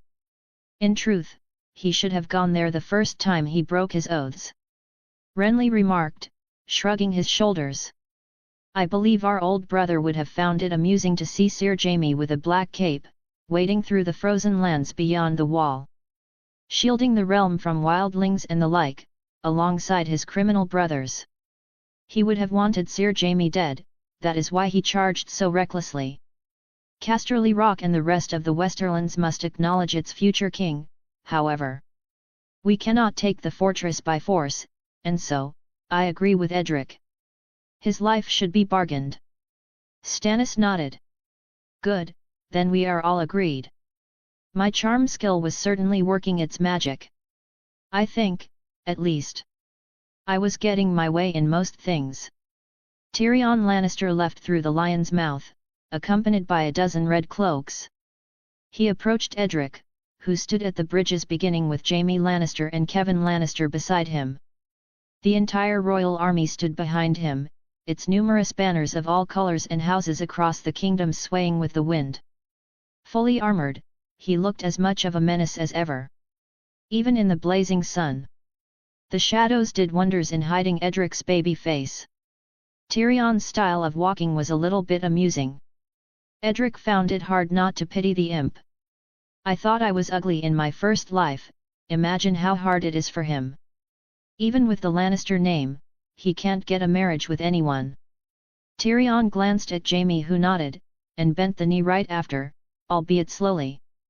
He struggled bending down given his stunted legs. Though, he did try. I accept your terms, Crown Prince Edric of the House Baratheon. From this day onward, till my last, I will serve you and the realm as Lord of Casterly Rock and Warden of the West. Any task that you give me, I will complete to the greatest of my ability and all in your interest. You can rest assured that my loyalty to you is unquestionable. Lord of Casterly Rock? Sir Kevan questioned, raising an eyebrow. That was one of the terms. I cannot think of a man more suitable given the circumstances. Edric replied, nodding. Ha, some good news at last. Jaime managed a smile. Good fortune to you, brother, and may your rule be prosperous. As for you, Sir Kevan, you have a choice between the wall and bending the knee. Edric turned, facing him. Though traitors, I believe that a prosperous Westerlands needs its Lannisters. What other house is remotely worthy of ruling it? If you are a real Lannister, you would do the latter. Kevan Lannister frowned slightly, hesitating for a moment before bending the knee. I, Sir Kevan of the House Lannister, hereby swear my fealty to you, Crown Prince Edric of the House Baratheon. Good, you may rise. Sir Jaime didn't seem too pleased, still. Edric turned back and whispered in his ear. Complete your duties for a time and you will wear the white cloak again, this I swear. Sir Jaime lowered his head. So be it. And so, the dance between the stags and lions came to a peaceful end. Edric, despite his lack of experience, proved that he knew how to play the Game of Thrones, or, at the very least, play both sides to benefit himself above all. Well, not just himself, the realm. He had long since accepted that he would carry the crown and do the best he could for everyone else.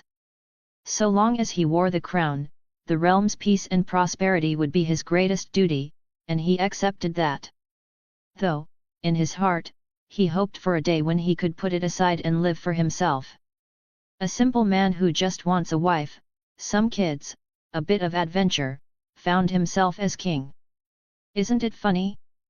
Countless men and women would throw aside all their morals, family members, and everything in between for power. Meanwhile, my dumbass, by Jon Snow's very own words, doesn't want it. Edric chuckled at himself. A simple life has become so unreachable, a dream that died, slowly but surely. It truly died, with my sweet Ali's Anne. Edric glanced at his left hand. You're all that I have left, Raiden Shogun. Even if what you did was intentional, I can't ever forget you. You've aided me so many times, pushed me to be better and even gave your life for mine without hesitation. If I don't have you, what do I have in this life? It feels like nothing, despite all the power, the gold, the reverence. All I want is you, to hold you in my arms, to clear the darkness between us and love you with all my heart. That's all that I want. Edric sighed. Even hearing myself think. I truly am a lost soul in this life. Perhaps even more lost than in my first. My heart, in the end, is my greatest weakness. A man who loves so few is bound to love those few more strongly than those who love many. The Transcendent Being. Chapter 21, Storm Prince, Bane of the Drowned. With the Westerlands under control, there remained only one kingdom which I was skeptical of causing real issues, the Iron Islands. I wasn't even going to give them the chance to rebel and attempt to bring back their old ways. Balon Greyjoy, especially, was untrustworthy and I knew he longed to be king again. Alas, there can only be one king in this realm.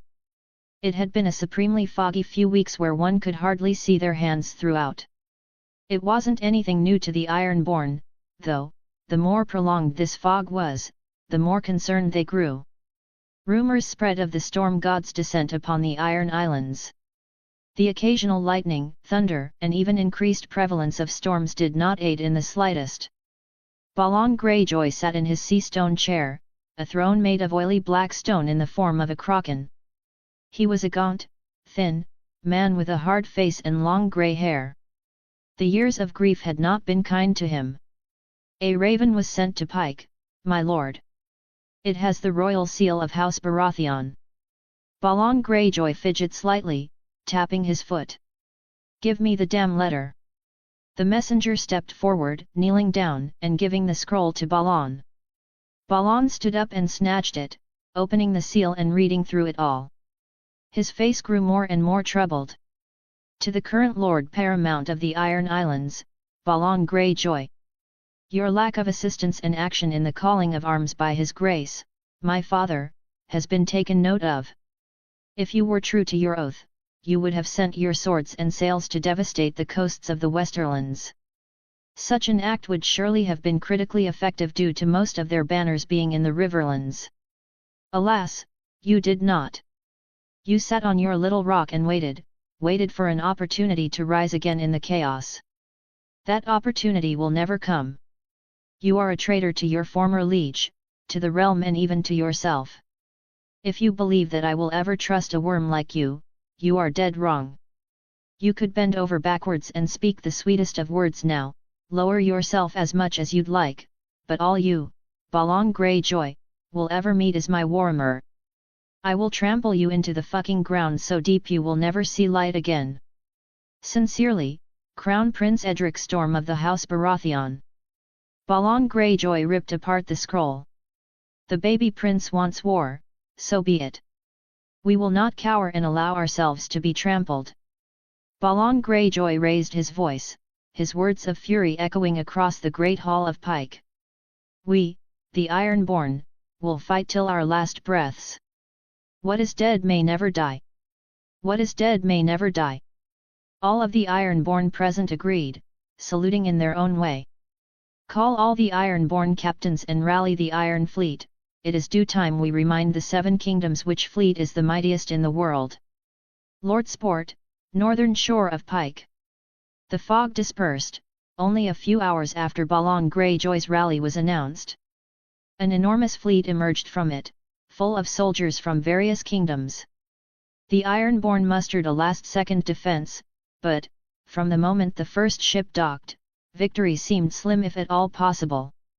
Edric Storm led the charge, having already shot down over 20 men over absurd distances.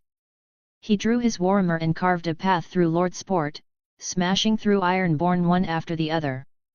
Barry Stan Selmy stood beside him, working like a painter, one who painted with Iron Islander blood. Dorian already killed half a dozen men with throwing knives alone. Arthur dispatched 2 combatants while Bryce held his ground against a brutish Iron Islander. Sandor Clegane was doing Sandor Clegane things. Bang! Edric smashed his warhammer against the head of Bryce's aggressor, giving him an instant concussion. The Iron Islander collapsed onto the ground and Edric raised his warhammer once again, smashing it against his head a second time, for good measure. "You held your ground, that's good," Edric remarked, turning to Lord Sport. "Don't get too confident though. I don't want you to die. Just doing my part." The surprise invasion certainly caught the Iron Icelanders of Pike off guard, with the royal army sweeping through Lord Sport and gaining a great portion of the Iron Fleet. The royal army swept up all the local holdings, except for Pike itself. The logical step was to march up the island of Pike and besiege the Greyjoy's fortress. Alas, Edric had other plans. "We ought to take Pike by storm, we certainly have the numbers for it," Lord Alistair advised, stroking his beard. "That is the plan, no?" Renly raised an eyebrow. "What other reason would we invade this island first? What are you thinking?" Stannis turned to Edric, who grinned slightly. "No, we will not attack them with these numbers. Though this attack has drastically weakened them, the Ironborn could still rally a force capable of putting up a good fight and even corner us on this island if the siege is dragged out. The Lannister fleet is simply not enough to conquer the Iron Islands with ease, but with this attack, we have taken a great number of their ships, which may be used to transport more of the royal army. We will take all their ships and bring aboard more of our men for a second, greater invasion." "Ah! I see now." Renly Baratheon chuckled. "That is a sound plan. The genius of my nephew is understated more often than not. Truly, what boy is so brilliant in all of the realm? Though, it's no surprise as he was raised by me." "You?" Stannis scoffed. "He has his father's mind and body for battle, something that cannot be taught." The fog dispersed and the royal army emerged from it, taking Lord Sport by storm. A messenger ran all the way to the Great Hall of Pike, lowering himself as he took several deep breaths. Thousands fell in battle and then they took all the ships, leaving Pike without a single man being left behind.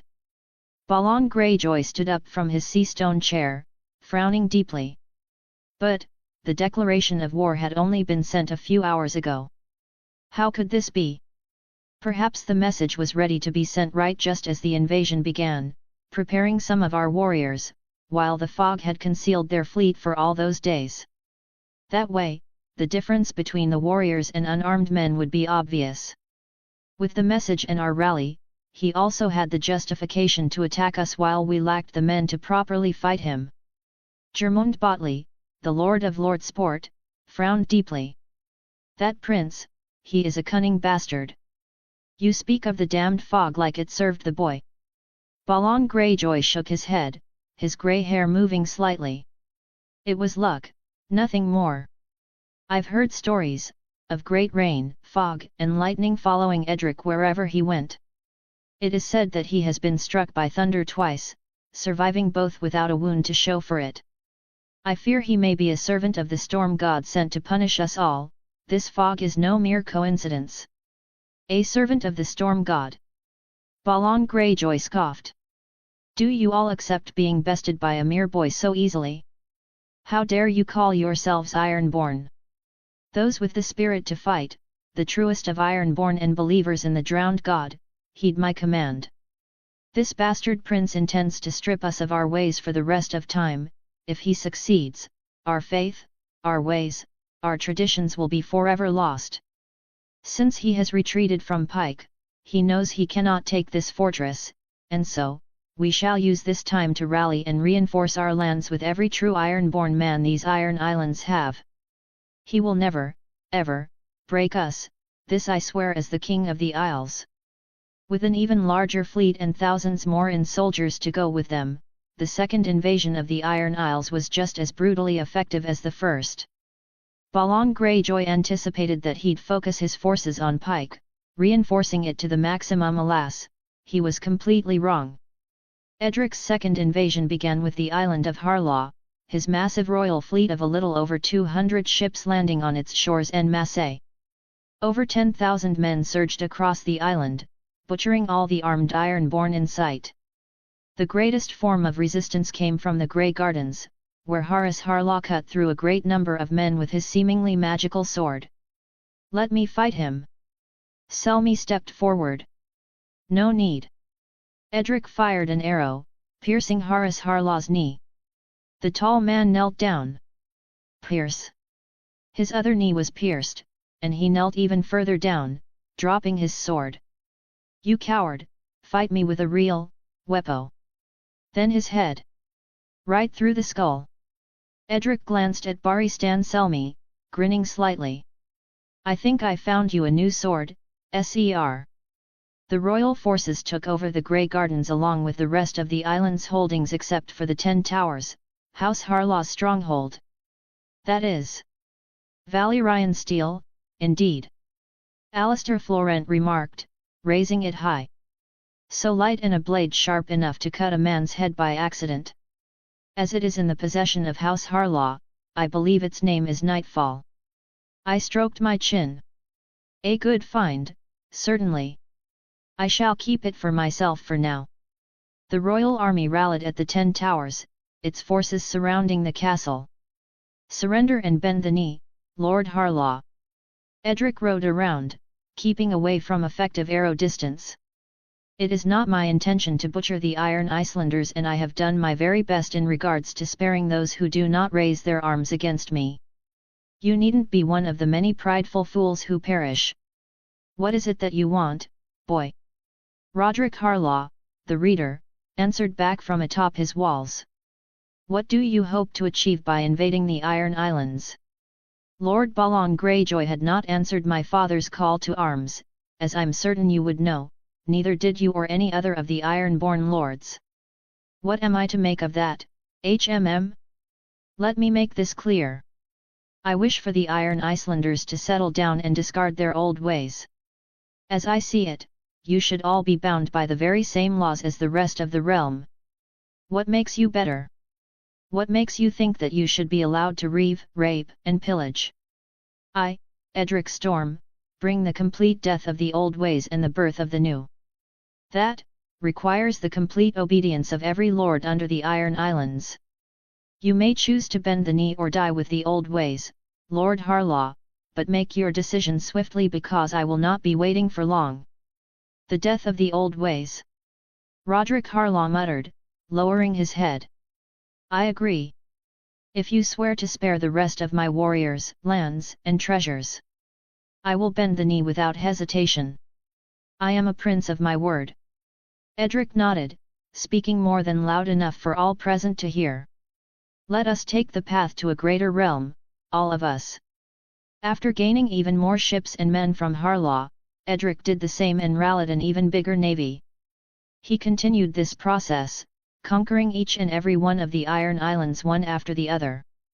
The experience which his soldiers had gained from the Golden Tooth in regards to siege engines had proved to be vital, allowing the army to swiftly advance from one holding to the other. He also freed any thralls and other slaves that had been kept in the Iron Isles. Edric ran circles around Balon Greyjoy's strategy, collapsing a critical number of his forces. In the end, with the complete fall of every island except Pike, the last of the rebellious Ironborn warriors rallied in the Greyjoy stronghold. Along his conquests, Edric also had attained the Valyrian steel sword known as Red Rain from House Drum, which he granted to Sir Barristan, the Lord Commander of his King's Guard. Balon had absolutely fallen prey to a divide-and-conquer master class. "This is where the invasion ends," Arthur remarked, looking up at Pike and then glancing at all the siege engines on their side. "The Ironborn are a tough people, I'll give them that. They have a deep distaste for surrender. It's not the people at blame, it's their foolish leader," I replied, shaking my head. "He is brave to the point of being absurdly stupid. He is a devout believer in the old ways, as well, so he has to be replaced for the Iron Icelanders to know peace. That's why you attacked them. Arthur added, nodding. Though, replaced by who? Theon. A lord who would agree to carry out my wishes and change the Isles for the better. No one would respect Theon, and it's likely that he would be overthrown by someone with greater support. No one would follow his commands, for he is more Stark than Greyjoy. Lord Roderick Harlaw. He's one of them. I drew Nightfall, which had become my sword for a short time. Though I found its starry black blade fascinatingly beautiful, it was not fit for me.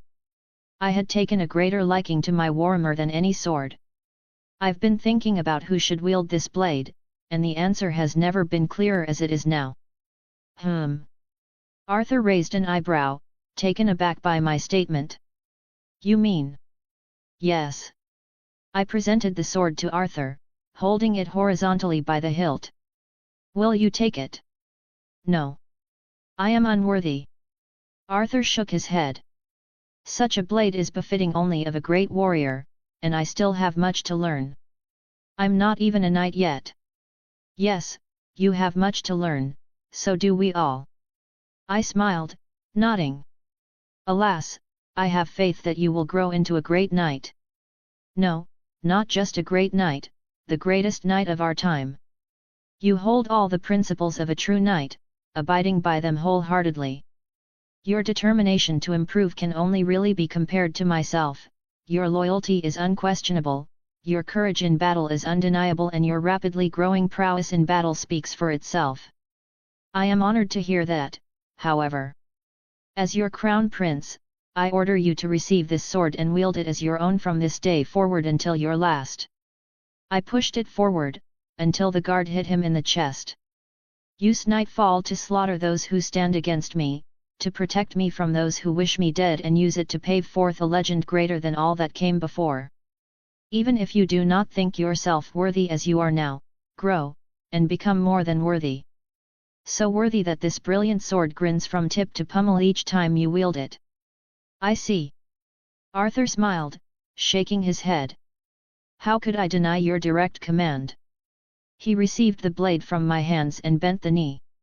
I will do all I can to live up to your faith. Not too much pressure, my dear friend. I pat his head before helping him up from the ground. I turned to the fortress of Pike, grinning slightly. This is where you earn your knighthood and white cloak. I will not fail you. You don't even need to say it, I know you won't. Edric began the siege with the usual sniping, tremendously lessening the number of men willing to hold the initial walls of Pike. Once they were held up in their towers, the siege engines were moved forward. The trebuchets fired forth massive rocks, collapsing the walls further with each wave of stone. Their largest watchtower had collapsed soon enough, along with much of the wall around it. The royal army stormed forward, led by Edric himself and his companions. An intense battle broke out between the gathered Iron Icelanders and Edric's royal army. The Ironborn did not fear death, but rather, most of them seemed to welcome it, even. It was an honor to them, no surprise since they had their own idea of a Valhalla. Something about hot mermaids attending their every need in a watery hall. Edric supported his men with his godly archery skill, shattering the morale of the Ironborn with each prominent warrior killed. Eventually, they caved in and the royal army made short work of everyone that remained. Push forward. Edric along with a division of archers dispatched anyone guarding the curtain wall which would lead to the stone bridge. Eventually, the gates gave in to the battering ram and the army crossed the large stone bridge, leading the battering ram to the final defense, the Great Keep. It, too, fell, though the resistance was greater than the initial walls by far. Finally, the Great Keep had been breached, and the first to cross into the Great Keep was none other than Arthur Tudbury, wielding his new black blade. He cut a path of blood, killing several Ironborn, one after the other with grace, his new Valyrian steel blade going through their armor like butter. Baristan Selmy was the same, leading the charge into the great hall. Among the brave fighters was a woman, screaming her lungs out as she killed several men. "Let me take care of her." Edric stopped Arthur in his tracks, grabbing his shoulder before readying his bow. He fired several non-lethal arrows, stopping her from persisting in her fight. I believe that's Asha Greyjoy, seize her and let a maester tend to her wounds. Yes, my prince. The royal forces proceeded to swarm the Great Keep, eventually breaking into the Great Hall where Balon Greyjoy sat upon his sea stone chair. Edric led the charge against the remainder of Balon's forces, using his warhammer to smash through several Ironborn. Alas, Balon's guards focused on him, and used his act of inspiring bravery against him. One of the largest of the guards present had managed to smash his axe against Edric's right shoulder while he was distracted. After that, the warrior struck his chest with great force, causing tremendous blunt damage, which his plate armor hadn't been suitable against. Edric! Damn! Edric grew dazed, his eyes widening as he saw the projection of a massive axe striking his head. Slash! Arthur rose to the occasion, slashing right into the warrior's arm and slashing again to cripple his other arm, and another 2 slashes, gravely wounding his lega. With one final blow, he cut his head clean off. Edric stepped back, no longer feeling his right shoulder. Damned bastard! After that, he took a backseat role and watched as his forces shattered Balon's guards and swarmed the throne room. Balon! Edric went up the steps at his own pace, grabbing his chest. Do you enjoy watching the death of your people? They are a brave people, they will fight for what they believe in.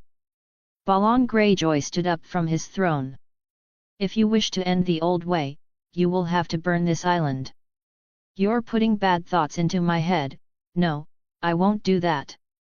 Your people were convinced that raiding, pillaging, raping and all of that, was their right. Edric stepped forward, shaking his head. For generations upon generations you Ironborn were raised this way, but you are not an inherently evil people. No one is born evil, for that matter. The old ways will change into the new under my reign, though, you won't live to see it. Your reign will not ever begin. Balon Greyjoy drew his axe, throwing it straight for Edric's head. He tilted his head slightly, seeing the throw perfectly and effectively evading it. Arthur, apprehend him. Yes, my prince. Arthur stepped forward and knocked the old Balon onto the ground, leaving him at Edric's mercy. Let this invasion be a lesson to all the Ironborn lords who would not answer a call to arms from the king. A lesson for all who long for the old ways, they are called that for a reason. They are old, and do not belong in the 7 kingdoms, my realm, in any shape or form. Edric struggled to raise his warhammer with his left hand, though, lightning sparked and surged in his arm, propelling it upwards. Bang! He smashed Balon Greyjoy's head with one swift blow of his hammer, scattering his blood and brain juice all around the steps of the sea stone chair. After that, he dragged his warhammer to the sea stone chair and placed it at the side, before seating himself on the throne. They say only a devout follower of the drowned god could ever seat this throne. Only someone who is worthy. Edric made himself comfortable, sitting back. A slightly proud grin appeared on his face as he observed all his supporters. Here, I sit.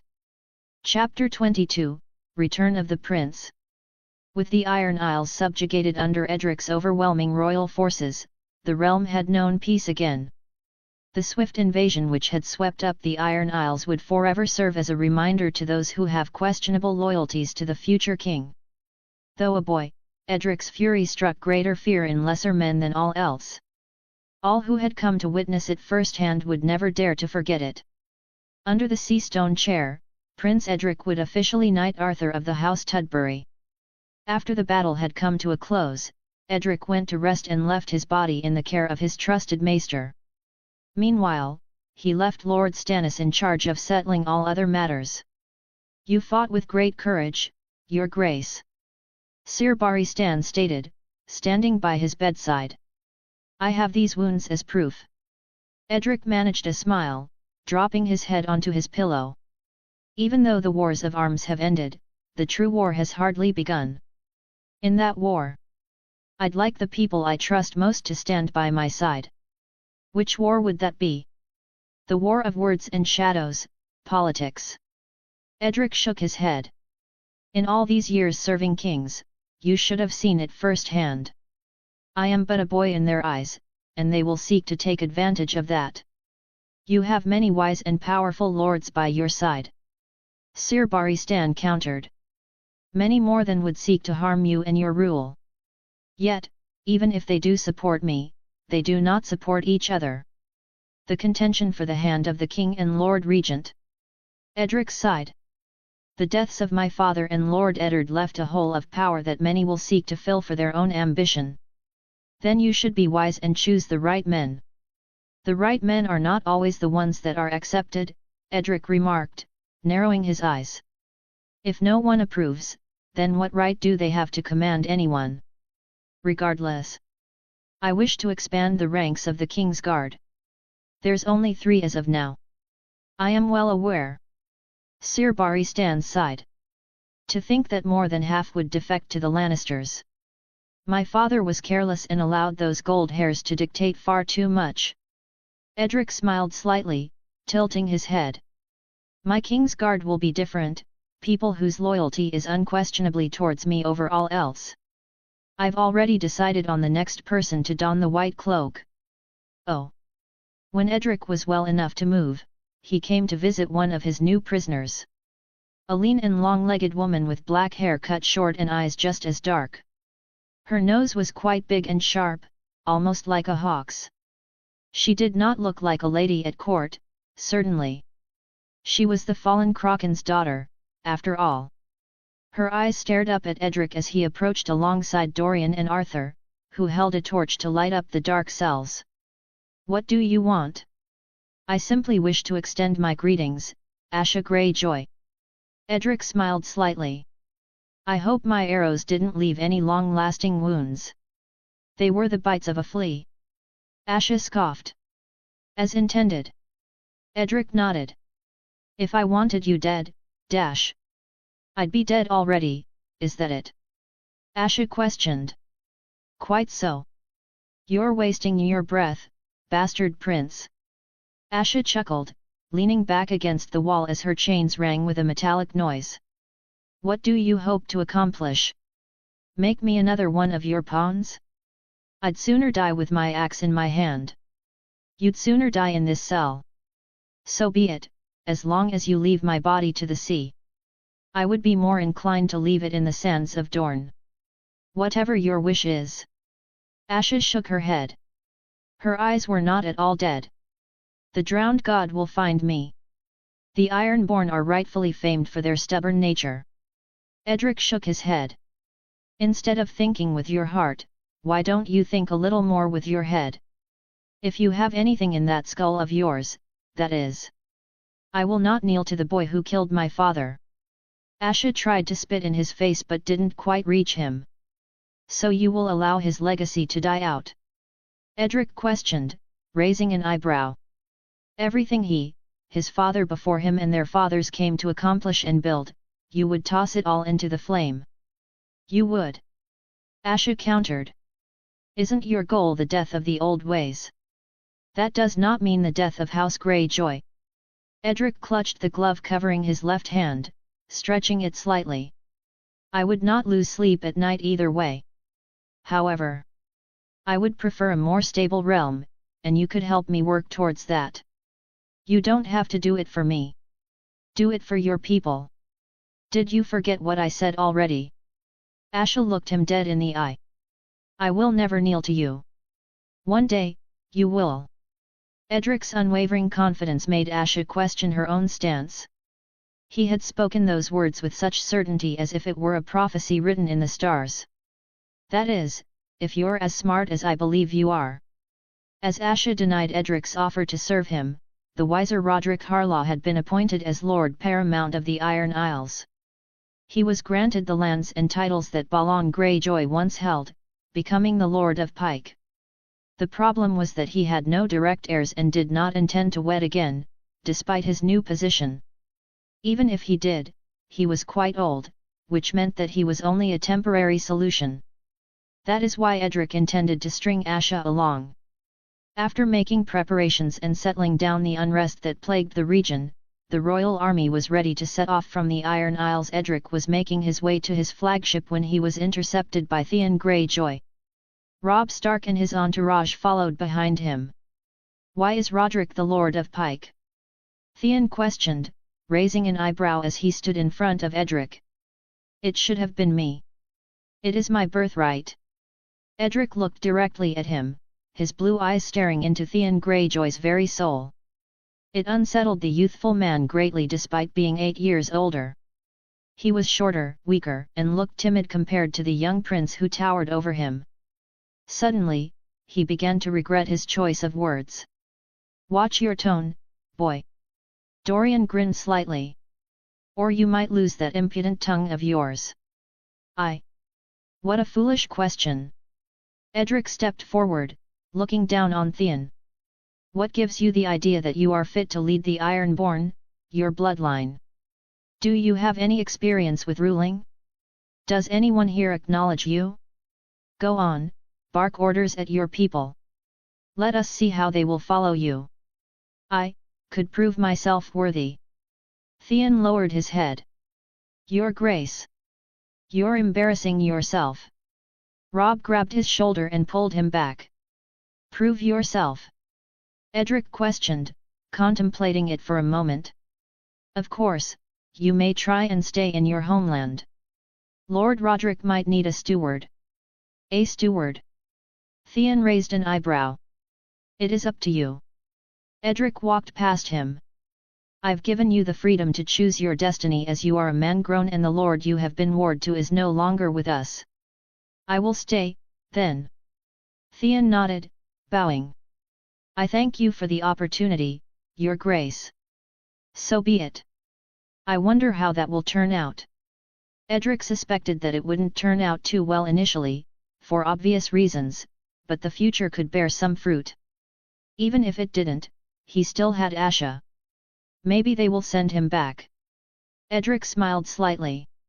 With the flames of war having been extinguished at last, the royal army retreated from the Iron Isles and returned to the mainland where most of the banners split apart. Most of the levies who had been raised for the war effort were disbanded and sent home, led by their knights and sergeants. In most cases, the lords of the realm rode with Prince Edric to accompany him and witness the crowning of a new king. "Robb Stark. I don't believe we've spoken in private before." Edric went back a bit, joining the new Lord Paramount and Warden of the North. "It has all been war councils so far. What would you wish to talk about, my prince?" "Spare me the formalities, Robb." Edric smiled slightly.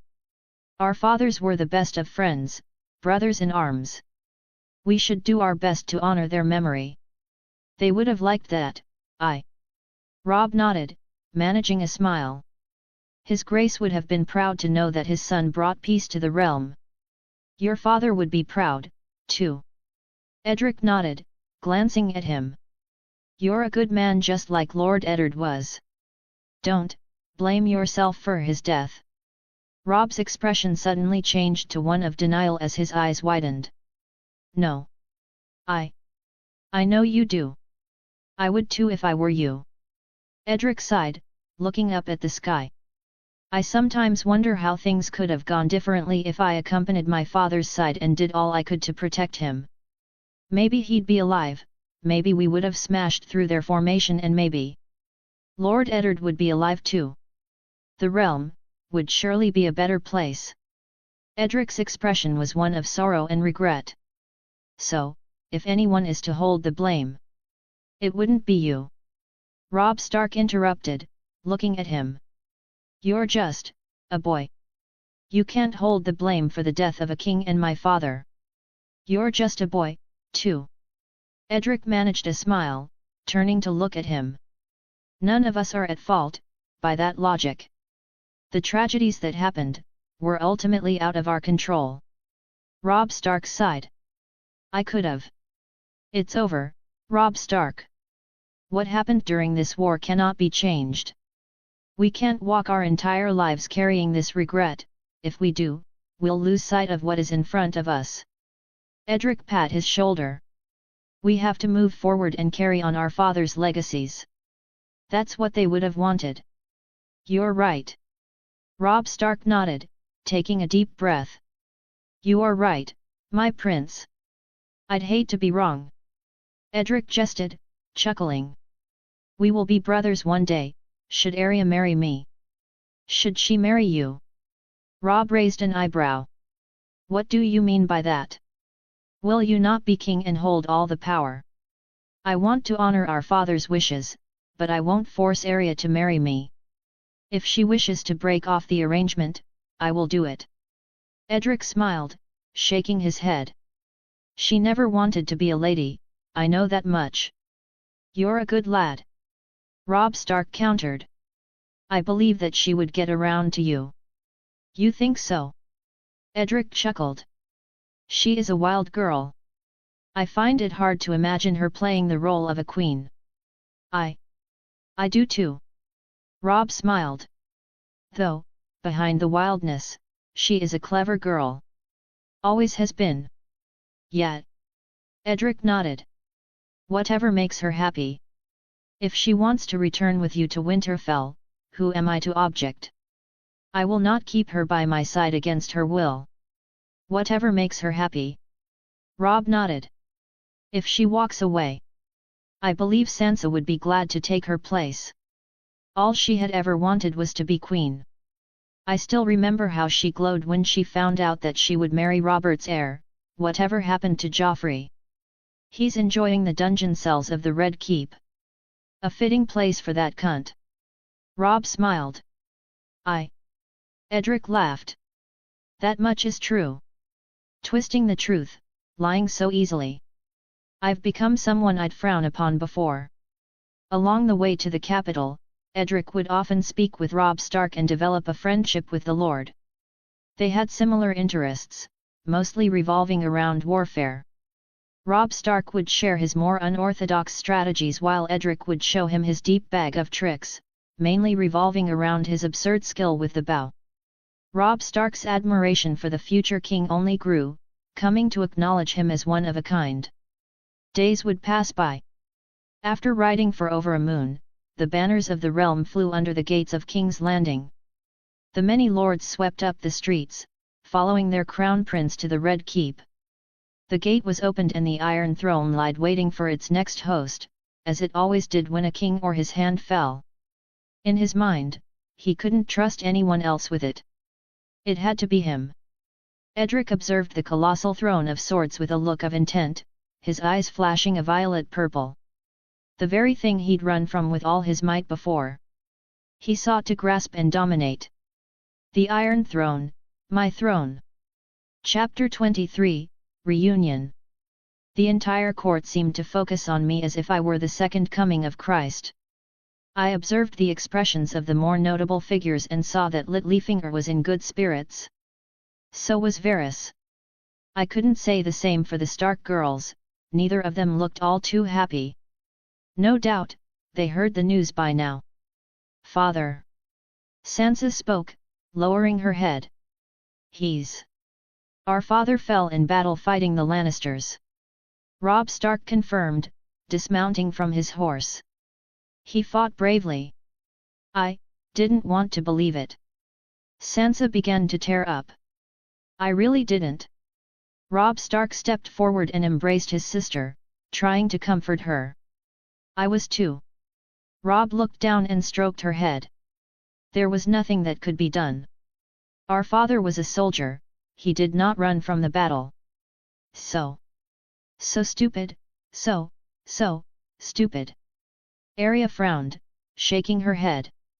Why did he have to fight? If he stayed away, he could still be alive. She was right, in a sense. Eddard Stark was a good fighter, relative to normal soldiers, but he was no warrior. As a Lord Paramount, he should have treasured his life more and took a field commander approach like Lord Tywin used to. Arya. Robb tried to reach out but Arya Stark ran away with tears in her eyes. He couldn't possibly chase after her while still by Sansa's side. I'll stay here. I pat Robb's shoulder, smiling slightly. You speak with Arya. After all, you are her big brother and she needs you the most right now. Robb Stark nodded, letting go of Sansa.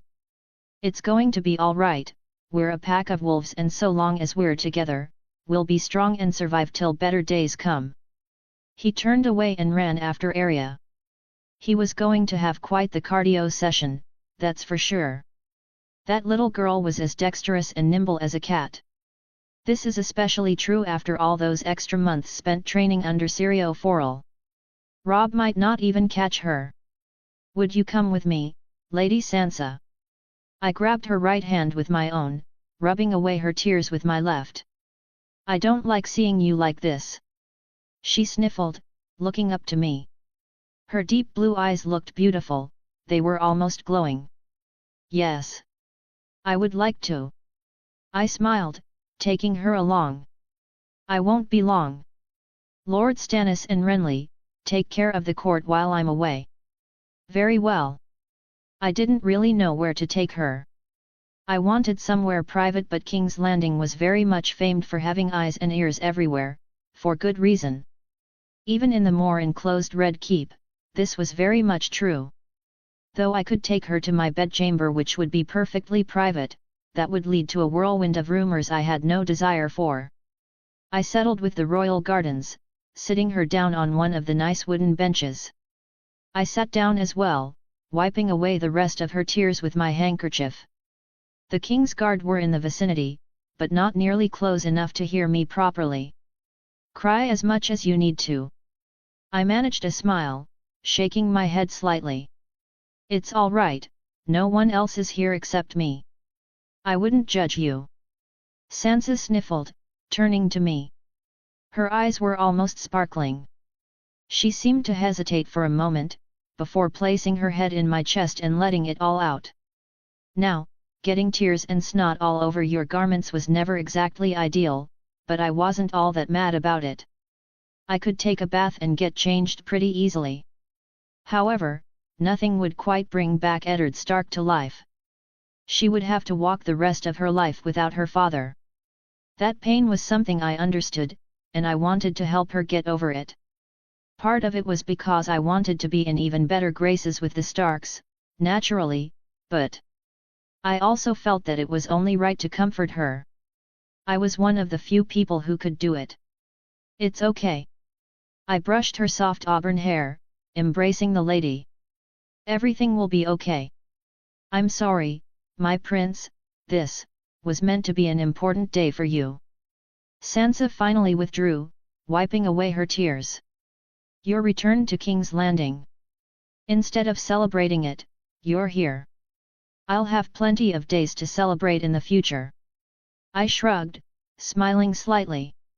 I am the son of Robert Baratheon, after all. It is in my bloodline to find the smallest excuse to celebrate. Sansa Stark smiled at my jest. You are too kind, Edric. I just don't like to see you cry. I leaned back against the bench. If I were by Lord Eddard's side during that battle, I could have protected him. I'm almost certain of it. It's partially my fault that he died in the first place. Don't blame yourself for it. Sansa shook her head. Even if you did try, wouldn't you just have put yourself in more danger? What if you died instead? You'd be crying less. I smiled, tilting my head.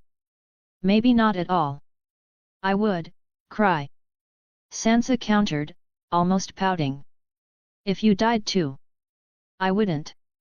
I shook my head. I have a purpose, and until I fulfill that very purpose, I won't ever allow myself to die no matter what challenges stand in my way.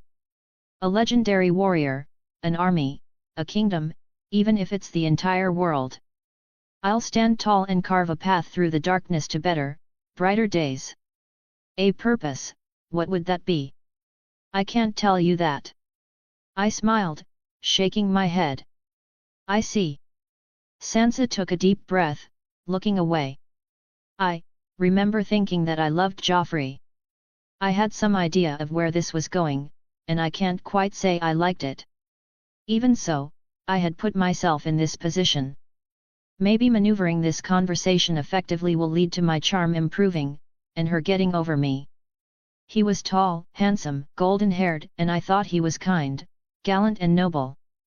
Sansa lowered her gaze. I thought he was just like the fairy tales, that my life would be just like a beautiful song of happiness and love until the end. I nodded, listening along. Then, you appeared and snatched my heart for yourself. You were wild and bold, almost like a beast. The confidence you walked with. I could only look at you. Sansa smiled, her face looking a bit red. You did what your heart told you to without fear of anything.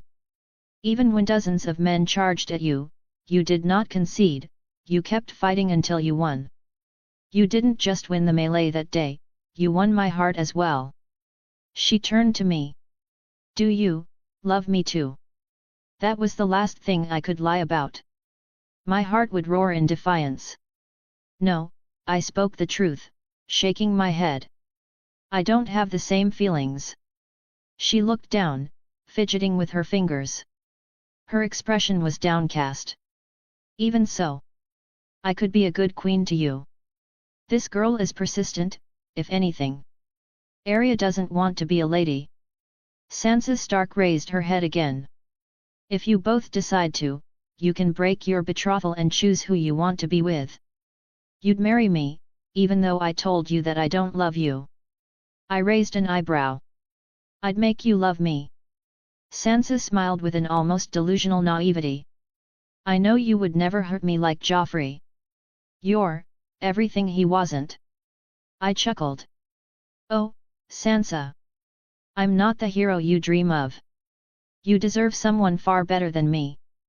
But believe me. I grabbed her hands and looked straight into her eyes. There are better people for you. People who can even make your fairy tales come true. I don't want anyone else. I could almost mistake my diplomat perk for romantic because it was doing the complete opposite for me. I let go of her and smiled, shaking my head. Sansa, you deserve someone who loves you wholeheartedly. As someone who shared the same dream of a happy and loving romance. I know that better than anyone. I sighed. I can only ever love one person, and that person isn't you. Please understand for me, all right? I don't hate you, I don't dislike you, if anything, I quite like you. But I can't love you. Sansa stood up, shaking her head. Forgive me. I was too stubborn, and stupid. No, it's not your fault. It's mine. She looked at me one more time before walking away. I watched her walk away with mixed feelings. Technically, Sansa would be among my best marriage prospects as the eldest daughter of House Stark and someone with blood ties to House Tully. We also share the same desire, in a way. We both seek that perfect romantic love. But, if we married, I would be stealing that dream away from her. Either way, I wanted to save my hand for someone else. The Dragon Queen. After Edric left, the court returned to normalcy. Mainly spreading gossip and enjoying their luxuries. The lords who had just arrived spoke their heroic tales of warfare and reunited with old friends. The main topic of discussion, however, was the new king that would succeed Robert, the regent that would rule the realm for him and the potential hand that would do the same. Ah, the littlest of fingers. Dorian approached Littlefinger with a sharp grin. I don't believe we've spoken before. No, not that I recall. Littlefinger shook his head. Even so, I know who you are. A dangerous man who rose from slavery to freedom, to having the future king's ear. It's quite admirable, really. Dorian smiled. A son of a little lord who was raised alongside far more important lords and ladies, entangling with them. A man with an impressive ability for finding gold and latching onto the right people. Now, he stands as a member of the small council. Someone responsible for the realm's treasury, no less. How could a humble mercenary like me compare to the likes of you? Dorian almost sounded sarcastic, making Littlefinger chuckle. You are an intriguing man, Dorian Daggerhand. I'd hate to be a boring one. Dorian grinned, clashing his goblet against little fingers. Have a good drink, Master of Coin. You should be happy, the realm will know a proper king soon. Littlefinger smiled. It is a joyous occasion, indeed. We had the old lion on the run with his tails between his legs. Renly laughed, performing a boy gesture. But, my dearest nephew couldn't let the bastard escape the field unscathed. He aimed an arrow across the entire field, hundreds and hundreds of paces, and fired. Whoosh! Renly imitated an arrow going through the air with his hand. The arrow went singing across the battlefield, straight for Tywin's head. Renly chuckled, raising his index finger. However, the lucky cunt had tilted his head ever so slightly, feeling my nephew's arrow about to take his life. The arrow scraped only the side of his helmet, but the look on his face. Renly laughed. I swear, he shat 3 solid pounds of gold before riding as far away as he could. All of the lords and ladies listening in laughed with him. He had the kind of charisma that would make anything he said seem overly amusing. Meanwhile, Stannis was making arrangements for the future. After a nice bath and change of clothes, Edric stood on the highest tower where the wind blew against his long and wild hair. A little bit of rain fell as he remained in his thoughts. The day of their reunion was so close, he could almost see it. There was a red comet lighting up the night sky, a large and very prominent one. It could be seen across the world. Edric was fascinated by its red glow, simply staring at it. Dragons, the return of dragons and magic. Edric observed, grinning as the wind blew with greater ferocity and made his hair sway wildly. He spread open his arms, and the waves scattered by his command. He raised his hands like a conductor, and the waves under King's Landing followed. Power. Edric acknowledged, feeling a surge of power in his body. My power. The cracking of thunder followed, and lightning tore through the sky, crashing against the earth. He raised his left hand as if he was reaching out to the heavenly sky. He spread open his fingers, and lightning trickled down, cracking around his hand. Under his command, the lightning began to take a more condensed form, forming a sword. Not just any sword, however. It was the sword he imagined the Raiden Shogun would wield. He began to sweat as the amount of energy and concentration needed to gather, keep, control and condense the lightning began to drain him. Bit by bit, he managed to form a katana. Damn it! I'm not there yet. When he realized that it was becoming too much to handle, he sent the sword away into the sky. Whoosh!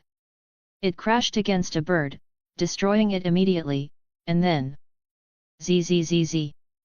Shhh. Its lightning spread out like a chain, hitting every flying creature near it. Chain lightning. Edric observed, grinning slightly as he observed the damage he had caused. The Vegans wouldn't like me. Over a dozen birds had fallen prey to Edric's lightning, plummeting straight down to the ground. Despite feeling fatigued, all Edric could do was smile.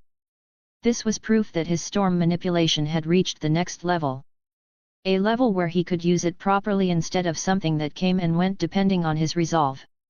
The storm is coming. His eyes sparked a thunderous violet purple. Edric spent the rest of the night eating delicious warm food and drinking wine, after his food tasters had a taste first. He also entertained his court, making new friends and allies. He understood exactly how a good king would act, having read about every single one that came before him. The part almost came naturally to him, especially when he had a good drink and eased in. Once the adrenaline faded and fatigue began to set in, Edric decided to let the night take him and went over to his bedchamber. The one he had slept in as prince, since he wasn't king yet, he decided to enjoy it while it lasted. With the king's guard, Dorian and Arthur around while Lord Stannis and Renly ruled over the court, there wasn't all that much for him to worry about. It's a bit early for you to be lying on my bed, Edric remarked with a slight smile, falling right into the opposite half of the bed. He didn't want to squash little Arya under his weight. What's wrong? Robb told me, about our arrangement, Arya stated, frowning slightly. It doesn't matter to you. I get to choose, don't I? Yeah, that's about right. I wanted to tell you sooner rather than later. Edric nodded, sitting up and looking at her. Is there something wrong with that? It sounds to me like you want me to go. What? Edric chuckled. I'm giving you the freedom to choose your destiny. You know I wouldn't like being a lady, and you want a better one. A proper, beautiful lady who acts like one should. Arya looked away. Like, my sister. That's why you told Rob to go after me while you stayed with her. What good would I accomplish trying to make you feel better? Edric questioned, raising an eyebrow. The time I so much as touched your head, you kicked me into oblivion. Arya crossed her arms. You keep changing the matter of discussion. Do you want to keep this arrangement or not? It depends on you. It depends on you. Arya shook her head. I'm not stupid. You want me to be the one to break it so you don't look bad to everyone else. As long as everyone is happy. I shrugged. What does it matter? I won't force you to marry me, nor will I turn you away if you choose to stay, it's as simple as that. I've taken a dutiful approach to this matter. Dutiful? Arya scoffed. Fine, if that's what you want. I'll stay. Interesting, is she making me be the one to break it when the time comes? I see. Edric smiled, dropping himself back down on his royal bed. He closed his eyes and let out a chuckle. I didn't imagine a girl like you would like to be queen. It's not about being queen. Arya got off his bed and turned away. You, like me? Edric chuckled. No. Arya scoffed. I just don't want you to get the easy way out. You sure you don't like me? Edric laughed. Because I think. No, I don't like you. Arya shook her head. Ah, it doesn't matter whatever your excuse is. Edric smiled. I don't mind staying betrothed to you, it'll keep away the horde of ladies that were ready to line up. They're still here. Would you water dance them away from me? Edric jested. I'd like to. She opened the door and left. What a weird girl. Edric thought. On this day, I wish to honor the last heroes of the rebellion that rose up and overthrew the Mad King, ending his tyranny before the realm burned under his reign. King Robert, the first of his name, my father, brought a sense of peace and prosperity to the realm for nearly 15 whole years. Today, this legendary warrior, fierce leader, and king will be put to rest, knowing that the legacy he paved will be carried on by me. In the initial days after his return, Edric was making preparations for his crowning. First of all, he had an official ceremony honoring the fallen during the war, focusing on Lord Eddard and King Robert. He gave them a proper farewell in the eyes of the realm before moving on.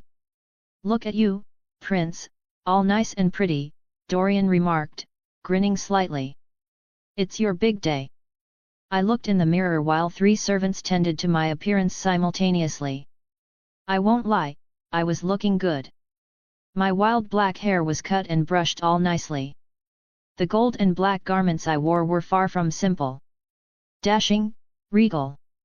I looked like a king, indeed. All that I was missing was the crown. Not quite. I countered. This is just the beginning, Dorian. My big day is a good while away. Oh, so you're already thinking ahead. Good. Of course. I glanced at Arthur. I also have a present for you after the ceremony. Is it a white cloak? Arthur smiled, raising an eyebrow. No, it's a black one. I chuckled, patting his shoulder. I'm sending you to the wall. Arthur shook his head, laughing. If that's what you wish, I'll go. Really? I blinked. Yet. I wouldn't do that to you. Before long, it was time. Edric walked into the main hall with a stride of confidence. Even without any heavy armor covering him or a warhammer in hand, each one of his steps carried a sense of might. Those who had witnessed him fight firsthand saw flashes of the antlered demon who had crushed all forms of resistance in his wake. The golden heart bow that took the life of hundreds and frightened thousands more, the warhammer that crushed Lord Paramounts under it, the cunning that crushed all forms of rebellion. They did not see a 12-year-old boy ascending to the throne, they saw a conqueror take what is his. His gaze slowly moved from one side of the court to the other as he continued walking. He stopped before the High Septon, who had his majestic crown prepared for him. He was a few steps higher, holding the crown over him as Edric turned around. May the warrior shield him from dangers he cannot see. May the smith grant him even greater strength so that he may carry this heavy burden. May the crone grant him wisdom and guide the way to a prosperous reign. May the Father grant him the strength to judge those who have done wrong and seek justice for his realm. Right about now. In light of the seven, I now proclaim Edric of the House Baratheon, first of his name, King of the Andals, the Roiner, and the First Men, Lord of the Seven Kingdoms and Protector of the Realm. A raging wave of applause followed as the High Septon crowned Edric Baratheon at long last. His eyes were not at all focused on the crowd, however. Something else entirely had taken his full attention. From the ceiling, purple particles trickled down, and the space around them seemed to tear apart. An electro symbol emerged, and from it came the Raiden Shogun. Chapter 24, For You. The cheering only ended when Edric raised his hand, gesturing that he wished to speak. The main hall drew to complete silence. With his crowning complete, the High Septon stepped away and withdrew. Edric turned to his crowded hall of subjects and smiled, taking a deep breath before he began his speech. Over 6 moons ago, when I was first legitimized by my father, some of you may recall my outburst. I'd imagine it would be hard to forget if you bore witness to it. Edric chuckled, shaking his head. My outlook on this matter has changed, naturally. Otherwise, this crown would not be on my head. There were some chuckles and smiles across the court. Though I am young and inexperienced in regards to kingship, I make this pledge to all the people of the realm. So long as I hold this crown, I, Edric Storm of the House Baratheon, the first of my name, will do everything in my power to maintain the king's peace, bring stability to the realm and ensure that all my people prosper.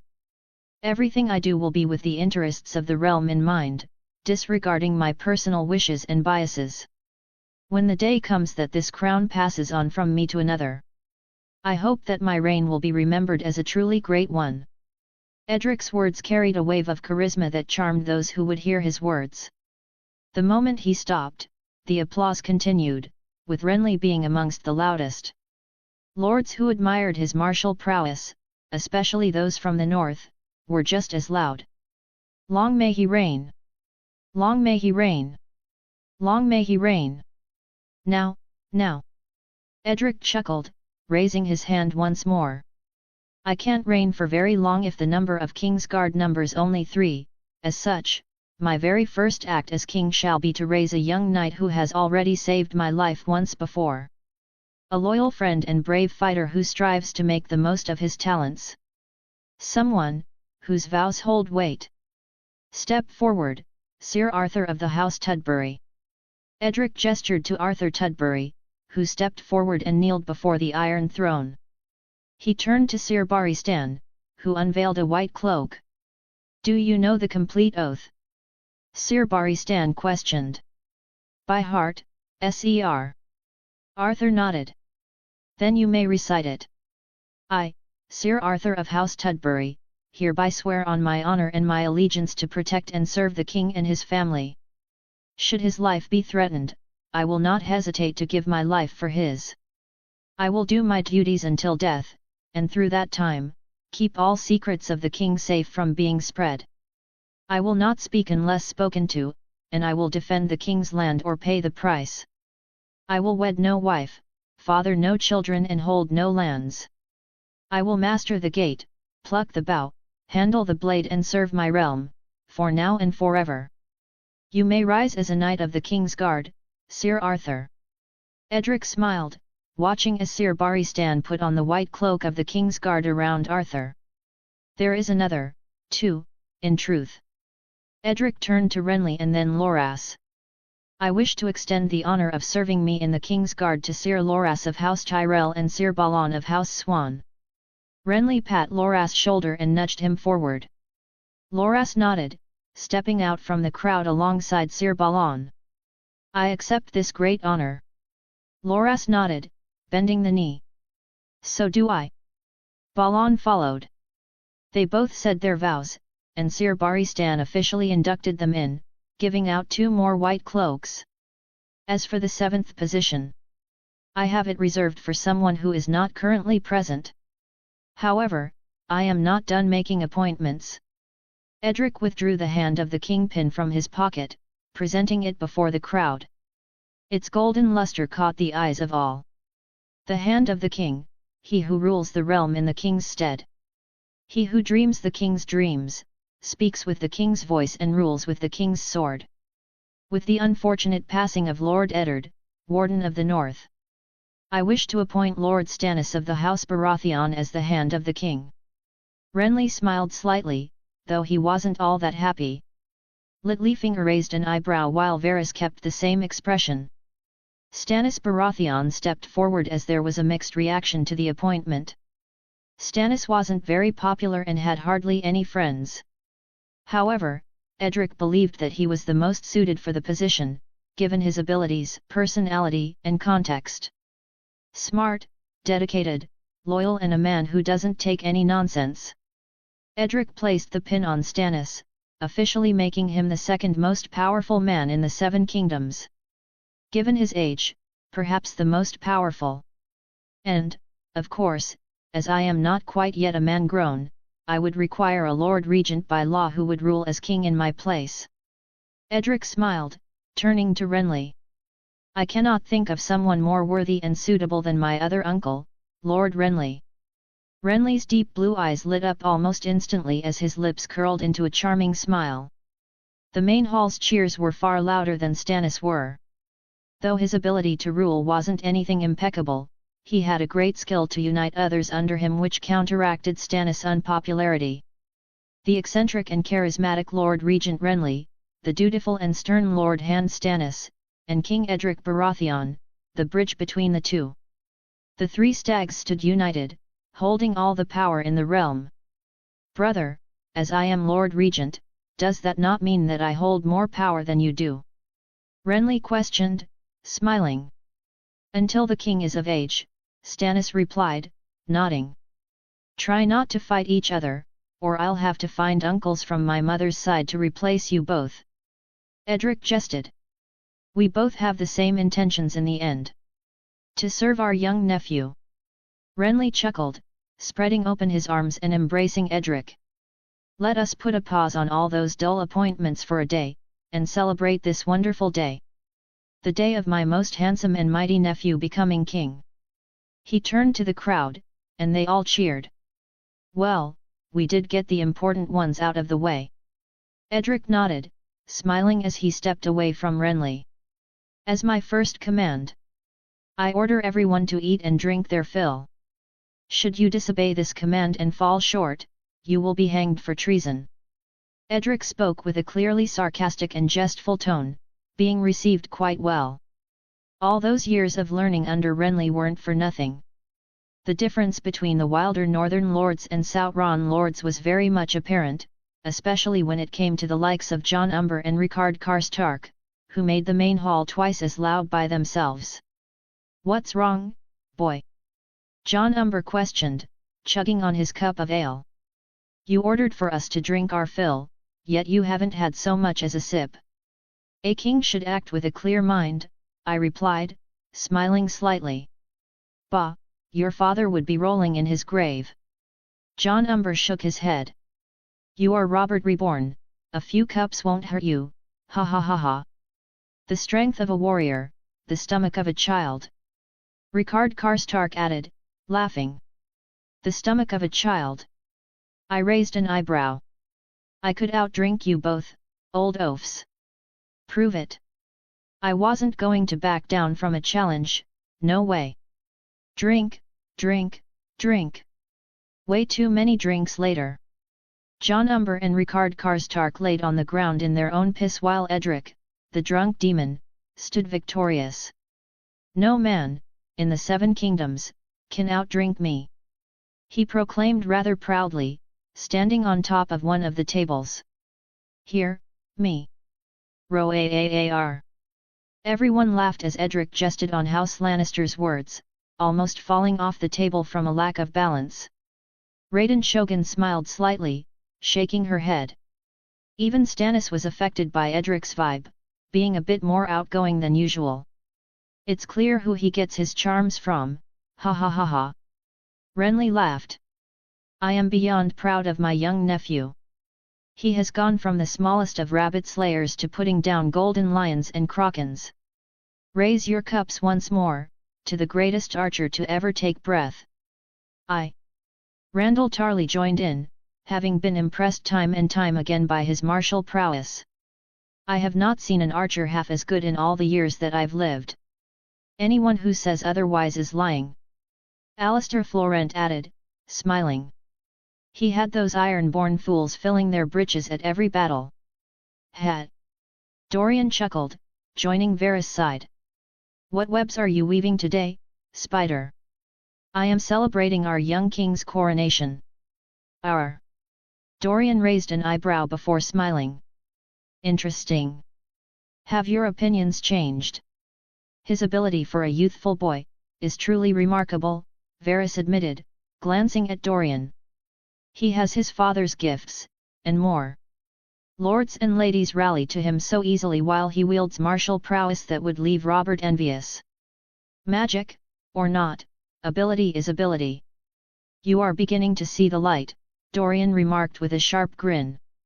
He is the way forward, for all of us. You've become awfully devout for a sellsword. As you said, he is a remarkable boy. More than even your little egg. Dorian had a drink, stepping away. Enjoy the night, eunuch. Oh, I will. Arthur, I command you to have 3 cups of Stag's Fury. I chuckled, pouring him some. Go on. Stag's Fury. Arthur raised an eyebrow, probably recalling the day Robert and I went bonkers.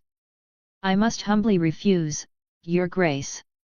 I can't protect you if I'm piss drunk. Ha ha ha. I laughed. That's why there are 5 other King's Guard, drink up. Arthur sighed. 1 cup. 2.5. 1.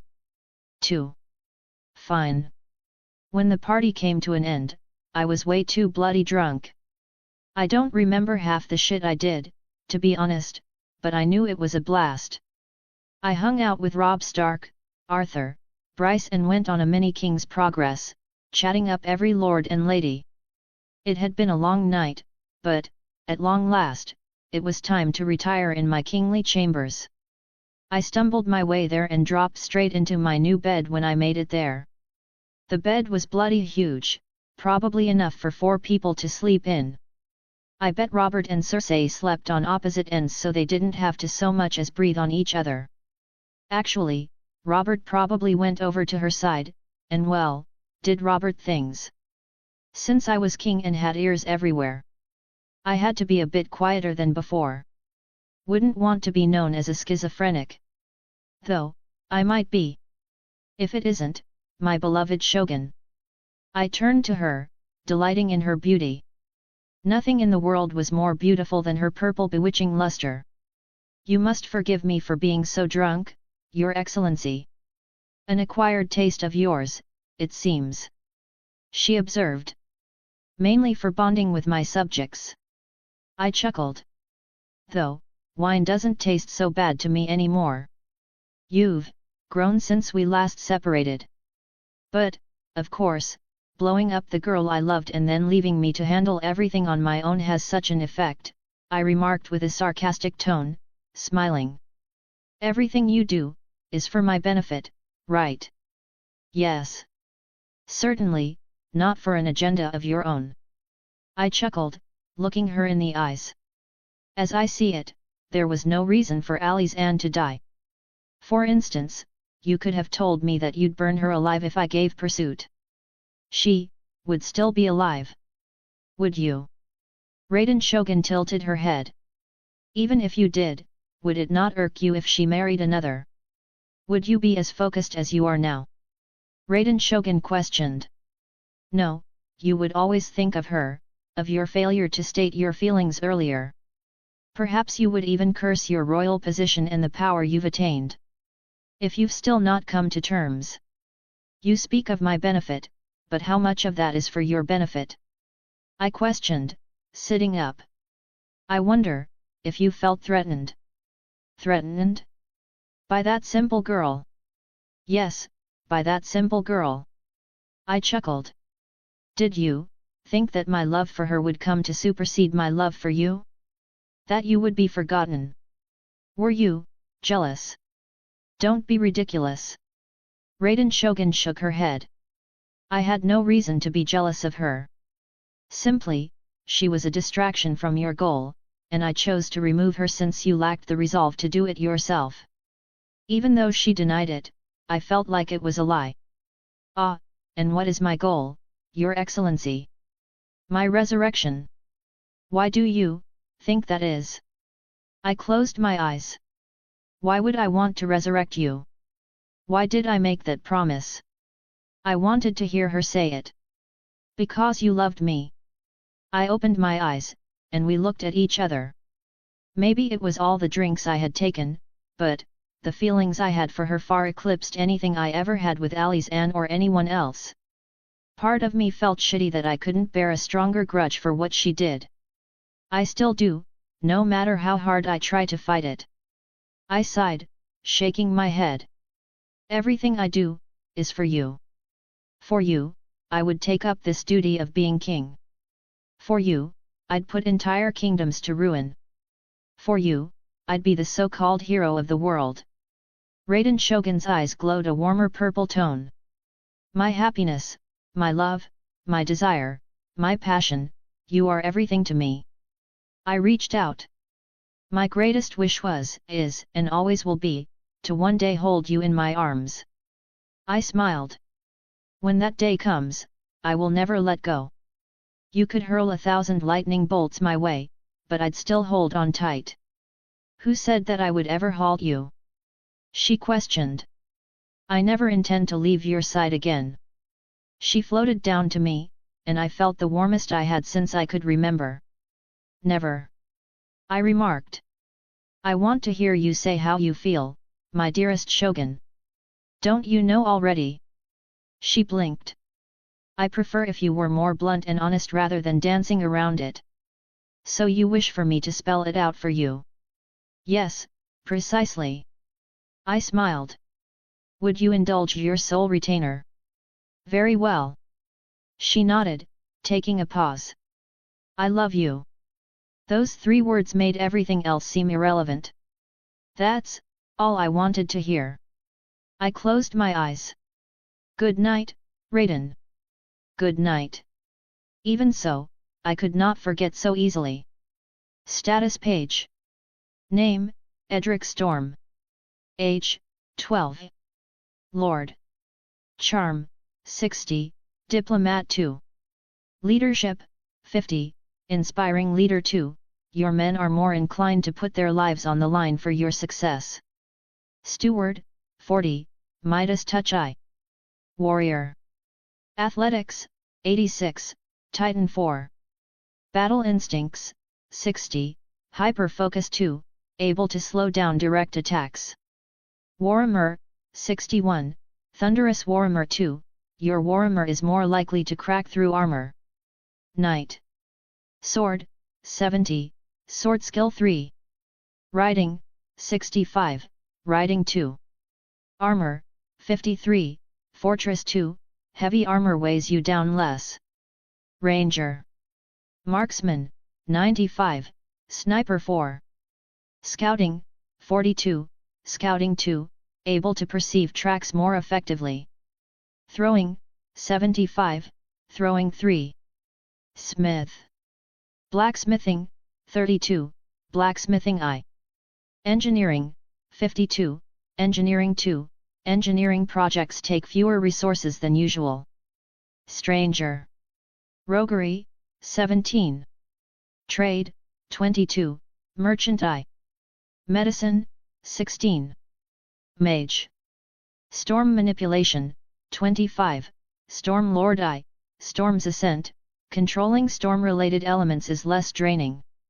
Also grants one limited access to the plane of Euthymia, where one can store items and draw them out. Advanced Chapter, 25, alongside a timeline are available in my Discord server, https://discord.gg/jnz6rh9zev. Advanced chapters up to 28 on my pat, which will always be +3 ahead of Discord and +4 ahead of web novel, patrayon.com/sovereign of heaven right parenthesis. Author's note. I've made the resolution to write Raiden Storm every day instead of being lazy from time to time or focusing on other projects, even during work days. My days off are usually when I complete chapters, namely Tuesday, Friday, and Saturday. I was inspired by Stephen King, who once wrote, "Once I start work on a project, I don't stop, and I don't slow down unless I absolutely have to. If I don't write every day, the characters begin to stale off in my mind. They begin to seem like characters instead of real people. The tale's narrative cutting edge starts to rust, and I begin to lose my hold on the story's plot and pace." I wholeheartedly agree, as I've experienced it firsthand. The last time I genuinely finished a book was in the summer of 2020. Which was a long time ago. It was my first real FIC and the only thing I wrote during that point in time. Of course, I had a shit ton more free time back then because of COVID and the lack of any responsibilities IRL, but that's beside the point. I choose to be more disciplined as a writer and put pen to paper every day, even when it's not particularly easy, or the words aren't exactly coming to me. Anyway, that's enough of my tangent. The next chapter is likely to come out tomorrow. I appreciate all the support this story has received so far and hope to cook up a true, completed masterpiece. Chapter 25, The Executioner. I was in a very dreamy mood, apparently. With the first pick in the 2015 NBA draft, the Los Angeles Lakers select Arthur Astley. I put on the hat, hugged my parents and went up there to shake Adam Silver's hand. He was a midget compared to me, which meant that I was inhumanely tall because that man is not short. I was hooping in my rookie year to the point that Skip Bayless started hating on me, a true sign of greatness. The lights of LA were bright, but I didn't shy away at all. I thrived in it. I practiced relentlessly, being tutored by Kobe Bryant, who was playing his last season. It really was a dream, because I carried that trash-ass roster, respectfully, to a championship by putting up wild numbers. Being a superstar in LA led to me being surrounded by women like a bloody magnet. I had an overage of 3 side chicks in each state with an NBA team. Yet, I was a whole fiend. Not that I had any control over what I was dreaming about, but goddamn, I was going for all of Wilt's records and achievements, apparently. Even the 20,000 women one. That changed when I met Raiden Shogun while going out shopping. That girl was buying cooking ingredients as if she had any kind of ability in that department. At least, I could easily afford a chef. I wasn't all that good at cooking either. We hit it off immediately and started dating. I abandoned my roster of women shortly after, putting a ring on her finger. Some of them happened to disappear and the number of thunderstorms drastically increased. No correlation at all, surely. It didn't take all that long for us to get married. She looked absolutely stunning in her white wedding dress, which cost a fortune. We made our vows and kissed, proceeding to celebrate the day. When night came, "I shall stand by your side." She grabbed my face and pressed her lips against mine. "For all of eternity." "I don't think I'm living that long," I remarked, smiling slightly. "Then, eternity shall die with you." Her sweet smile was the last thing I saw before waking up. "Eternity shall die with me." I looked at Raiden, who hadn't moved her eyes away from me. You slept well, she remarked. Yet. I shook my dizzy head. Getting into drinking competitions with Northerners wasn't exactly the best idea. At least, I hadn't done anything too embarrassing, from what I can recall. Did you have any dreams? A long, sweet dream.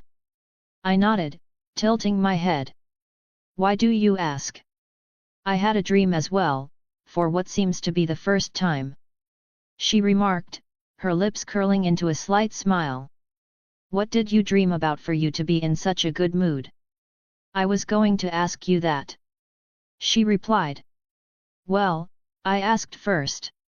I chuckled. As your shogun, you should answer my question first. That's just cheating. I chuckled. Can't you answer me? It's only a dream. I dreamt of being alive. She kept her smile even though her beautiful purple eyes glistened with weary sorrow. Of being human. I see, my dream wasn't all that different, then. I nodded. In my dream, I had everything I ever wanted, except 100 girlfriends. That was a bit much. There was enough drama for 10 seasons of a TV show. I'm sure that problem sorted itself out. Raiden gave me a look like she knew something I didn't. That made me think, did we share the same dream? 9 or 10 got struck by lightning, coincidentally, I added. Indeed, it sounds like quite the coincidence. She acted clueless. It was not often that the Raiden Shogun joked with me, she didn't really have a good sense of humor in the past. Should I be worried for the ladies in court? Why should you be? She tilted her head slightly. Even if I hadn't given you all of my power, the act would be of no benefit to you. Such a move would only bring suspicion and hostility among your subjects. I see. I nodded. Indeed, there would be no benefit. Besides, I can handle myself. I know what is important and what isn't. I am aware of the duties that I have to fulfill to give myself the best chance of victory. It seems that you've truly accepted the mantle of king. More or less. It grants me the power to accomplish my goals. Though I would have liked to continue, my stomach began to churn suddenly, and my body shook as if I were dumped into the frozen wastes of Antarctica. I dragged myself out of bed and got dressed. I was on the verge of vomiting whatever I had eaten up several times, but I never quite got there. Honestly, it was more frustrating that I hadn't let it out like an elusive sneeze.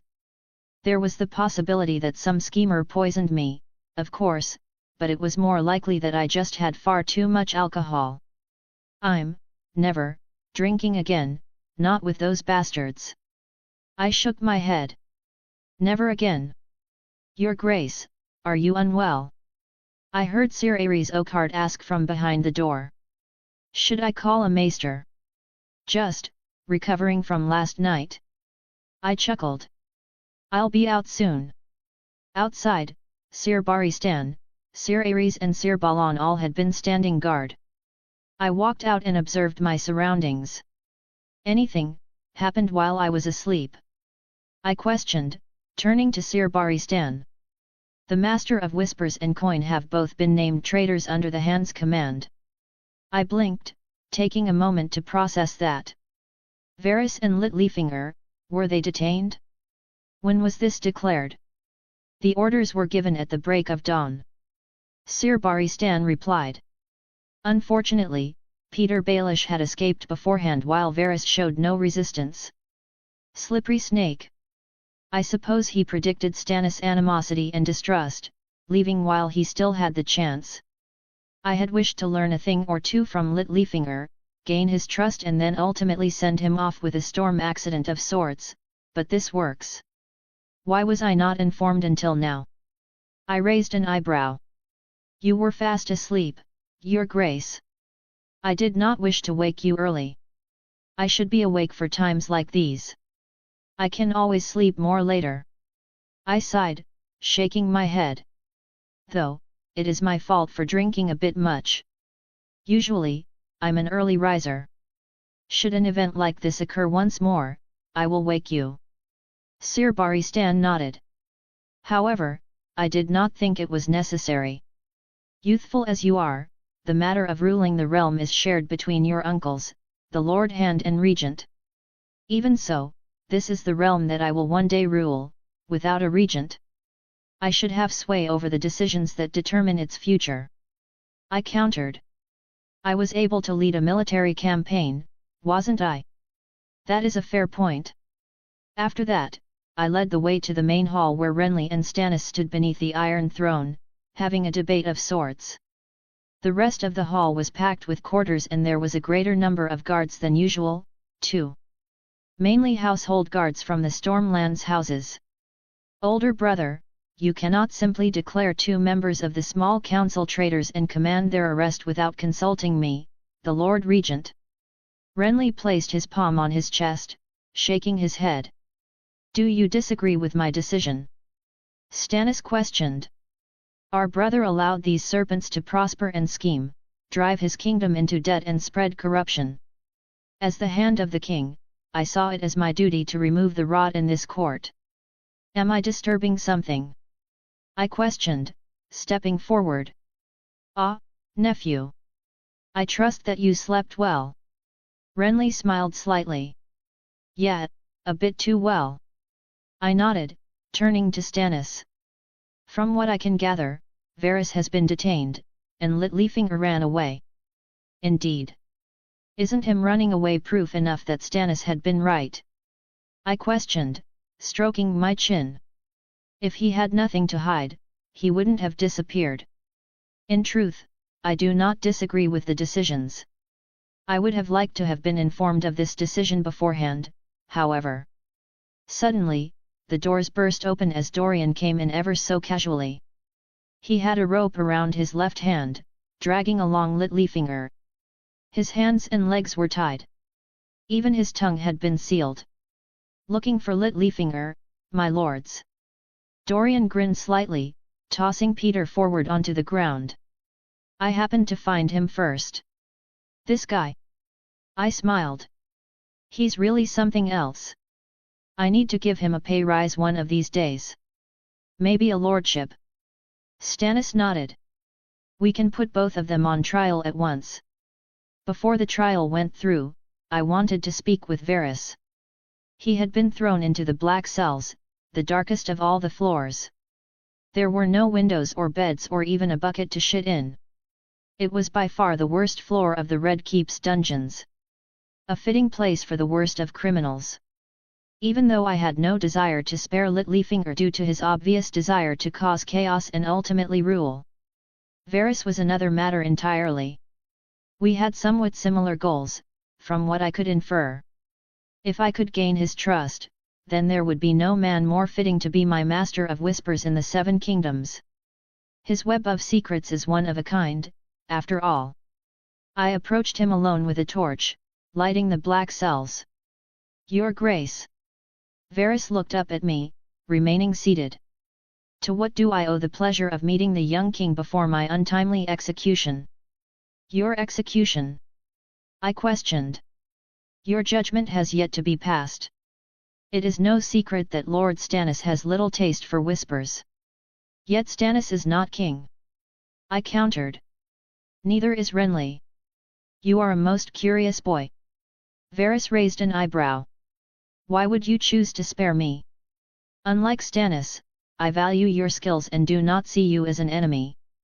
Rather, I see you as a common ally. Oh. I have reason to believe that you still hold House Targaryen in high regard. I began to explain. After all, it was the late King Aerys, the second of his name, who raised you from a eunuch in Essos to the small council. Varys nodded. In which case, one of the goals of my reign is to undo the wedge that my late father created. I lied, partially. The truth was that Dany would have dragons, and I needed those majestic flying flamethrowers on my side. I seek the return of House Targaryen and the complete unification of the realm.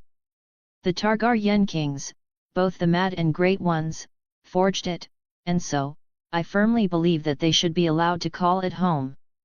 Should there be a more fitting king or queen than I in their ranks? I'd be more than willing to pass on my crown to them and roam free as Edric Storm. I wouldn't be opposed to marriage, either. Varys' eyes lit up. I was saying exactly what he wanted to hear, though, since I once genuinely held these sentiments, lying about it was almost too easy. I didn't know all that much about fake Aegon, but it wasn't all that difficult to assume that Varys supported him. In which case, wouldn't you be the most fitting master of whispers in my small council? You are a strange boy, Varys remarked, blinking. You act as if you know little, yet you seem to know far more than most. Your youth is a most powerful weapon that leads to others lowering their guard against you, a grave mistake, the late Queen would agree. It's good to be so young. I smiled slightly. Even I admit that I have underestimated you. Varys tilted his head. Should I live? I will faithfully serve as your master of whispers. No doubt, faithfully had a number of conditions under it. Even so, I chose to trust him. Perhaps my diplomat perk would turn him over to my side, ultimately. Now I just had to overturn the decisions of the two uncles I promoted. I spent quite some time convincing Stannis and Renly of Varys' purpose. My main points were that Varys served Robert faithfully, has unmatched abilities in his field, and would no doubt be supremely useful in my future reign. I was yapping quite a bit, but ultimately, my diplomat skills paid off, and Varys was cleared of his crimes. As for Littlefinger, I didn't speak on his behalf. Sure, he was good at making money, but he wouldn't be making it for me or the realm. I'd much rather recruit a top-tier merchant or banker from Essos than deal with his schemes. The only problem would be Lisa Oren and her reaction, which is why I would have preferred an accident rather than him being apprehended and executed. Littlefinger was put on trial for corruption, siphoning funds from the royal treasury, espionage, and treason, all of which he was confirmed of. The trial was very much skewed against him, but no one really supported Littlefinger.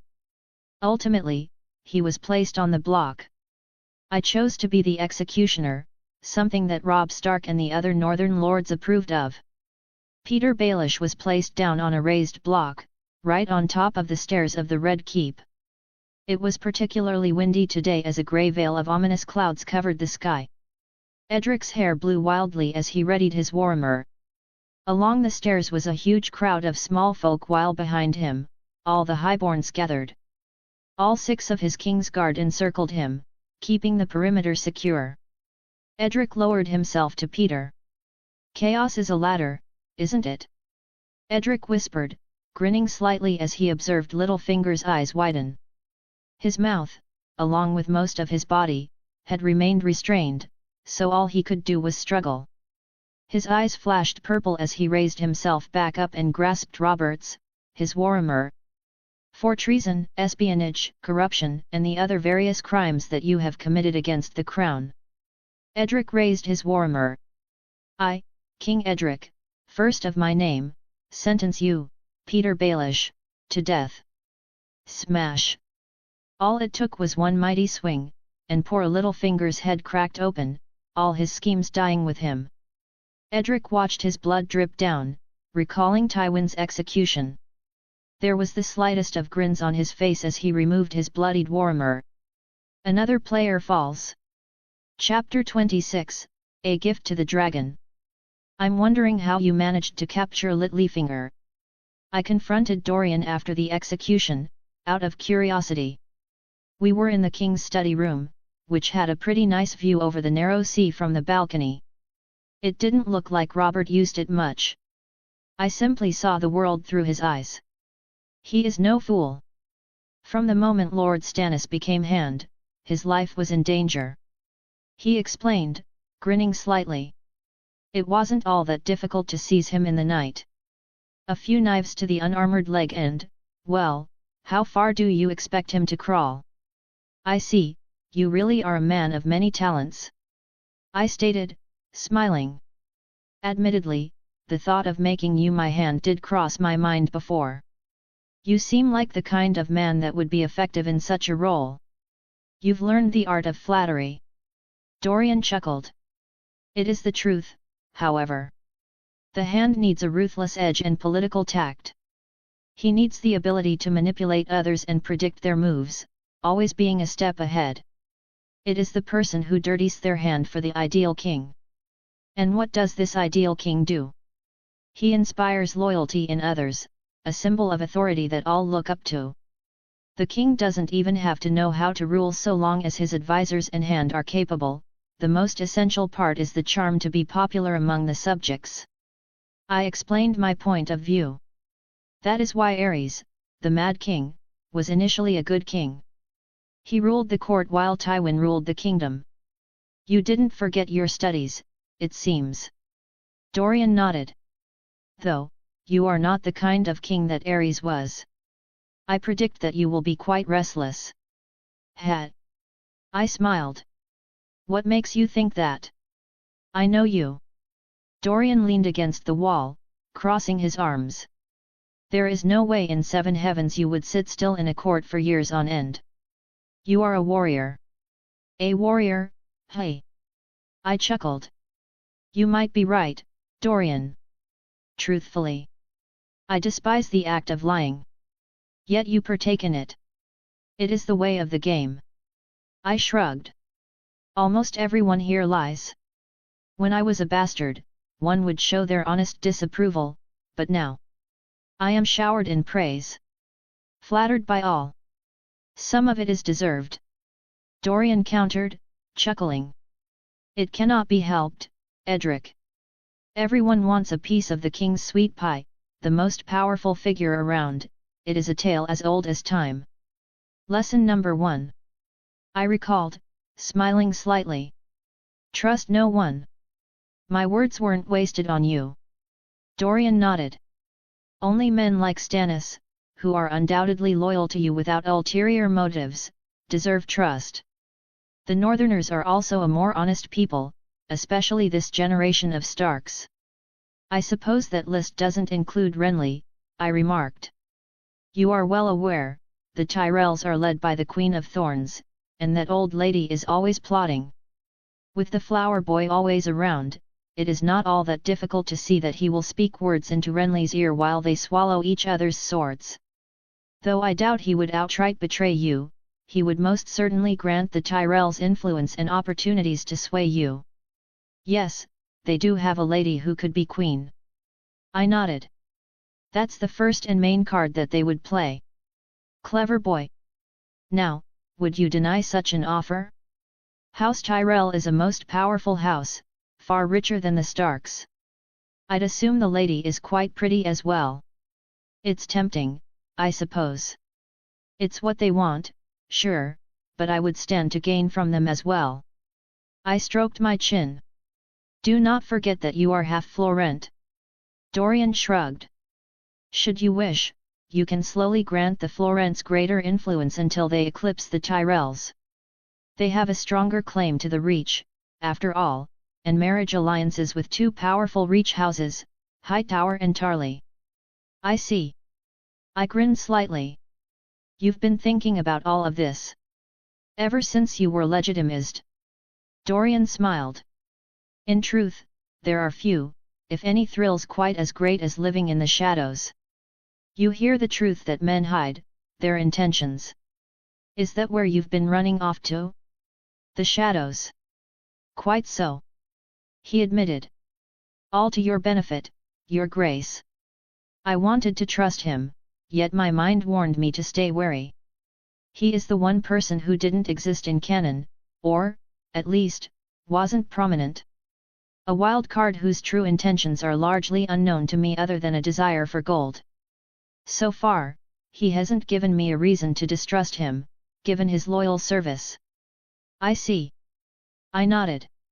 Yet, you too, have your own motivations and ambitions. All men are born with ambition. Dorian shrugged. I am no Stannis, true enough. You do recall the reason why I first pledged to you, don't you? Gold. Yes. I am a selfing man. That is the simple reason why you can either put all your trust in me or none at all. Dorian looked at me with his one eye. What did you do in the shadows, exactly? I questioned. I convinced the spider to weave for you. I see. Indeed, he is quite the wild card. For now, you have my ear and a bonus of 300 gold dragons. Now you're talking. Dorian grinned. I've considered a lordship in the Westerlands from the houses that I put down with my arrows. Alas, the highborn wouldn't take kindly to you being raised over them. That will have to wait for a while. I stroked my chin. I want you to maintain whatever relationship you have with Varys. Keep an eye on him for me and report to me should you discover something of importance. As you wish, Your Grace. He nodded. Anything else? I have no trust for the Lord Commander of the Gold Cloaks, Janos Slint. He is beyond corrupt and accepts bribes far too easily. I don't doubt that more than half the officers were promoted from under-the-table agreements. I want you to replace him, clean the house of corruption, train the Gold Cloaks properly and find a suitable replacement to come after you. Can you manage? I see that you have very high expectations for me. Dorian chuckled. I will do as you command, Your Grace. The Gold Cloaks will live up to their name. Good.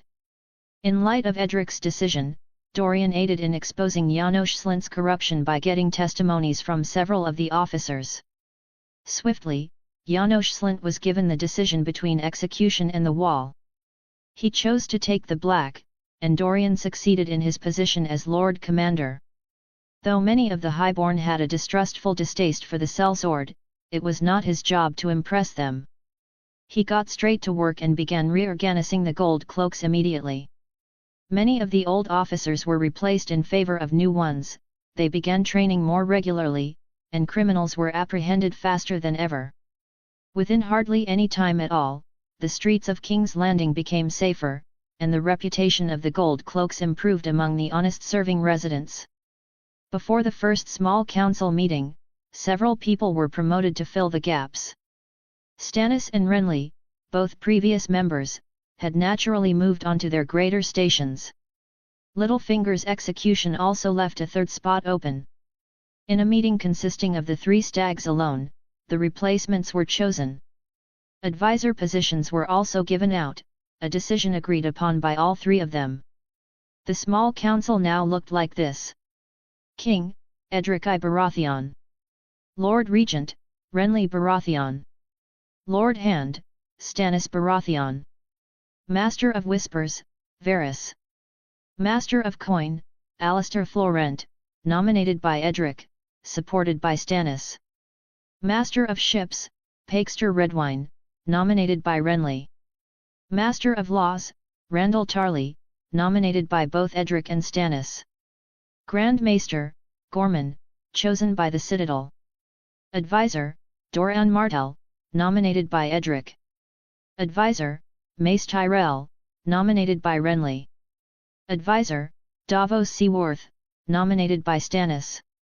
A lot of the council included Reach Lords, whether due to ability or the act of increasing the influence of certain parties. Or both. Even though Edric sought to make Tyrion his Master of Coin due to two obvious reasons, wealth and ability, it was a decision that was declined by both of his uncles, leading to him choosing Alistair instead. Renly had suggested Mace Tyrell, but both Edric and Stannis disagreed strongly. As for the Master of Ships, Stannis had nominated Davos Seaworth, but Renly argued that Pakester Redwine, a man who commanded the third strongest fleet in the Seven Kingdoms, was more worthy. Edric agreed and Stannis let it be. As for Master of Laws, Edric and Stannis were very much on the same page to the point where Renly couldn't argue. To offset the lack of Tyrells, Renly suggested adding advisor positions to better unite the realm. They all agreed and chose one advisor each. Stannis chose a man he trusts to be honest, Renly chose Mace Tyrell, and Edric chose Doran Martell to bring Dorne into the picture. And so, the small council was made. Doran Martell was the only one missing due to him not taking part in the Lannister rebellion and subsequent subjugation of the Iron Isles. A raven had been sent informing him of his new position alongside a shipment that carried Tywin Lannisters, Amory Lorches, and the Mountain's corpses, or whatever remained of them, anyway. With all the members settled, the meeting began. All of the great houses of Westeros have pledged their loyalty to you, except the House of Arryn. Lady Lisa seems to be stubborn and refuses to acknowledge you due to your heritage and mercy to the Lannisters. Renly stated, looking at Edric. Even so, most of the Lords of the Vale have sworn to you in person or by letter. I doubt it will get any better with news of Littlefinger's passing. Heritage? Alistair Florent questioned. His Grace was legitimized by the late King Robert himself. Men say she has gone mad ever since Jon Arryn passed. Renly shrugged. Perhaps even before then. This open sign of defiance will give way for others to believe that they can do the same, Stannis added. She must bend the knee or be replaced. Taking the Eyrie by force would hardly be possible. Randall Tarley remarked. In which case, those who reside within must act on our behalf. Varys countered. Given that most of the lords and knights of the Vale acknowledge his grace as king, it shouldn't be too difficult. I will ride out to the Vale myself. Edric decided, nodding. With the lords of the Vale who fought as part of the royal army. I have no doubt that his grace's charisma will turn the tide and change Lady Lisa's mind. Mace Tyrell stated, smiling. If I may add, there has been a growing number of outlaw activity in the Vale since Jon Arryn's passing, mountain clans specifically, Varys added. With a great number of the Vale's forces having left for the war, little has been done to suppress them. They have grown braver, I am told. Then I will hunt them down along the way. Edric grinned slightly. Target practice, 2 birds with 1 stone. The success over the Westerlands and Iron Isles has given my nephew quite the confidence. Renly chuckled. Well, in any case, is there news of Daenerys girl? Is she dead yet? Not to my knowledge, no. Varys shook his head. It would seem that all of the assassination attempts against her have failed, and, no doubt, the child between her and Khal Drogo would have been born by now. However, my little birds whisper that his mighty Khalasar has split apart, suggesting that he may have passed. Regardless of what happened, I wish that the exile of the Targaryens be lifted alongside all attempts of assassinating them. Edric's request left almost everyone baffled. What? Renly chuckled, tilting his head. Edric, a Targaryen princess is the last thing we need running around the 7 kingdoms. They have no place here. Stannis nodded. The purpose of the rebellion was to get rid of them. Seeking their return would undo all your father, Lord Eddard, Jon, and the rest fought to achieve. They fought against the Mad King and Prince Rhaegar. Daenerys hadn't even been born when the banners of the rebellion were raised. Edric countered. Do we choose to ignore the efforts of her ancestors, who united the realm? Who built this city, the September of Baelor, introduced a proper law system, the roads? Even so, the presence of a Targaryen would undermine your legitimacy further, Renly added. So be it. Edric shrugged. I could not care less. This is foolish. Stannis sighed. Edric, let this matter rest. There is no reason for the Targaryens to return. I insist. Even if you choose to open your arms wide, I doubt that Daenerys would be so willing to return. Varys countered. Edric closed his eyes, pausing for a moment. I had a dream of dragons. 3 dragons. Dragons. Pakester Redwine blinked. The last dragon died well over 100 years ago. I saw Khal Drogo's passing and the hatching of 3 dead dragon eggs, that was the reason for the red comet in the sky. Edric's eyes glowed blue as he stared at his uncles. What do you think that she will do when they are grown? If this prophecy of yours was to be true, then that gives even more reason to ensure that she dies, Stannis stated. On this matter, we shall vote. Renly raised his hand. Whether the assassination attempts be lifted or Daenerys' exile to end. Edric raised an eyebrow. Everyone on the small council voted for Daenerys to die. Not even Varys voted otherwise, given the suspicion it would bring. Edric couldn't hide his anger at the result. His authority had been undermined greatly. Don't be so upset, Edric, this is for the better good of the realm. Renly smiled slightly, reassuring him. Not like they would succeed, but even so, I need those dragons on my side. Let's move on to the next matter. He clenched his fist. With all the major matters put forward and settled, I left the small council room and instructed Sir Baristan to join me in my study room. What do you need of me, Your Grace? You heard the small council's decision. I frowned slightly. They do not understand the severity of the situation and voted against my wishes. As you are the Lord Commander of the King's Guard, I trust that you would not. Baristan bent the knee. Whatever you command, Your Grace, I will accomplish. I want you to personally set sail for Karth with a handful of men on the fastest ship you can find, I instructed, looking directly into his eyes. Karth, Your Grace. Yes, that is where Daenerys will arrive in the future. I nodded, realizing that I may or may not sound like a mad Targaryen. If she is not there, then she has likely moved to Slaver's Bay. Find her and retrieve the princess if she is willing to return. If not? Sir Baristan questioned. Should I use force? No. Edric shook his head. As a token of my goodwill, obey her as you would obey me. I am Lord Commander of your King's Guard, Your Grace. I understand. Edric gestured him to rise. That is why you must obey my command. I would still have 5 King's Guard members and many capable warriors willing to defend me. I need you out there more than here. He rose, taking a deep breath. I'm asking this of you because you are the most capable, the only man I can trust with this task. After all, you were sworn to Targaryen kings before, were you not? Honor your past oaths, your oath to me, and shield her. I will honor your command, Your Grace. Sir Baristan agreed in the end. Princess Daenerys will return to her rightful home, I swear it. Good. I nodded.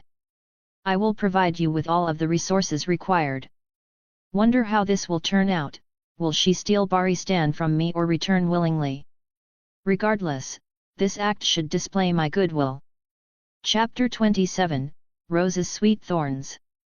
Edric watched alongside Robb Stark, Renly and other lords and ladies as the Kingsguard trained at a yard. Sandor Clegane was the only non-Kingsguard participating. The exercise at this time started with justing, which Loras was comfortably dominating. He fell Sir Aerys, Balon, and Arthur consecutively without being hit once. Though, he had a lot more trouble with Sandor, who broke several lances with him. Surely Sir Loras is the finest lance in the realm, Renly remarked, hardly even trying to hide the glazing as Loras fell Sandor. Such prowess is beyond rare, yet he continues to improve. That is expected of a Kingsguard, Edric replied. He is good. Robb Stark added with a more grounded tone. Perhaps a bit full of himself. Then they moved on to dueling, which was a lot more balanced. With an ordinary sword, Arthur evenly matched Sir Aerys and narrowingly lost to Sir Balon. He then took a close defeat against Sir Loras. Sandor Clegane almost dog-walked him in less than a minute, however. Despite not winning anything convincingly, his improvement was very much clear, except against the Hound. Is this the influence of my leadership skill, or Arthur's will and determination to improve? Edric observed. I suppose it could be both. Again. Sir Arthur, draw Nightfall this time. Yes, Your Grace. Arthur bowed, drawing his black blade. With Nightfall in hand, Arthur was twice as deadly. He bested both Sir Aerys and Balon convincingly before putting down the Knight of Flowers as well. Then he took on Sandor Clegane in an intense duel, overwhelming him with lightning-quick blows and slicing through his sword. Fucking Valyrian steel! Sandor cursed. He had completed the entire gauntlet, in this case. Baristan was already on his way out of King's Landing, and Sir Mandon was taking his beauty sleep from the night shift. Nightfall seems to be growing sharper, Robb remarked, smiling slightly. Quite the gift for a friend, Renly added, glancing at Edric. He's living up to it. Edric shrugged. The difference a Valyrian steel sword makes is outstanding, Loras remarked. Well, yes, it is the finest steel ever made. Arthur nodded, looking at its blade with pride. It truly is magical to be able to cut even through castle-forged steel blades. While clearly superior, it requires a level of skill to properly utilize. Sir Arthur has adjusted quite well to the blade. Edric remarked, his gaze scanning all 5 of them as he addressed his subjects. You all should train like this more often. You are sworn brothers of the King's Guard, after all, some of the most skilled fighters in the realm. Push each other to be even better, over and over again, until there is no doubt that you are the greatest knights in the 7 kingdoms. Do I look like a King's Guard?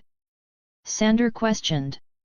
My sworn sword, it's not too far from being a King's Guard. Edric chuckled. You're just missing the white cloak and fancy oath, hound. What of our duty to protect you, your grace? Sir Ares questioned. Not only would you improve at that duty but... Edric grinned, spreading his arms open. I'm here, aren't I? This is what I do every day. We can train together. Matter of fact. Edric stepped down from the podium, joining them in the yard. Before he could draw his sword, Robb Stark joined him. Your Grace, may I? He asked, smiling slightly. I never liked just watching. Of course. Edric chuckled. How could I deny my friend from improving? They would proceed to train at arms for hours on end while having breaks in between. Edric would most notably push every single one of them, occasionally pitting many combatants against a single one. He lasted the longest against all of them, managing to get by for an entire minute without a bow. This was mainly due to hyper-focus, of course, but his raw sword skill was not that much worse than the best of them. All right, now let's do archery. Edric grinned. I was never good at archery, Your Grace. Robb Stark smiled. I may sit this one out. No running away now, Robb. Edric chuckled. You can't just come and go from my exercises, Warden of the North or not. If you're participating, then you're not leaving until this session is finished. Robb Stark chuckled, giving in. If that is your wish, Your Grace. To say that Edric's archery skill was transcendent was understating it. Sir Loras, Ares, Arthur, Robb Stark, and Sandor Clegane were all slightly above average, if not downright horrible, in Robb's case. Whoosh! Robb's arrow went flying left of the target. Robb, what are you aiming at, the raven? Edric laughed. Bastard! Robb smiled. I told you I was no good. Balon Swan, however. He struck true from 100 paces. Oh! Edric grinned. At least there's on good archer in my King's Guard. Well done, Sir Balon. Why don't you guide these clueless chickens on how to aim a bow? As you command, Your Grace. Sandor Clegane grunted as his arrow missed again. Fucking bow and arrow, a coward's weapon. He remarked, drawing another arrow. The only people who call it a coward's weapon are those who can't use it properly, Edric remarked. If you learned the bow, you'd be even more deadly with your strength, able to make use of it from great range or within sword's reach. Sandor didn't look much more amused, though he hardly ever did. After that, he ran an exercise based around spear throwing. Sandor Clegane was surprisingly talented in this regard, using his strength well. It seemed like he had practiced it before. Your Grace! Renly suddenly shouted as Edric was finishing up. Yes, Uncle. We have visitors from the Reach. I see. Edric smiled, glancing at his training partners. Well, I suppose we shouldn't keep them waiting. We were finished anyways. When I walked into the main hall, one figure caught my eye immediately. She wore a green gown with a tight-laced bodice that bared her shoulders and the top of her bosom. Her thick, softly curling hair and brown eyes reminded me of someone. Her sweet smile, most of all. Though, unlike the one I had once known, hers was feigned. You must forgive us for so suddenly arriving without awaiting your return, your grace. She performed a curtsy, bowing to me. I had grown a little restless. No need to ask for forgiveness, lady.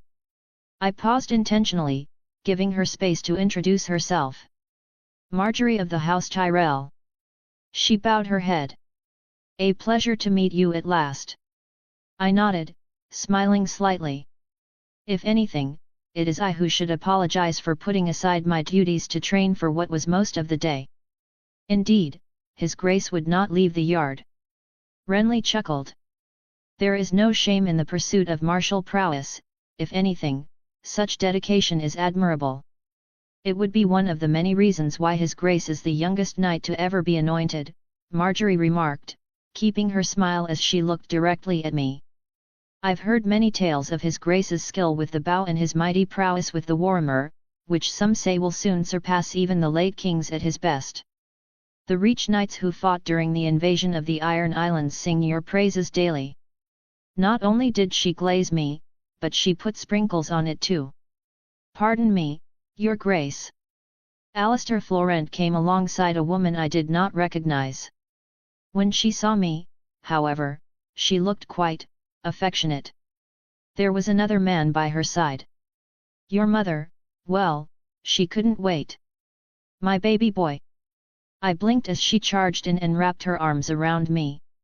Her embrace was rather tight. I'd imagine that Marjorie was at least slightly annoyed at being interrupted, especially by Florence, but she did well to hide it. How I wanted to see you! She sighed, rubbing my back. Between you being fostered by Lord Renly and my marriage, all I could do was dream. I wouldn't blame you, mother. I smiled, leaving her embrace.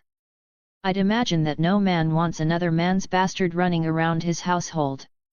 I would have just been a daily reminder of the stain on your and House Florent's honor. Finding a man to wed with those circumstances would have been almost impossible. Don't say that. She acted wounded. I would have gladly accepted you, your grace. The man at her side bowed. Sir Hosman of the Ho. Please, sir, there is no need to lie to my face just because I have a shiny crown on my head. I retained my smile. I am proud of who I am, of my upbringing and the people I met because of it. Though I am young, I understand why matters turned out this way and do not hold any grudges against anyone. Well, His Grace does have a point. Renly added. Lord Alistair did not put himself forward to raise him at Brightwater Keep. If anything, it was the opposite, from what I know.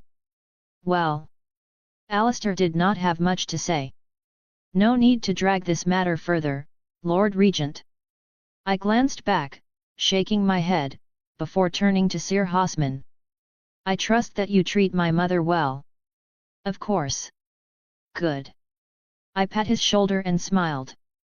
That's all I ask of you, to keep her happiness. That is the least that my mother deserves. He nodded. I would not dare do otherwise, your grace. If you do, I'll whack you on the head with my warhammer. I jested. Ha ha ha. He nervously laughed. Even more reason to obey, your grace. Delena smiled slightly while Marjorie chuckled. Never mind that, let's host a warm and plentiful feast for our new arrivals. I glanced at Renly. Show them a king's hospitality, it's the least that we should do after the long road that they've travelled. Why, of course. Renly smiled. He was a natural for such occasions. Between the feasting, songs, and laughter was a lively dance.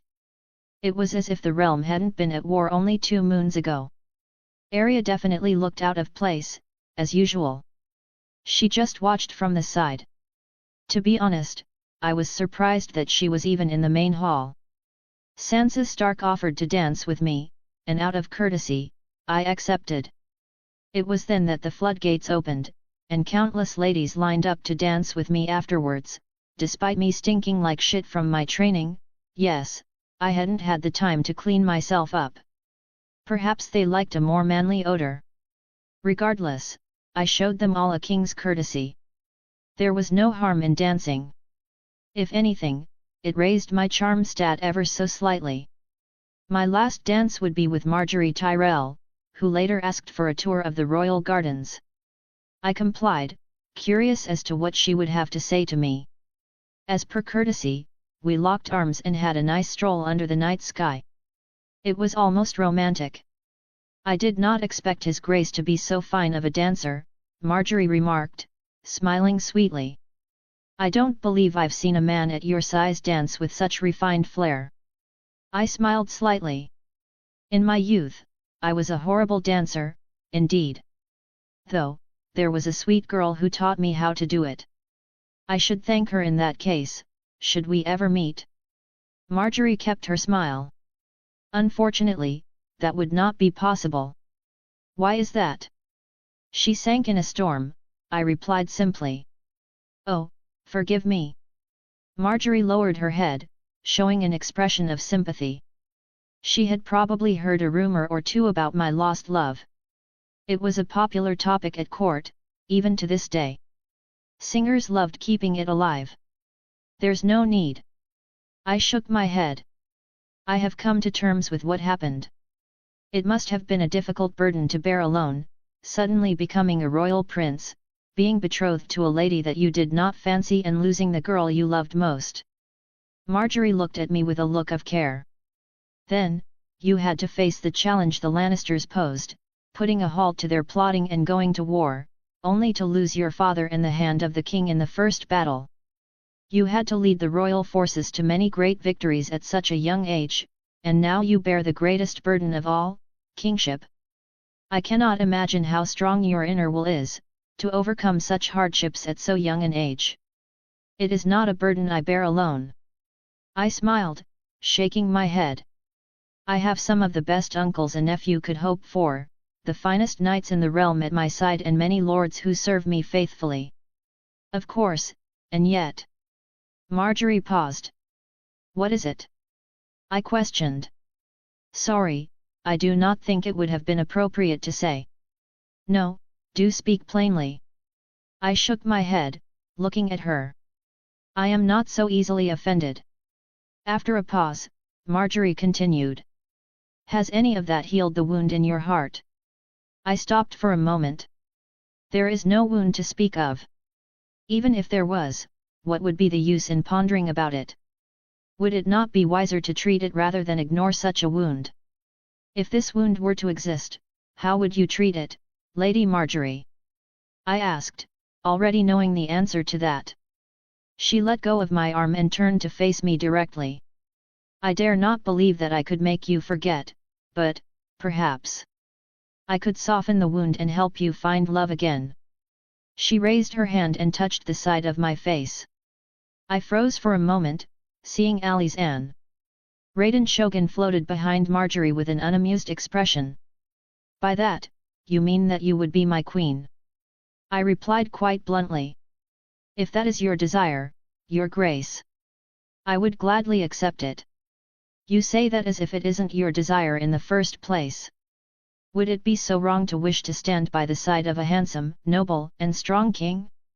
To share his burdens, comfort his heart and watch a truly great king blossom. Sure enough, Marjorie's flirting was realms above any of the other ladies of great houses I had met. She really is Olena's protégé. Go back to the beginning, and I'd totally be head over heels, except this kind of offer wouldn't fall in my lap. I appreciate the compliments, my lady. I smiled, putting down her hand. Alas, I am betrothed to a lady of House Stark, something you very well know. And yet, she is not someone you wish to marry, is she? Marjorie questioned. What does it matter? The king has the right to choose his queen. Of course, but are you worth dishonouring the houses Stark and Tully, the late Lord Eddard and even my father? Such a selfish act would not be viewed so favourably by many, I'm sure you would agree. I smiled. Perhaps if I valued love over duty as before, but that is no longer the case, my lady. I see. Marjorie didn't look offended in the slightest. If anything, her lips curled into a smile. There is nothing wrong with that, Your Grace. If anything, it is a testament to your strong will. I chuckled. Even so, I am not against being simply friends. In that case, I shall keep your company whenever you should wish it. Marjorie nodded. The Tyrells are as ambitious as they are relentless. One wish of mine has always been to travel the world, and Highgarden is one of the places that I've always wanted to see in person. You would be more than welcome, Your Grace. She spoke with her usual sweet tone. There are many wondrous sights to see, believe me. You need only to have the desire. And time. I remarked. I still have the duties of a king. That is why you have the hand and Lord Regent. Marjorie smiled, shaking her head. Let them rule for you and enjoy your freedom, Your Grace. You've worked more than hard enough in the war to secure the realm's peace. You are a very persuasive lady, I remarked, smiling slightly. I might just consider it. It wouldn't be the worst thing. I could make a better impression on the Reach, befriend a number of lords and improve stability in the region. I've yet to meet Willis Tyrell, the heir to Highgarden, too. Maybe we'd get along. As I continued the tour, Marjorie told me all about Highgarden and enticed me a little more about going there. Once we were done, I decided to rest early. No doubt, news of Sir Barristan's absence would spread soon. I might get a scolding or two for it, considering the timing of his absence and the small council meeting. When I went to my bedchamber, I saw Arya chilling on my bed again. You better not be growing accustomed to invading my bedchamber, I remarked. Don't you have a place to sleep? Of course, I do. She replied with a slight frown. I don't see why you have an issue with it. Married people sleep with each other. Except we're not married. Not yet. I chuckled. Why are you here, truly? Why haven't you gone to practice with Sirio? She questioned. Not even once. Does poor little Arya miss me? I pouted slightly. Shut up. Arya frowned, hopping off the bed. That's not what it is. I think otherwise. You're wrong. There's really no winning with this wolf girl. I might make time for a session after my journey to the Vale. You see, the life of a king gets quite busy.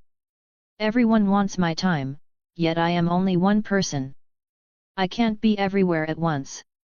He shrugged. Anyway, would you leave my bedchamber, or do I have to throw you through the balcony? You wouldn't be able to catch me. She raised an eyebrow. Maybe not. I chuckled. Could you leave, pretty please? Fine. Peace at last. I looked at Raiden Shogun, who was floating about very slowly. She had quite an indifferent expression on her face. You're not jealous of the rose, are you? Chapter 28, Storm's Ascent. What makes you think that? You looked rather moody. Edric shrugged. I was beginning to worry that another innocent would get struck by lightning. I did say I lacked the power to do so, did I not? That suggests that you would do it, except you can't. Edric raised an eyebrow. Not the most reassuring thing. Arthur. Arthur? I am Edric Storm. He countered. Do you even know who Arthur was? What do you mean by that? Raiden raised an eyebrow. That was your first name, the one you hold in the highest regard, is it not? It's more than just a name, my dear Shogun. It was a person. Was. I didn't stutter, did I? I assume this is a matter related to Ali's Anne. Raiden Shogun stated. The rose, reminded you of her, didn't she? What of it? Edric tilted his head slightly. She isn't her and never will be. All she wishes for is a crown on her head, you are well aware of it. Of course, everyone around me is selfing. Edric remarked before closing his eyes.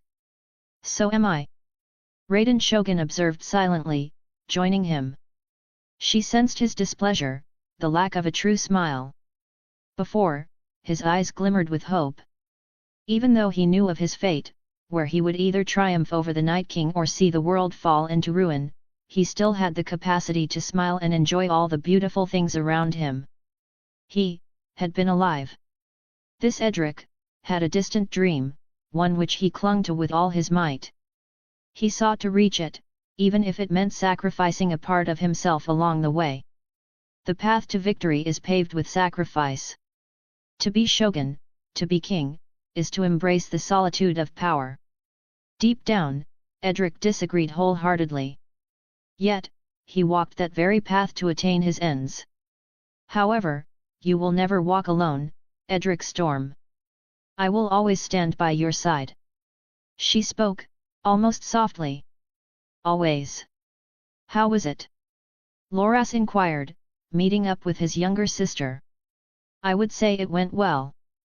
Marjorie smiled slightly. The only true obstacle is his arrangement with Arya Stark, whom he is not particularly fond of. Breaking his betrothal would be a grave insult to the North, and he is well aware of that. What if it was more so of a mutual agreement? I don't believe Arya Stark is particularly fond of Edric. You would know better than I on that matter. Marjorie shrugged. Though, I am curious, do you know of the girl he loved? A rather plain girl, the daughter of some household knight from Tarth. Loras stated, recalling his time as a squire. When she did visit, they would hardly separate. She smiled more often than not and was quite a cheerful person. And, for this plain girl, he was willing to discard his inheritance. Edric is willful and stubborn in that way. When he sets his mind on something, it's absurdly difficult to stop him. I see. Marjorie raised an eyebrow. Even so, a plain girl? There had to be something about her that made him so impulsive, other than his youth. By then, he had attention from other ladies, did he not? I do not know what Edric saw in Ali's Anne, in all honesty. However, you look a lot like her, except far more beautiful. Loras remarked. I don't believe Edric would have much trouble falling for you if he truly loved her. Or, it could very well be the opposite. What if her memory haunts him? In which case, you can make him forget. Leaving already? I saw Rob making preparations the following morning alongside the rest of his remaining host. Yes. I still have my duty as Warden of the North, so do you as King. Robb Stark nodded, smiling slightly. My sisters have both decided to stay in King's Landing. I trust that you will take care of them, Your Grace. Of course. I nodded. You have my word. Though I am a little surprised that Arya chose to remain betrothed. I never imagined that she would be a lady, let alone a queen. Robb chuckled, shaking his head. How strange life can be. I'll admit, I can't either. I smiled, shaking my head. I don't even know why she would want to marry me, given how she is. You are a free spirit, in a way. Wild just like her. Robb smiled, facing me directly. You gave her the freedom to pursue her interests, which are not all that different from your own. I believe she appreciates that more than you know. Perhaps. Grey Wind pulled up, wagging his tail. At times, he looked absolutely terrifying, when he was eating men alive, and in others, he looked like an adorable huge grey doggo one would wish to embrace. I would not trust my luck with the latter judgment, admittedly. He seemed rather indifferent to me, neither disliking nor particularly liking me. A dire wolf is quite the companion, I remarked, smiling. Does it bite kings? Mayhaps, mayhaps not. Robb chuckled, turning to Greywind and petting it. It almost looked like a domesticated dog, except twice the size. You could give it a try. He might like you. Sure, what's the worst that can happen? The answer was a lost hand, probably. I stepped closer and lowered myself slightly, slowly touching the top of its head. The dire wolf didn't jump at me and instead lowered its head slightly. Its grey fur was soft to the touch and reminded me of that time I really wanted a husky. I removed my hand, standing up. "You are the only non-Stark to ever do that," Robb remarked with a surprised expression. "I suppose he does like you." "I'm honored, though it might be because you're around." "Could be. Even so, not many are brave enough to try and treat it like a dog." "I don't blame them. The road to Winterfell is long," Robb Stark remarked, changing the subject. "I don't expect to see you for years, Your Grace. Nor my sisters." His expression had a layer of sadness past the smile. "I'll try and visit when I can," I promised. "Though, the duties of kingship do not weigh lightly, and the realm as a whole isn't as stable as I'd like." "I know." Robb nodded, stepping closer and embracing me. "Should you need me, send a raven, and I will answer. If another rebellion arises, I will bring my banners to your aid. Then I have nothing to fret about." I chuckled, accepting his embrace. "Every time the stag and wolf fight side by side, they win." "Indeed." Robb nodded in agreement, stepping back. "I am sure you will make a great king, Your Grace. Even better than Robert." "That's not exactly the highest standard," respectfully. "And you will be even better as Warden of the North, Robb," I replied, nodding. "My father set quite the standard," Robb Stark remarked, taking a deep breath. "Even so, I will try and live up to his name." "You will," I spoke with a certainty. He nodded, smiling. "Farewell, Your Grace, and future brother." "Farewell, brother." Before leaving, Catelyn gave me a look and repeated Robb when it came to taking care of her girls. I once again promised that I would. She did the same to Stannis and Renly, who also gave their word. Only when she was certain did she leave her cubs in King's Landing. "I'd imagine that it would be difficult leaving behind your children, especially as a loving mother." I couldn't blame her. During one of my practice sessions, Renly had me taken to the Red Keep and started a family meeting of sorts. Only he, Stannis, myself and Melisandre were present. "Why do you bring that red woman here?" Renly frowned slightly. "She is a fine and sound advisor," Stannis replied simply. "She knows things that ordinary men could not." "Jester's tricks?" Renly scoffed, turning to me. "Regardless, Edric, there is one concerning matter that has come to our attention. Ser Barristan has gone missing." "Missing?" I blinked, acting shocked. "Don't put that face." Renly chuckled, shaking his head. "I know you better than that. I know Ser Barristan better than to run without a reason. He is a man of honor akin to Lord Eddard." "Why did you order his leave?" Stannis added. "Where?" "Yes, I did," I admitted. "To Daenerys' side. You sent the Lord Commander of your King's Guard away to that girl." Renly sighed, shaking his head. "Edric, I am well aware of your willfulness, but this..." "It was a message that my small council's actions do not represent me completely," I replied, shaking my head.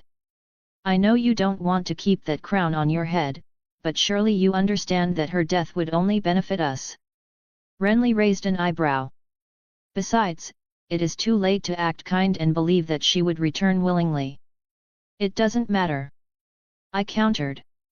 "When she comes, she will have powerful dragons, and every bit of favor gained could be the difference between chaos and a united realm." "Dragons?" Renly scoffed, turning to Stannis.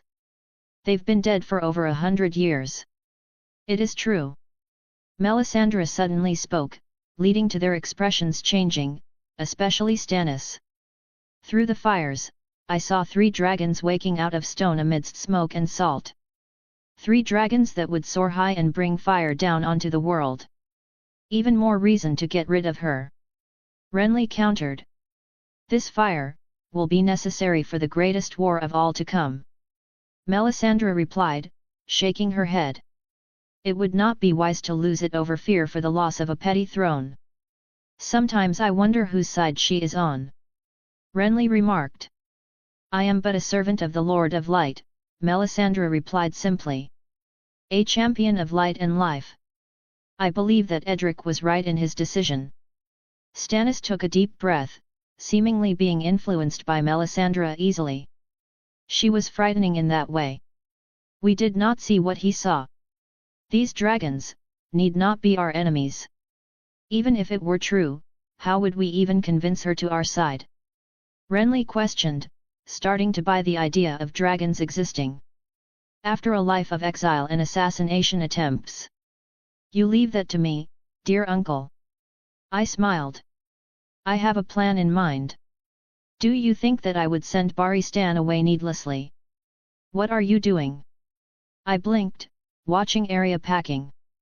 I'm going to the Vale too. That will be no place for a little girl. Why?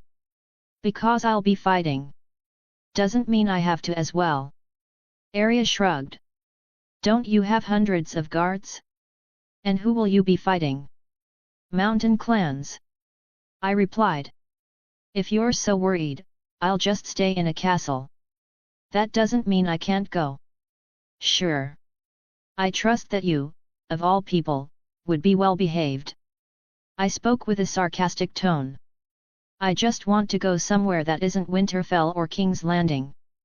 Arya admitted, frowning slightly. Since you're going, why can't I? Fine. You can go. I shrugged. Don't even think of going near any fighting, however. You might think your water dancing is impressive, but a real man would chop you in half like a piece of log or shoot you down with a single arrow. I won't. Good.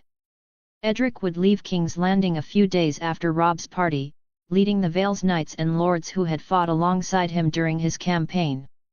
Naturally, he took his King's Guard on the journey alongside Sandor Clegane. Other parties joined him, including the likes of Garland Tyrell and Melisandre. He rode straight to the Eyrie, taking a little under 20 days. The King's Road and following High Road were practical and effective for travel, especially when riding without any distractions. The supposed wild mountain clans were nowhere to be seen during this ride. They knew better than to face a large force of well-armed men. They were able to pass the Blood Gate, being stopped at the Gates of the Moon by Sir Nestor Royce. The crowned bastard is not welcome to enter, he stated, looking down from the battlements. Nor the traitors who follow him. Traitors? John Royce frowned. What madness is this, cousin? By all the laws, Edric is the rightful king. An up-jumped bastard who Lady Arryn does not acknowledge. Nestor countered rather sternly. His Grace, Robert, would not have been so kind to the Lannisters. A friend of Lyon's is an enemy of House Arryn. So, Lady Lisa put you up to this. John Royce sighed, shaking his head. You absolute fool. This is akin to an act of rebellion. It is. Nestor nodded. What shall the baby bastard do, I wonder? Pout and cry? Gather his armies and make a foolish attempt at conquering the Eyrie. Edric chuckled. What is your name, good sir? He looked up, grinning slightly. Suddenly, the sky above the gates grew dark with ominous clouds. I am Lord Nestor of House Royce, the keeper of the Gates of the Moon and the High Steward for the Vale. Lightning cracked through the sky and almost gave Nestor a heart attack. Your loyalty to Lady Lisa is admirable, truly. Edric tilted his head. Now I ask the simple question, Lord Nestor, how do you wish to die for your act of treason? Chapter 29, Chosen Son of the Seven. And how would you reach me, bastard? Nestor raised an eyebrow. Has age made you deaf, Lord? Edric questioned, his eyes glowing purple. Do you not hear the wake of my fury, the hammer in the high skies which smites the earth? Lightning struck once more, closer. Rain began to fall from the clouds, pouring down heavily. Nonsense, no man can wield the sky. Nestor scoffed from atop the walls. It is a mere coincidence, bastard boy. You are no god. You would be right. I am no god. Edric raised his left hand and spread out his fingers, seemingly grasping the sky.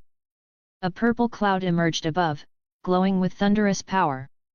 Lord Nestor looked up and began to feel true fear. His hands tightened, his words were stuck in his throat, and sweat began to pour from his forehead. Edric's party and the garrison guarding the gates of the moon all watched in both awe and fear at the sight. It was the gods saw fit to give me strength, knowledge, wisdom, fortitude, and the divine right to rule. They saw fit to crown me, a bastard, and grant me the right to judge all living men. What you see before you is no coincidence, my treacherous lord, it is the will of the gods. Thunder boomed in the skies. And this is my judgment in their name. Crack! Edric lowered his hand, and lightning followed.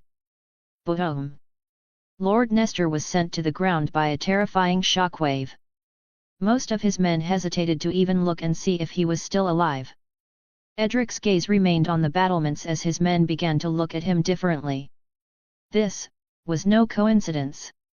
Whether by his own magic or by the will of the gods, he had struck a man dead with lightning. Men who hold this gate, none of you need to die for the foolishness of your commanding lord.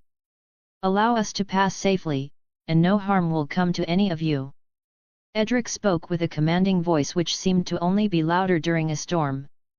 I merely seek peace and unity in these uncertain times. Any man who is just and good would do as I ask. No one was brave enough to deny his request. Edric did get the gate open, riding onwards along the giant's lance. Some of the men guarding the gates actually joined him and his company of Vale supporters. Due to the growing steepness, he had to exchange his horse for a mule. It was not the smoothest ride, far from it. Even so, the danger did not trouble him. Through a mixture of diplomacy, threats, and the influence of the Valaman riding alongside him, Edric had passed the way castles of stone and snow, gaining access to sky as well. Only one obstacle remained, reaching the eyrie, which was 600 feet above. Your Grace, it seems that most of the men in the eyrie are unwilling to act against Lady Lisa. John Royce informed me. I don't believe reaching the seat of House Arryn will be at all possible. Not soon, at the very least. What rises up comes down eventually, I remarked, looking at the large baskets and buckets which are moved all the way up to the eyrie with chains. It was the only way they could get supplies. I don't believe that Lisa predicted a siege. It's likely that they do not have enough food to last all that long. The eyrie was truly impenetrable. The only ways up were a bloody chimney ladder and weird medieval elevators. Forcing entry either way wouldn't be wise at all, they could either cut the chain or throw whatever could kill a man down the chimney. If I had a dragon, all I'd need is one ride to the top. Alas, all I could do was wait it out. After the long ride, my stomach was grumbling, so I went ahead and had some food. It wasn't the best, but I certainly had worse in my time. Since she is my betrothed, I did find myself sitting next to Arya at the head of the table. Lord John would be rolling in his grave had he known that the Vale would stand against King Robert's son. John Royce sighed. I do not know what's gotten to Lady Lisa. She has lost her mind since Lord John's death. Horton Redford stated. I am sure that the men of the eyrie will not sit idly for much longer. They will act in favour of His Grace. The Vale has no reason to be in open rebellion, it is merely the wish of one foolish woman. Simon Templeton added. His Grace should not have to ride here personally to ensure that the Vale enters the fold once again. Despite the trouble, I find that this experience has been worthwhile, I remarked, smiling. The Vale has magnificent sights that one could not find anywhere else in the world. More importantly, I've had the opportunity to make new friends and know the people of the Vale better, whether they be lords or small folk. The young king speaks with wisdom, indeed. Gilwood Hunter, who was quite the drinker, exclaimed. Here is your wine, your grace. One of the girls from House Wainwood served me. I smiled slightly, shaking my head. I like to keep a clear mind, especially during times like these. That doesn't stop anyone else. She chuckled. Maybe my lords could learn a thing or two from a young stag. Not even one cup. She looked slightly disappointed. I'll have water, thank you.